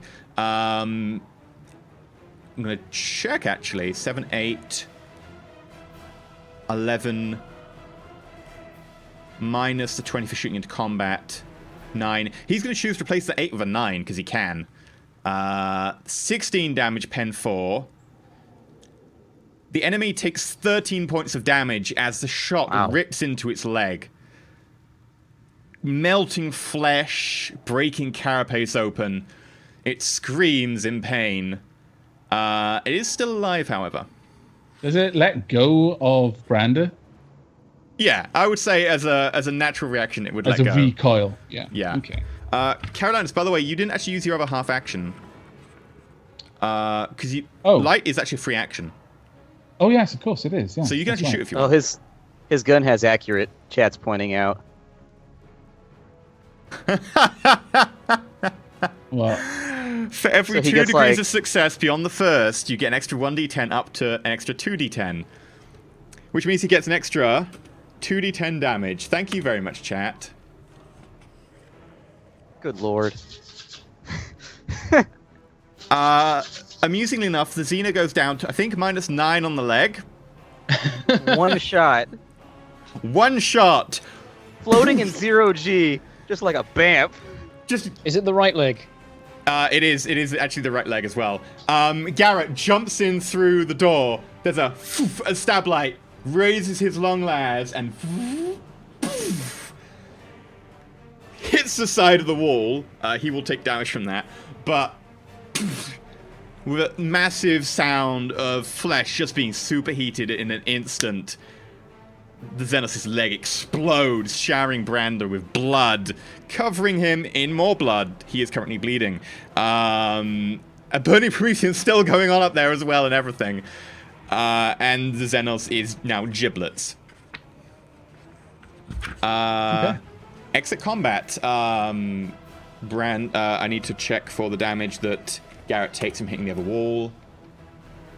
He resists it.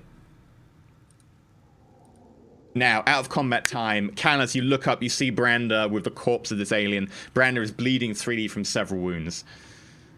I'm immediately going to kick off from the floor now that I'm in 0G. I move up there with +3 points of agility, effectively. I won't make you test. You are very good at this. You managed to get up there. Make a Medicaid test if you want to get rid of that blood loss. When it comes to, I believe, I actually get a benefit when I'm trying to stop bleeding as well. Let me just have a look at the Medicaid. I'm going to collect Brander's leg and bring it in like I'm helping. Because I don't know, it seems like we might need this later. Maybe the Medicaid roll is that good. Yeah, you might be able to reattach it. I don't know, I kind of think there is a perk that, like, tech priests, Medicaids can get, which is, like, you can reattach limbs and stuff. Yeah, there is. I'm really good at taking them off as well. I can detach limbs quite well. You don't have the perk Staunch to blood, reattach, do you? Yeah. I can basically stop blood loss as a half action, and Bam. it's guaranteed. Blood loss is stopped. Brander, you vaguely come around a few minutes later, very groggy. Well, while I bring the he's leg in. coming around, I'm going to medicate him properly. Sure. So I'm going to restore his fatigue with Revitalize. Oh, sure. And I'm probably going to 32 roll for doubles 62. and kill us all. Brander, you're now to 0 fatigue. You would have been on, like, 3 or probably by then, but you're now on 0. Oh, he's on Right. 0? Then I don't need to cast. No, with the cast. I thought you just cast it. Sorry, that was a Medicaid test, so yeah, you need to cast it. Oh, no, that wasn't me. No. So what was that? What will that Medicaid roll do for me, considering I'm at 3 plus -9? You're at 7. You're on -2. I'm less critical. And yeah, you have 0 fatigue as Cassius completely owns that roll. How much did he have? Because I can only restore 2. Oh, yeah, you've got 1 left then, Brander. Yeah, because it's only the psi rating that I cast it Okay. at. unfortunately, I failed to include the minuses for him being critical, which is -30. So it was a success. It was 32, 32, 30 with a target of 32. Okay, so you pass 1 degree of success then, and you get 4 for your agility. So that's your intelligence. That's 5, not 7. Yeah. He's very hard to heal at this point, which is why you don't want him to go into critical. No. I'm at -4. Okay. At this point, you're going to need a lot of medical care. You don't have a leg for a start. Yeah. Yeah, but I mean, just to bring him back to not being in critical will take, like, extended 24-hour periods of care. By the way, Brandon now only has 1 mag boot. You can't really move around with 1 mag boot, so you're going to have to hand over hand through every single 0G area now. Because you can't Or go... just hold on to someone else who's got mag boots. Yeah, Why can't he just, like, I think I'm Hubert more his worried way about the through fact that there? I'm missing a leg in terms of moving around places. I'm gonna have more trouble with the G places than the 0G. Well, you can't hop in 0G. That's the downside. Because as soon as you go, okay, mag boot off, hop, you just go, oh, crap. Like, I really don't So- know if I should give him his own leg right now, or if I should just stash it somewhere. Like, I don't know what's going to be more traumatic. Like, I don't really... Seeing Cassius, and I can kind of see this question over his face. I just say, I'm remember holding a leg the right now. helmet. I drop the leg and step in front of it. so do we? This is in 0G, so the leg just floats off behind you and bounces off a wall and gets entangled in some of the burning promethium. The smell of cooked flesh I'm begins just to permeate. shaking my head. But there's this look of kind of resigned, everything he touches is going to turn to shit. I must just accept this. He is not a good doctor. He has no bedside manners. So when is it that I do wake up if I still have 1 fatigue? You wake up now. All right. Well, I I'm will just have probably taken like point to try and pull him down the stairway. Like I'm dragging him with me as I move, because I'm fairly agile in zero G anyway. Yeah, so Carolina's Cassius, you get to bottom, dragging Branda with you as Branda wakes up as you go into gravity again. Yeah, I wake up to like droplets of like promethium and blood from various species floating past me. I'm like, what? I've got basically propping Branda up with his. I was going to say his good leg, his leg facing the other side, so he can basically hop, and I'm just walking him into this room because we have to go through here. The unfortunate thing is he's probably going to have to do a fear test. Can I walk at all in this state? Like aided, or is it do I need to be carried? If you can, if someone can prop you up, then you can use them as a crutch. Yeah. In terms of the fear check, you're kind of under no pressure at the moment, so you can just take 10 and walk through there very slowly. Also, the other thing is, what's he going to do if he's trying to run away? He can't get away. Just drag him. Just grab him by the arm, just pull him along. He's like, ow! The fears. Yeah, so you make your way forwards and eventually get into the generatorium, which is where you were going for all along. And inside, you can see that the whole place seems to be shut down. A lot of the stuff in here doesn't seem to be working. There are a few control panels on, vague warning lights flickering all over the place.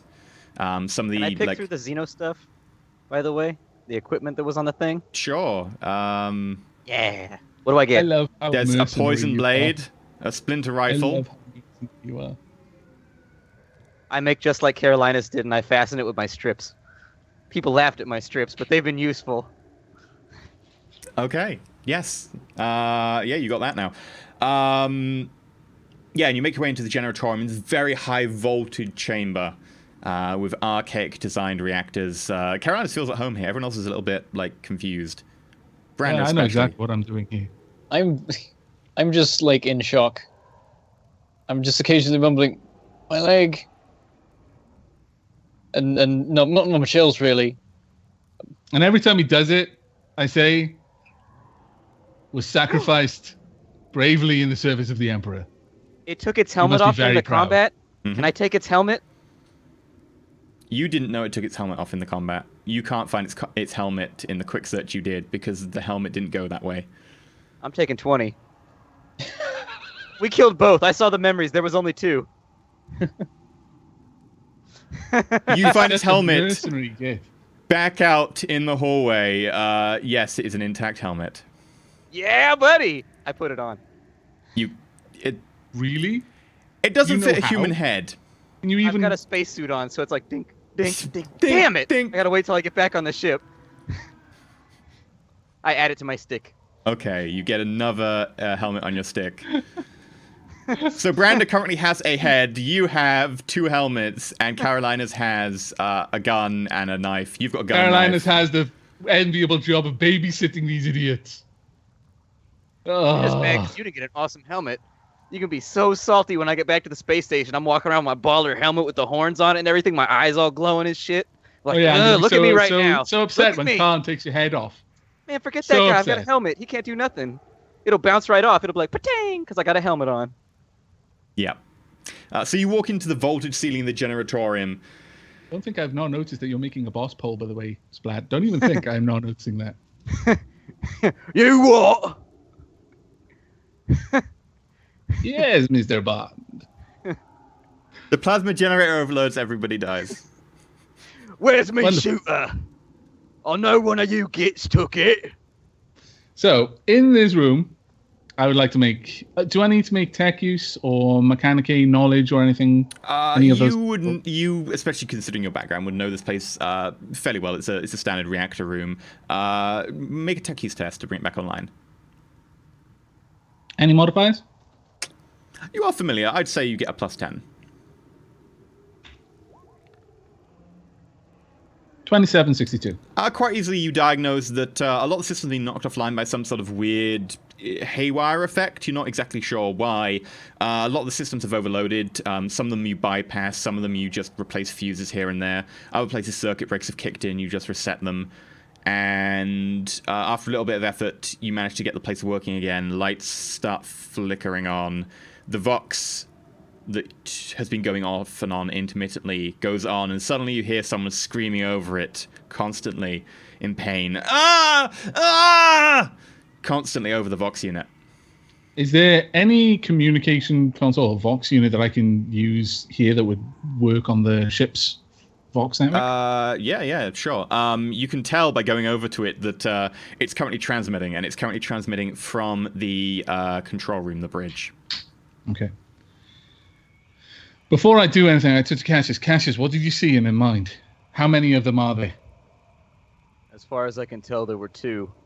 And I go through relaying the sequence of events because we're at the end of the show right now. It'll take too long for me to go through it. I seem absolutely flabbergasted. 2 caused all of this?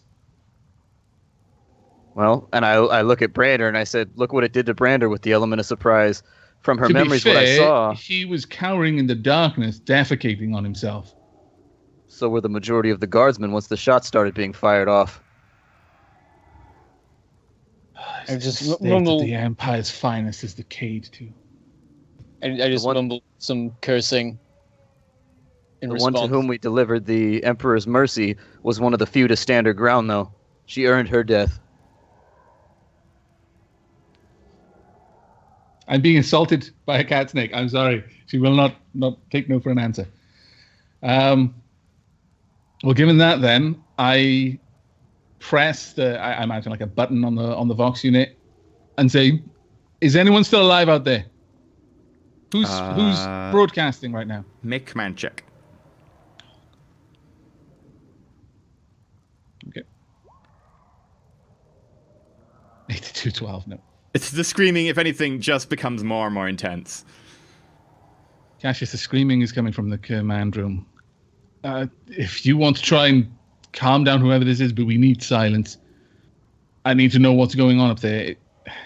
To be honest, I'm not even sure we could trust any answer. We're going to need to get up there. Power's on. It should be easy to move.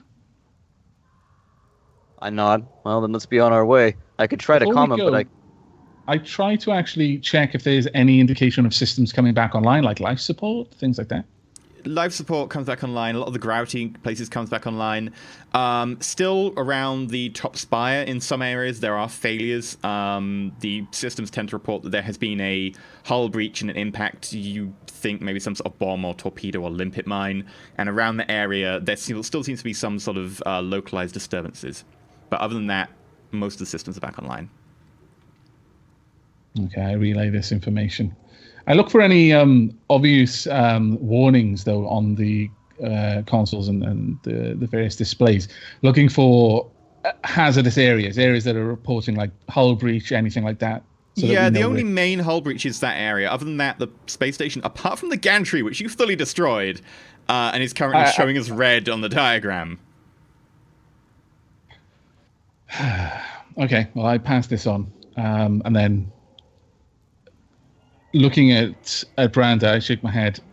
He won't be able to make the trip in any measure of speed. Someone will have to stay here with him. Well, now that the power's back online, there are a couple of lifts that can take you to the bridge pretty quickly. The station, if you've got power, it's a lot faster. You can go through doors. In that case, I'll help Brander limp in pain towards the lift. Well, what's left of my void suit? Is it mostly okay apart from like the massive hole where my leg is? Yeah, the hole where your leg is just like shredded around there. Some of it is melted away as little bits of burning promethium bounced against it, but the bit around the head and stuff is intact-ish. It's like this is not space worthy, so I'm just going to take the helmet off and leave it. Okay. Get some air. Well, I mean, I'm getting air through the leg hole, I guess, but. Yes. Breathing through your leg hole. Do you head up to the bridge then? Yeah. yes. Okay. So it takes you about 10 minutes, maybe 15 at max to go up to the bridge. It's a lot quicker now, especially when you take a couple of lifts and a little bit of walking. Slowed a little bit down by Brander, but the lifts do seriously help. And you make your way to the bridge. In the light, now you notice a couple of traps just lying nearby. You've kind of got used to what to look for, and carefully step over a couple of the beams. Okay. Most of the traps having either been disarmed when the systems came back online. A lot of stuff like the gravity just detonated. A couple of these go past. You notice explosions that have shredded little bits and impaled crystal spikes against a wall. And you eventually make your way into the command room where certain consoles are blinking lights at you, demanding attention. And in the center, strapped to the captain's chair, is a man in a sort of white cloth outfit, brand across the back of his hand, strapped in with heavy leather straps and attached to a intravenous strip, which is filling him with some kind of strange dark red fluid. And he's constantly screaming in pain. Can I recognize him as... Make a Psyniscience check. Plus 30.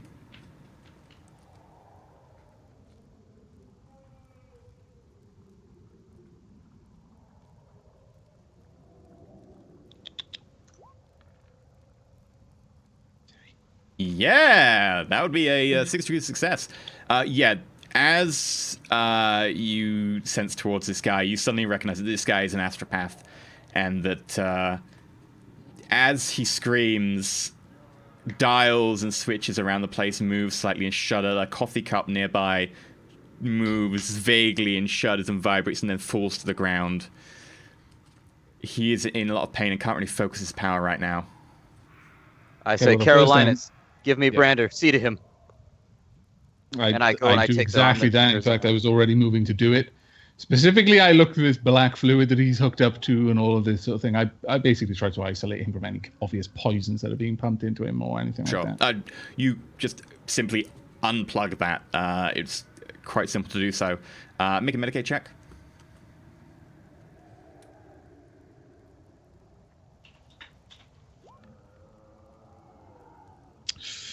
I'll use my last fate to auto-succeed. Okay.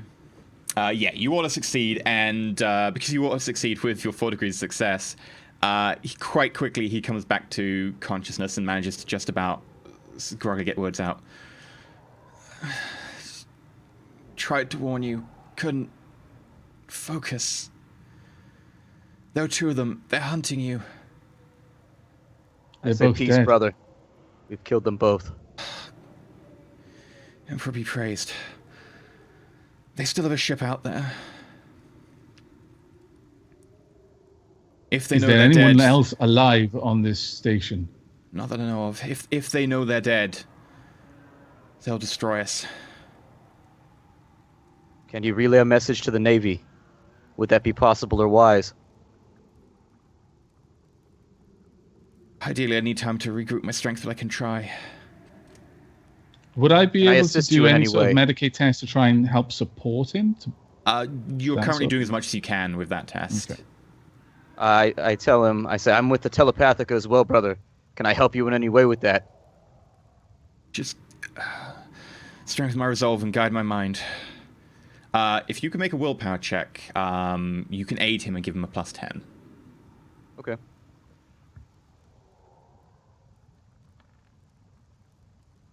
Shit. You suck at life. 10. He is going to use his point of fate. Rolls are so off. You know how many hundreds we've had this episode? It's been bad. That's bad. I've sent a message. I helped. The ship is still out there. It's coming. And he passes out, blood coming from his nose. Caroline, so you make sure he's stable and stuff, but the strain of that has certainly been a bit for his system. He's gonna live, but his brain needs time to recover. Okay, I give him some sort of sedative then to try and ease him. I turn to Brander. I say, "What console can I take you to? Are there any sort of are there any guns on this on this station? Would you know what console would look like for what would the console look like for defenses and weapons?" Once I've sedated him, I'm going to start addressing the consoles that are flashing red that need our attention. Okay. One of them is warning you that the void shields are currently lowered. One of them is warning you that the 3 macro batteries are loaded, ready to fire, but no one is currently manning them. They can be fired from here, they can't be reloaded then. The Lance battery is currently warning you that some of the power conduits going to it need to be bypassed because they are on the spire that is currently haywire fielded. Brander, you would be somewhat familiar with some of the systems around here, but you aren't a particular expert in operate voidcraft. You can make a intelligence check, a flat intelligence check, to try and work out some things if you want. All right. Oop. 11 out of 31. You can help operate some of these things if you want. You recognize I'll a few of the point systems. him. I'll gesture to a console. Take me to that one. I help him over there. While he's doing that, I'm trying to. Would I be able to rise the void shielding? Sure. Okay, Make so- a operate test with a plus 30. It's a pretty simple task. Although some of the capacitors and so on have been blown out. Bear in mind, we are now going into I will be timing you in real time as the ship gets closer.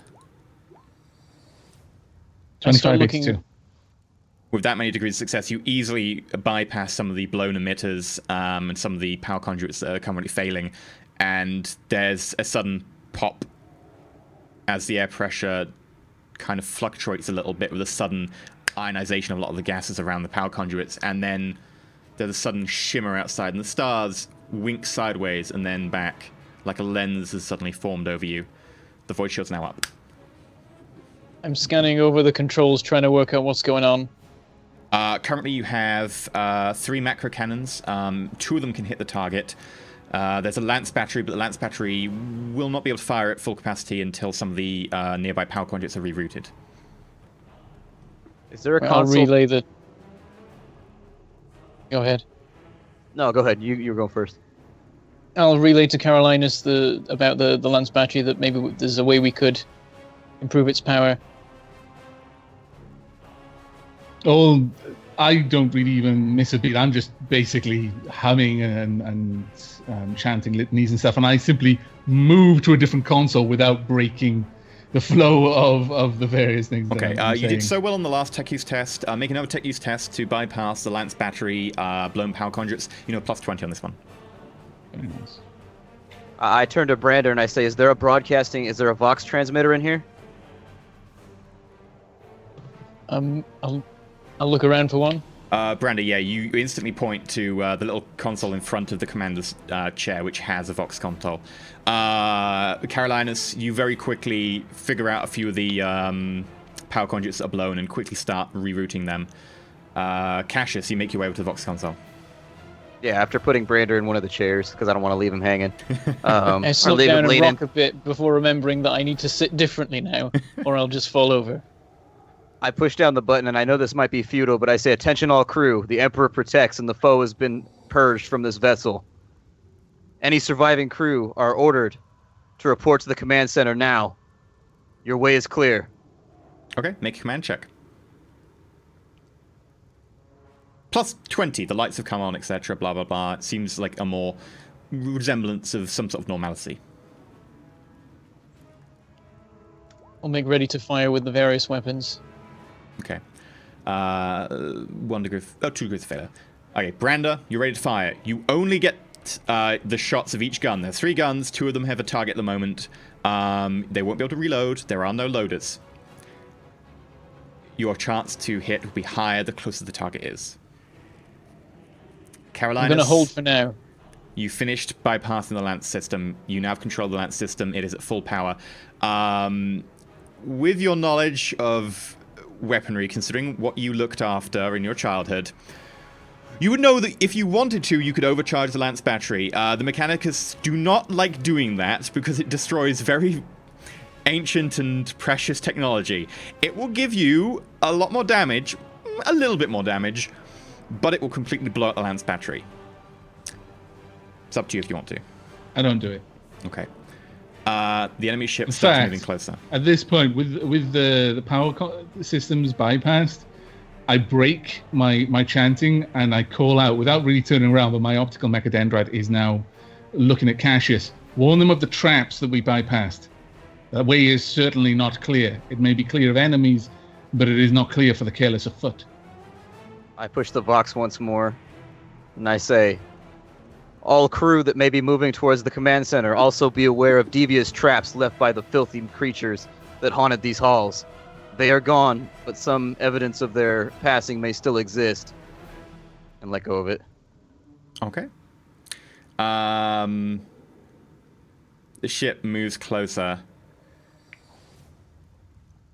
and I'll call out starts turning to- sideways. I'll call out to Carolina, so I'll fire on your command. We only get a few shots at this. And I start calling out distances. Because that's I cool. sit down in the command seat and I look very worried, but I start buckling in and holding on to both the armrests. So he's calling out distances, is he? As he starts calling out distances, the prow cannon on the enemy vessel fires, and this beam of white, violet energy hits and displays off the void shield. I need to roll something. I'm rolling to see if you all die. Did they fire at the command center? Yeah, it was targeted at the command center particularly. You can see, because you can see out the lovely domed armored glass frontage from your position. This hits the shield and plays off oh, it. that's not good. It's like an Aurora Borealis times like 100 in front of you right now in kind of this violet white tone, leaving afterimages all over your eyes, and then cuts off. I'm looking at the void shielding. I'm trying to ascertain how much damage was done, if it's going to hold. It wasn't good, but it will hold for quite a bit longer. Okay. I relay that to the whole room. Void shielding is holding, but we're not going to want to sustain that kind of fire for very long. Is the enemy ship still approaching? The enemy ship now moves into what you consider a point-blank range and starts to move towards one of the gantries. Oh, macro these dudes. At this point, I just shout out, Brand, if you're going to fire now. All right, firing macro cannon 1. Okay, make and operate.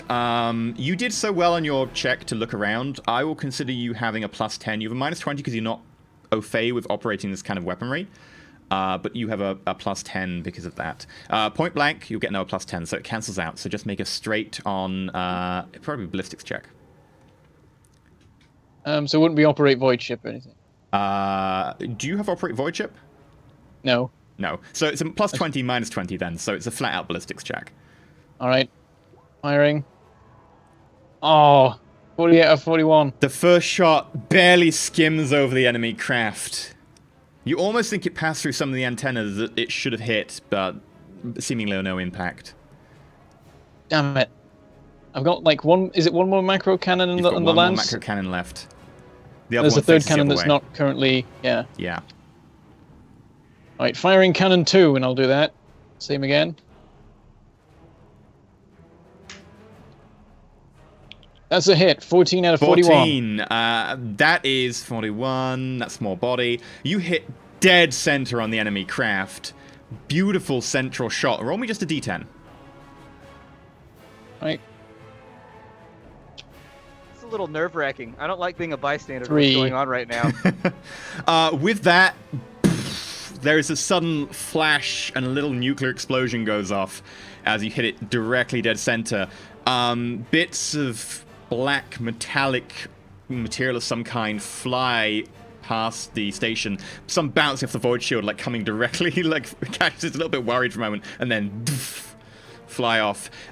You see in front of you, Cassius, the image of the ship flicker, and for a moment it doesn't look like a transport. It looks like some sort of sharp-pronged, black-armored, almost carapace kind of flowing craft. And then it looks again like a transport ship. Brandy, call you're out. out. I call out, it's cloaked. It's hiding as a transport. I mean, we're shooting at it already, so obviously we know something's up, but it's got some kind of, it's got some kind of camouflage. I'm just buzzing around the console. I'm literally just moving back and forth. As one red light comes on, I go over. I'm more talking to it than I'm actually doing anything. But every now and then I push a lever or I twist some sort of knob, and then the light goes back to going green. And I'm just moving back and forth. I'm not even talking to the other people or acknowledging them for the most part. I'm just entirely. The lance system is now fully charged. All right. At that firing the point, lance. I break what I'm saying in order to announce that it's fully charged. Okay. Caroline, since you're kind of assisting in this, if you can make a tech use test. I look at both of them. I say, is there any way I can assist? I'm still clinging to the armrest of the chair. 11:52. Brander, you can have you don't have the ability, but you did really well on your test, and Caroline's passed this massively. Plus it's a lance weapon. You can have a plus 15 for this. Ooh. So it's a ballistics plus 15. Ooh. 50, not 50. Sadly not 50. That is hoping for quite a lot. We've never done 5s you don't know how before. to do it. Yay! And with that, 3 degrees of success. Please roll me 2d10. Alright. 63. That's more towards the engine, so you catch it a little bit further back this time. Witness the power 17. of this fully operational 17. battle station.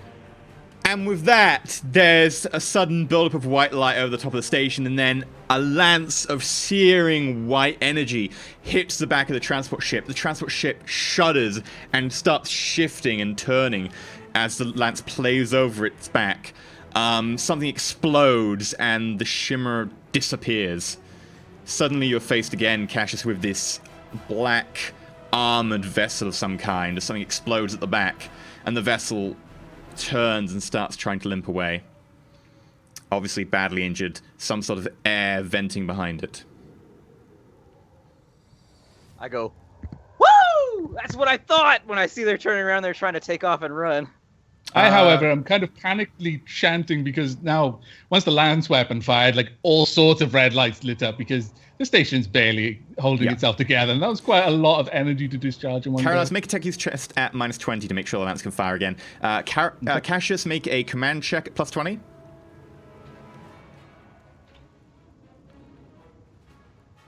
No, unfortunately. Yeah, Carolinus, you did really well the first time. The lance has 1 shot left. After that, effectively the capacitors are recharged, but they're not going to be able to take any more inputs. I relay this to Brander. All right, I'm gonna line it up as much as I can, taking into account the new shape. Cassius, do you want to make a command check at +20? Yeah. I will cease Since my you jumping tried up to and down. inspire them there with your woo! Yeah, Is this going to boost my ballistic skill? I'm imagining that I'm like in front of the window, just like the Emperor protects. That's right, you run, scum! Seeing that the ship turned around. Because I thought we were gonna die, and now there's like a slight glimmer of hope that we might not. Okay, yeah. So if you can make that command check. What was it? +20? At +20, yeah. Ah. Sadly, no. Brandon, yeah, if you can make this I just attack, find it slightly annoying, if anything. it'll be a ballistic skill, I think a +5. It degrades from +15 to +5 this time. All right, firing. Oh, that one's a miss. This time, 85, 40, the no, beam of 86, energy it being 46. further away just arcs through space as the enemy ship starts limping towards the edge of the system to escape. Damn it, they're getting away. The way we could rotate the station and use the final macro cannon? As he says that, I look for a way to do it. Carolinas, make a tech use test at +20.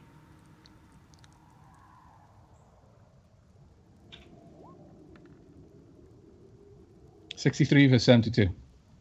You fire up the retro thrust on the station and manage to rotate it slowly. It's not really I intended to do announced this. that The sound no, of metal. Yeah. I call out to Cassius as I'm doing that, as it seems like it's about to kick in. Warn the crew to brace themselves. I push the button. Brace for impact. Brace for The spinning entire and twisting station out of shudders, and you feel something clink and begin detaching as suddenly the station spins a little bit easier. Cassius, you notice one of the docking arms swing past into the distance. Branda, you have a shot.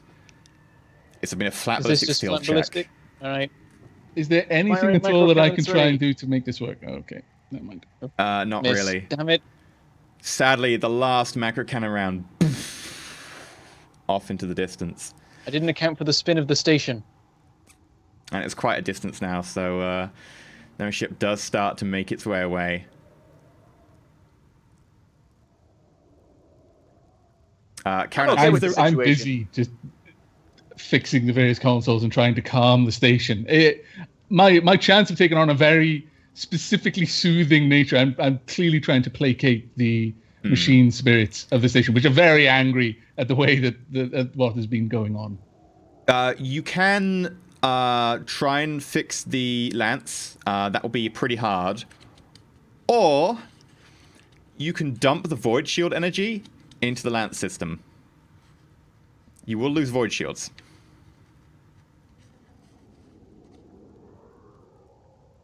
I consider it. I would rather try to fix the lance. Okay, this will be a tech use at -20. It'll be tough. 0-4. Machine spirits, hear my plea. These machine spirits are totally with you. Yeah, the lance is back online. It will be able to fire 3 shots before it'll fail again. Brander, you get 1 Unload, shot. buddy. I'm very clear that Brander is aware. I'm not going to be able to do this again. The machine spirits have afforded us some measure of aid, but they will not be amicable should we fail this time. It won't be coming back online.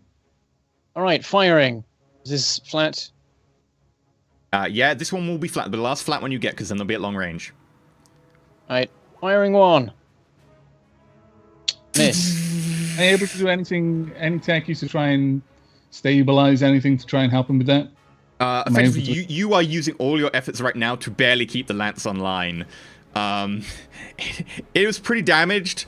It's a miracle you've managed to get it go this far, and you are spending all of your time just focusing, making sure certain things don't, like, you are effectively, like, in Artemis, manually controlling coolants and regulating different power levels. You're busy. Cassius, if you want to do a command check to try and help out here, if you can think of something inspiring to say. I can think of something inspiring to say. This seems like one of those moments where you're like on the baseball team or the football team or whatever, and your teammates just like dialed in. You're like, "You got it, man." You got to get in behind them and just like rub the shoulders and shit. Just like, "Got this." So Cassius runs over the sky. the shoulders. President's You got speech in this. Independence Day, but sure, okay. My fellow Branders, I want you to shoot those goddamn Xenos. Okay, make a command check. +20. Okay, you accept 0-6! Brander! Wow. It's a -10 for long range. It's a +10 for Cassius's inspiring shoulder massage. All right, firing 2. 4 out of 41. A 0-4.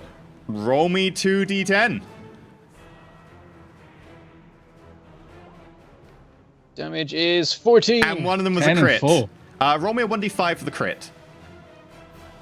All right. On. Hit the thrusters.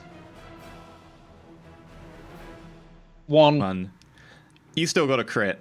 And with that, you managed to do 14. The lance strikes into the back of the enemy ship. It shudders, continues on a little bit, and you feel that maybe you hadn't done as much damage as you thought. And then suddenly there's as some sort of gas starts venting, and then atmosphere. lightning plays across, and then there's a sudden blast of purplish violet energy, and the ship explodes. When the gas was coming out, because I've got like, telescopic vision with my optical mechadenra, did I see little like flailing blobs kind of like coming out through the gas? Battles in space take place at ranges that even your telescopic cannot see. But with the station one, yes, there are like little people going, "Ah!" Yeah, we vented a bunch of Xeno scum. It was glorious. Seeing the explosion, I sink back into the captain's chair, and I just start muttering prayers of thanks to the Emperor. Blessed Emperor, thank you for providing light to your servant when bathed in darkness. and then I light a low stick, and I just and just like sink down, just exhausted. I've got nothing left. And I have no time to relax. I'm still trying to keep the station from being angry at us. Yeah, Carolinus, you've taxed the station a lot. Just make a tech use test to make sure it doesn't explode. Anyone No pressure. Just a flat Machine tech use spirits test. like me. 86. No, we're all dead. Sorry, guys. No. With that, the lance system shuts down seemingly permanently until a lot of replacements can be used as parts of it melt and explode under the pressure. All of a sudden, an array of red lights go up, and I'm just like, feck. Yeah, this is like the point where the console just actually overloads. Like, no one actually thought to install fuses or a circuit breaker, and just lightning plays across, and you're like, yeah, and that's enough for today. But with that, you have destroyed a Dark Elder Raider. You have killed 2 Dark Elder in combat. You've managed to save 1 person and clear out and save the station. Over time, do any more crew members make their way to us? No. Wow.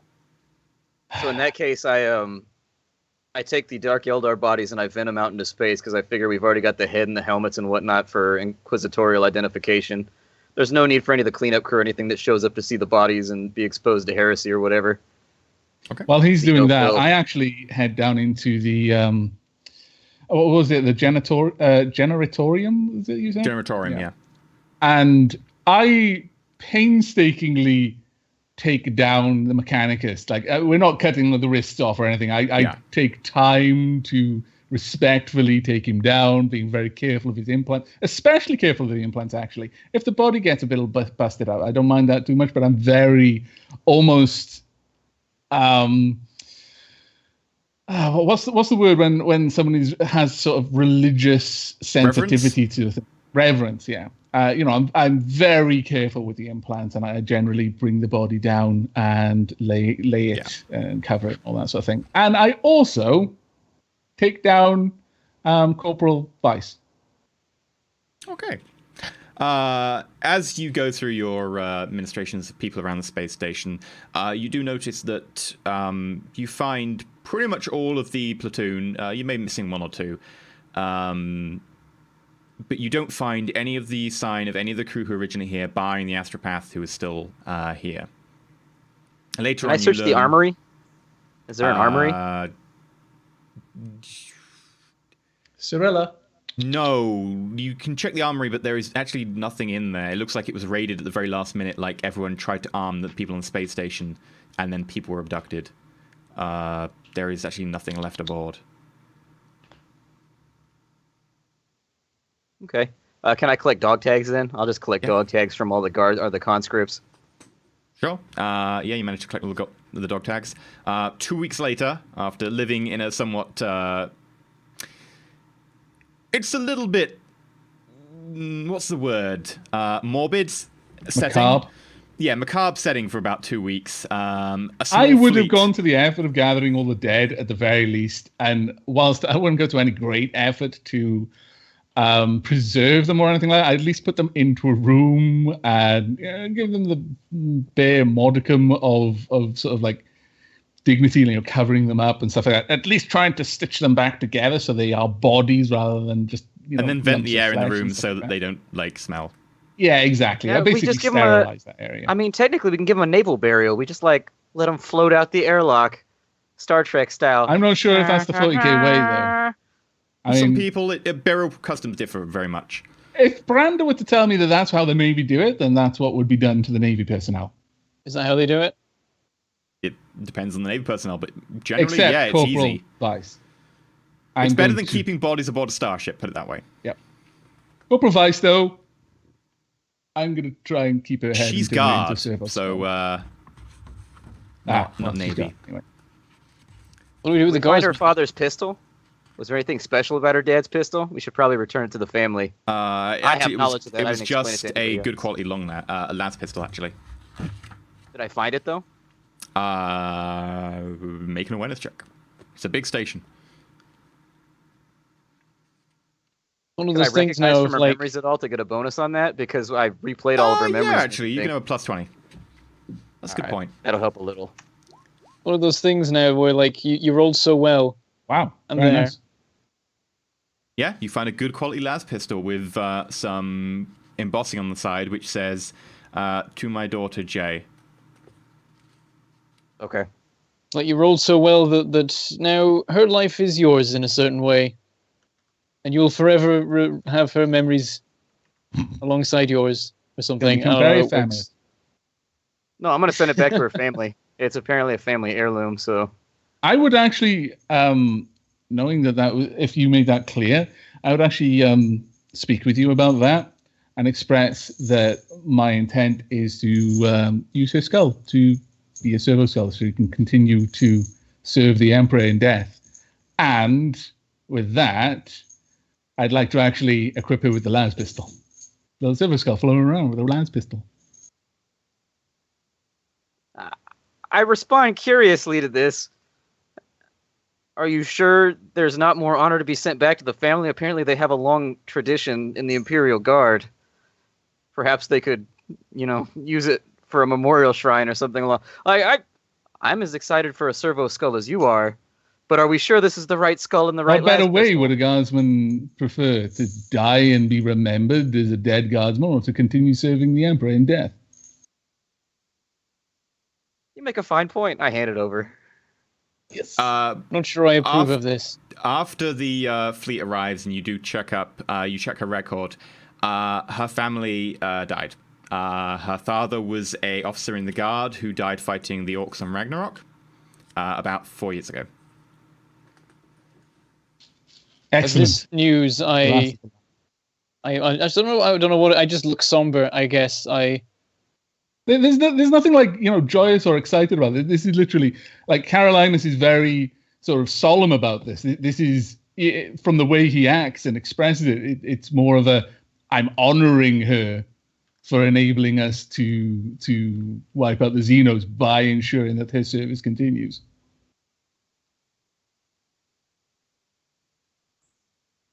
That is true. What was the name? Vice.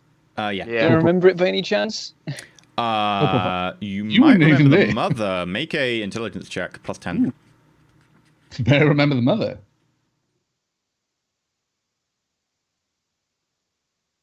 There's some sort of...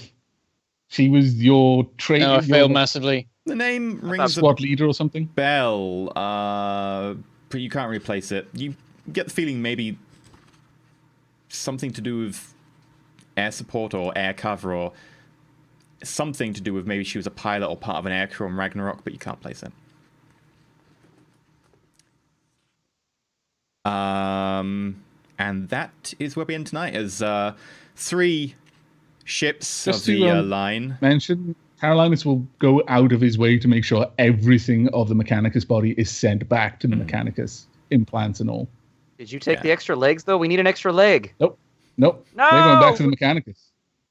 Oh, he's just going to hop in little circles for the rest of the campaign. You'll have to The requisition moment I'm one. using my chainsword as a crutch. You know how requisitioning works Let for him us? plant the chainsword into his leg. I don't know how, He'll have a chainsaw peg leg. as cool as that is, I don't know how well that would work. Okay, let's just implant a Gatling gun into your leg then. Walk around on the barrels of a Gatling gun, and when you're really annoyed, you just lift your leg. Daka, daka, daka, daka, daka, daka. It'll be great. Yeah, what happened to Sky Beast? Is Sky Beast just gone? Well, that's what I was going to say. As the ships fly in and we're stood there in the airlock watching, I'm stood on my crutch and I go, "Where the hell's Sky Beast?" You quickly Peering out. requisition one of the small frigates to go look for Skybeast. Skybeast is found orbiting not that far away from you. I thought we were going to get a frigate. I got excited for a second. I was like, we got a frigate! No. What about a little corvette? Can we have one of those? You initially tell the naval officers who come aboard to clear the area that, oh, don't worry, there was a Dark Elder ship and we killed it. Oh, sorry, there was a random ship and we killed it. And they kind of look at you incredulously. They don't believe find the you. wreckage. Then they look at the wreckage find and then they come back and go, who are you? I go, we're the cleanup crew, and put on my shades. It's like, yeah, in the background. And that is where we end tonight. Oh, God. We're now going to be known as the cleanup crew. Yeah, that is, Yep, I you've had the officially glow chosen stick in your my mouth, warband too. name. You I are feel the this cleanup band crew. needs to have a solid chat with each other. We need to have a power. This is not okay. No. Yep. Thank you very much for watching. We'll be back same time next week, and then the week after we'll also be back on Wednesdays with the start of our D&D. We're a little bit over time today, so we're going to quickly go through this. Do go check out the Patreon. It allows us to support and continue doing such amazing shows, and it's with your support that we can continue to do such cool stuff. We very much appreciate it and hope that you're somewhat entertained. Are you not entertained? Yes. Are you not entertained? That was a good session. That was intense. That's the was first really one good. we've had so far where I fully the whole time felt like we were fucked. And then we got lucky and killed the first one. But I we'll talk thought I about knew this I was after going to be show. okay. I'm Carolinas. I don't die to bullets or grenades Yeah. or other such things. That's I've got why a there's an enemy Renaissance ship, like breastplate, an bro. enemy ship with pulsar lance that could kill you. Yeah, that's what they had to bring to make sure I was going to go down. But Branda, though, I thought Branda was completely hosed. I thought I was. There were several times where I thought I've that only Branda got 2 was fate now. now an It's going to be ender. terrible. Yep. And you haven't It even means got I'm an just going to extra die leg yet. sooner. I'm going to die next session We're going to instead. get you a peg leg. And a parrot. Plastic parrot on your shoulder. Yar, matey. We I don't see how this is necessary. But I'm Open maybe up so- the peg leg. holes from macro cannons. Funny thing is, you're going to try to requisition a peg leg. No, you fail. No, you can do a peg leg for 3. If you don't get a bionic leg, I'll let you a peg leg. It'll do. Agility bonus I'll make of a 1 nice for movement. clunk as I walk. Glunk. Glunk. All my room entrances, assuming the ground isn't carpeted, will be significantly more awesome. This will make great content for the after show, which is a Patreon bonus. So, until next week, Avak, who are you, what do you do, and where can we find you? I am a YouTube content creator. I think that's what we call ourselves now. And I can be found at youtube.com/avac or on twitter.com/avac_ and on twitch.tv/avac as well, where I am currently playing Stardew Valley every day, RimWorld mostly every day. Also finishing off, I've got to try and get the final challenges to complete the Zombie Night Terror. Such a fun little puzzle game, that one. And of course, I am also probably going to be returning to Halcyon 6 and Civ 6 soon. It was meant to be Civ 6 this week, but house hunting. Did you win Halcyon 6 last time, or did you lose in the end? No, I haven't finished it yet. Oh, you haven't I finished just it couldn't. I had to put it on hiatus because house hunting, unfortunately. But now that Zombie Night Terror is finished, I can go back to it. I did that with a couple series too. You get those emails from people being like, "Where did the series go? You quit." I'm like, "No, I just got to take a couple days, just like a week. It'll be back. Don't When worry." is it coming back? Because we know you'd never abandon us, Ava, because we have faith. And I'm like, that is right. You should have faith in me. I get never- those messages about this is the police, and I'm like, did you not watch the last episode where I rage quit? Like, I literally said, That's always I'm never coming embarrassing. back It's to like- this game. This game is terrible. And people are like, when's the next episode? I'm like, did you not see? I literally said there will not be one. I'm not one of these people who goes, I'm never going to play this game again, and then just plays it again. Like, no, if I say it's terrible, I will not play it. Bentham, who are you? What do you do? Where can we find you? You can find me on YouTube at Mangled Pork Gaming, because confusing names, and on Twitter I am at Bentham Plays, and I am, as always, playing Factorio and Rodina. 3 different series of Factorio, though. There's some variety in there, including the one with Avak, the Massa series, and in Rodina, I'll probably have a new episode out in like an hour, actually. That'll be cool. Where there's a new update, and it takes me by surprise, and I wait. No, I do die. I was going to say nearly die. I do die. Yes. You should have burned Fate. Yeah. Yeah. Well, I needed it for this. That's the problem. No, I'm still team pull the pins out 2 grenades and just latch on to the guy in 0G. Go out like a martyr. I'm only going to do that when Then I've run burn out of fate. Witness When I've burned all my me! fate, and I know that the end is nigh, then I will do that. I am awaited by the Emperor in Valhalla. I know you've got the silver spray can. I know you keep it right next to your chainsaw. Just and then go for it. That's I what will we be like shining, integrated bro. into the chainsword, so you can See, the just. thing is, you burnt a fate to survive anyway. You should have just pulled the pins and grenades and dived on him, killed him, and burnt fate. Oh, that's a good See, point. as a GM, if you're gonna do that whole, okay, I'm gonna pull grenades to like kill the opponent, etc., blah blah blah, and dive with them and throw my life away, but I can burn fate. It's like, it kind of removes it. So Yeah, it does. It does if you kind of sacrifice diminish yourself, then you ownership. stay dead, because otherwise that's- Carolinas was fully Yeah. on sacrificing himself. Frankly, It's just he's I feel like- basically a Terminator. After the flamer incident, I think we should get a freebie. That's all that I'm saying. This This dude miraculously dodged a flamer in a corridor. It was going to be my was an awesome open turn the stab on a tables 0G. moment. He's like, no, I dodged the fire. I think he had a 40% chance of dodging it, so he did. Then again, you got really lucky and killed a Dark Elder ship. So... And yes, Ciri is actually named after Ciri. Her full name is Cirilla. That too. So Splat, what do you do and where can we find you? I'm on YouTube, Splattercat Gaming, youtube.com/SplatterCatGaming. I'm playing Clockwork Empires right now. I'm playing a little bit of Owlboy at the moment, which is pretty sweet. I've got Sunless Sea Submariner going on, trying to finish up Shadow Warrior 2. Basically, I've got way too much shit going on. And basically, it's rough, but we're going to get through it and we're going to finish it all. I swear to God. Haven't been streaming lately because there's construction outside my apartment for like the last month, and it's just super noisy and I can't do anything. So I'll be getting back to it as soon as possible. It's just Back up already. my situation is not tenable at the moment for streaming.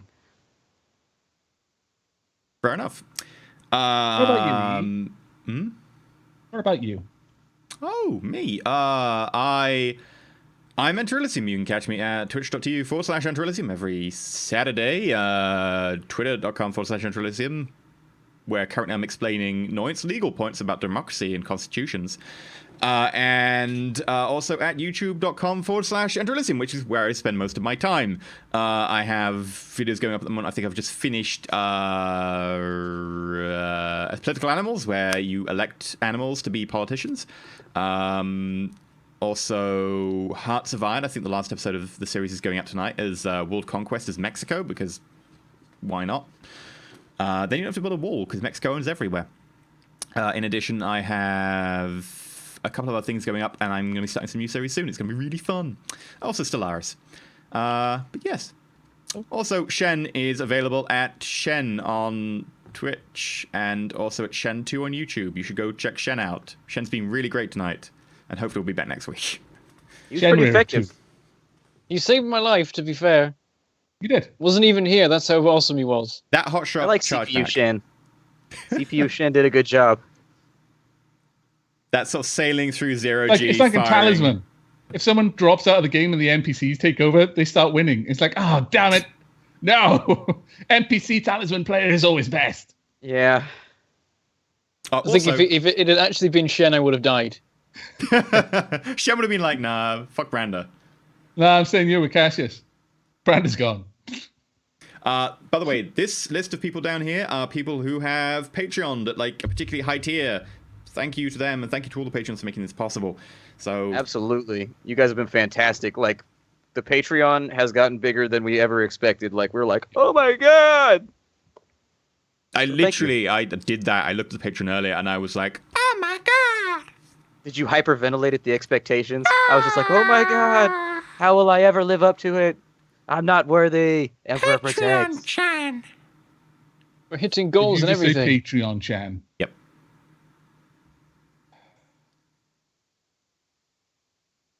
And with that, stream is now over. Yeah, the stream is over. So thank you very much for watching. We'll be back same time next week, and just remember to roll for it. Sky Beast!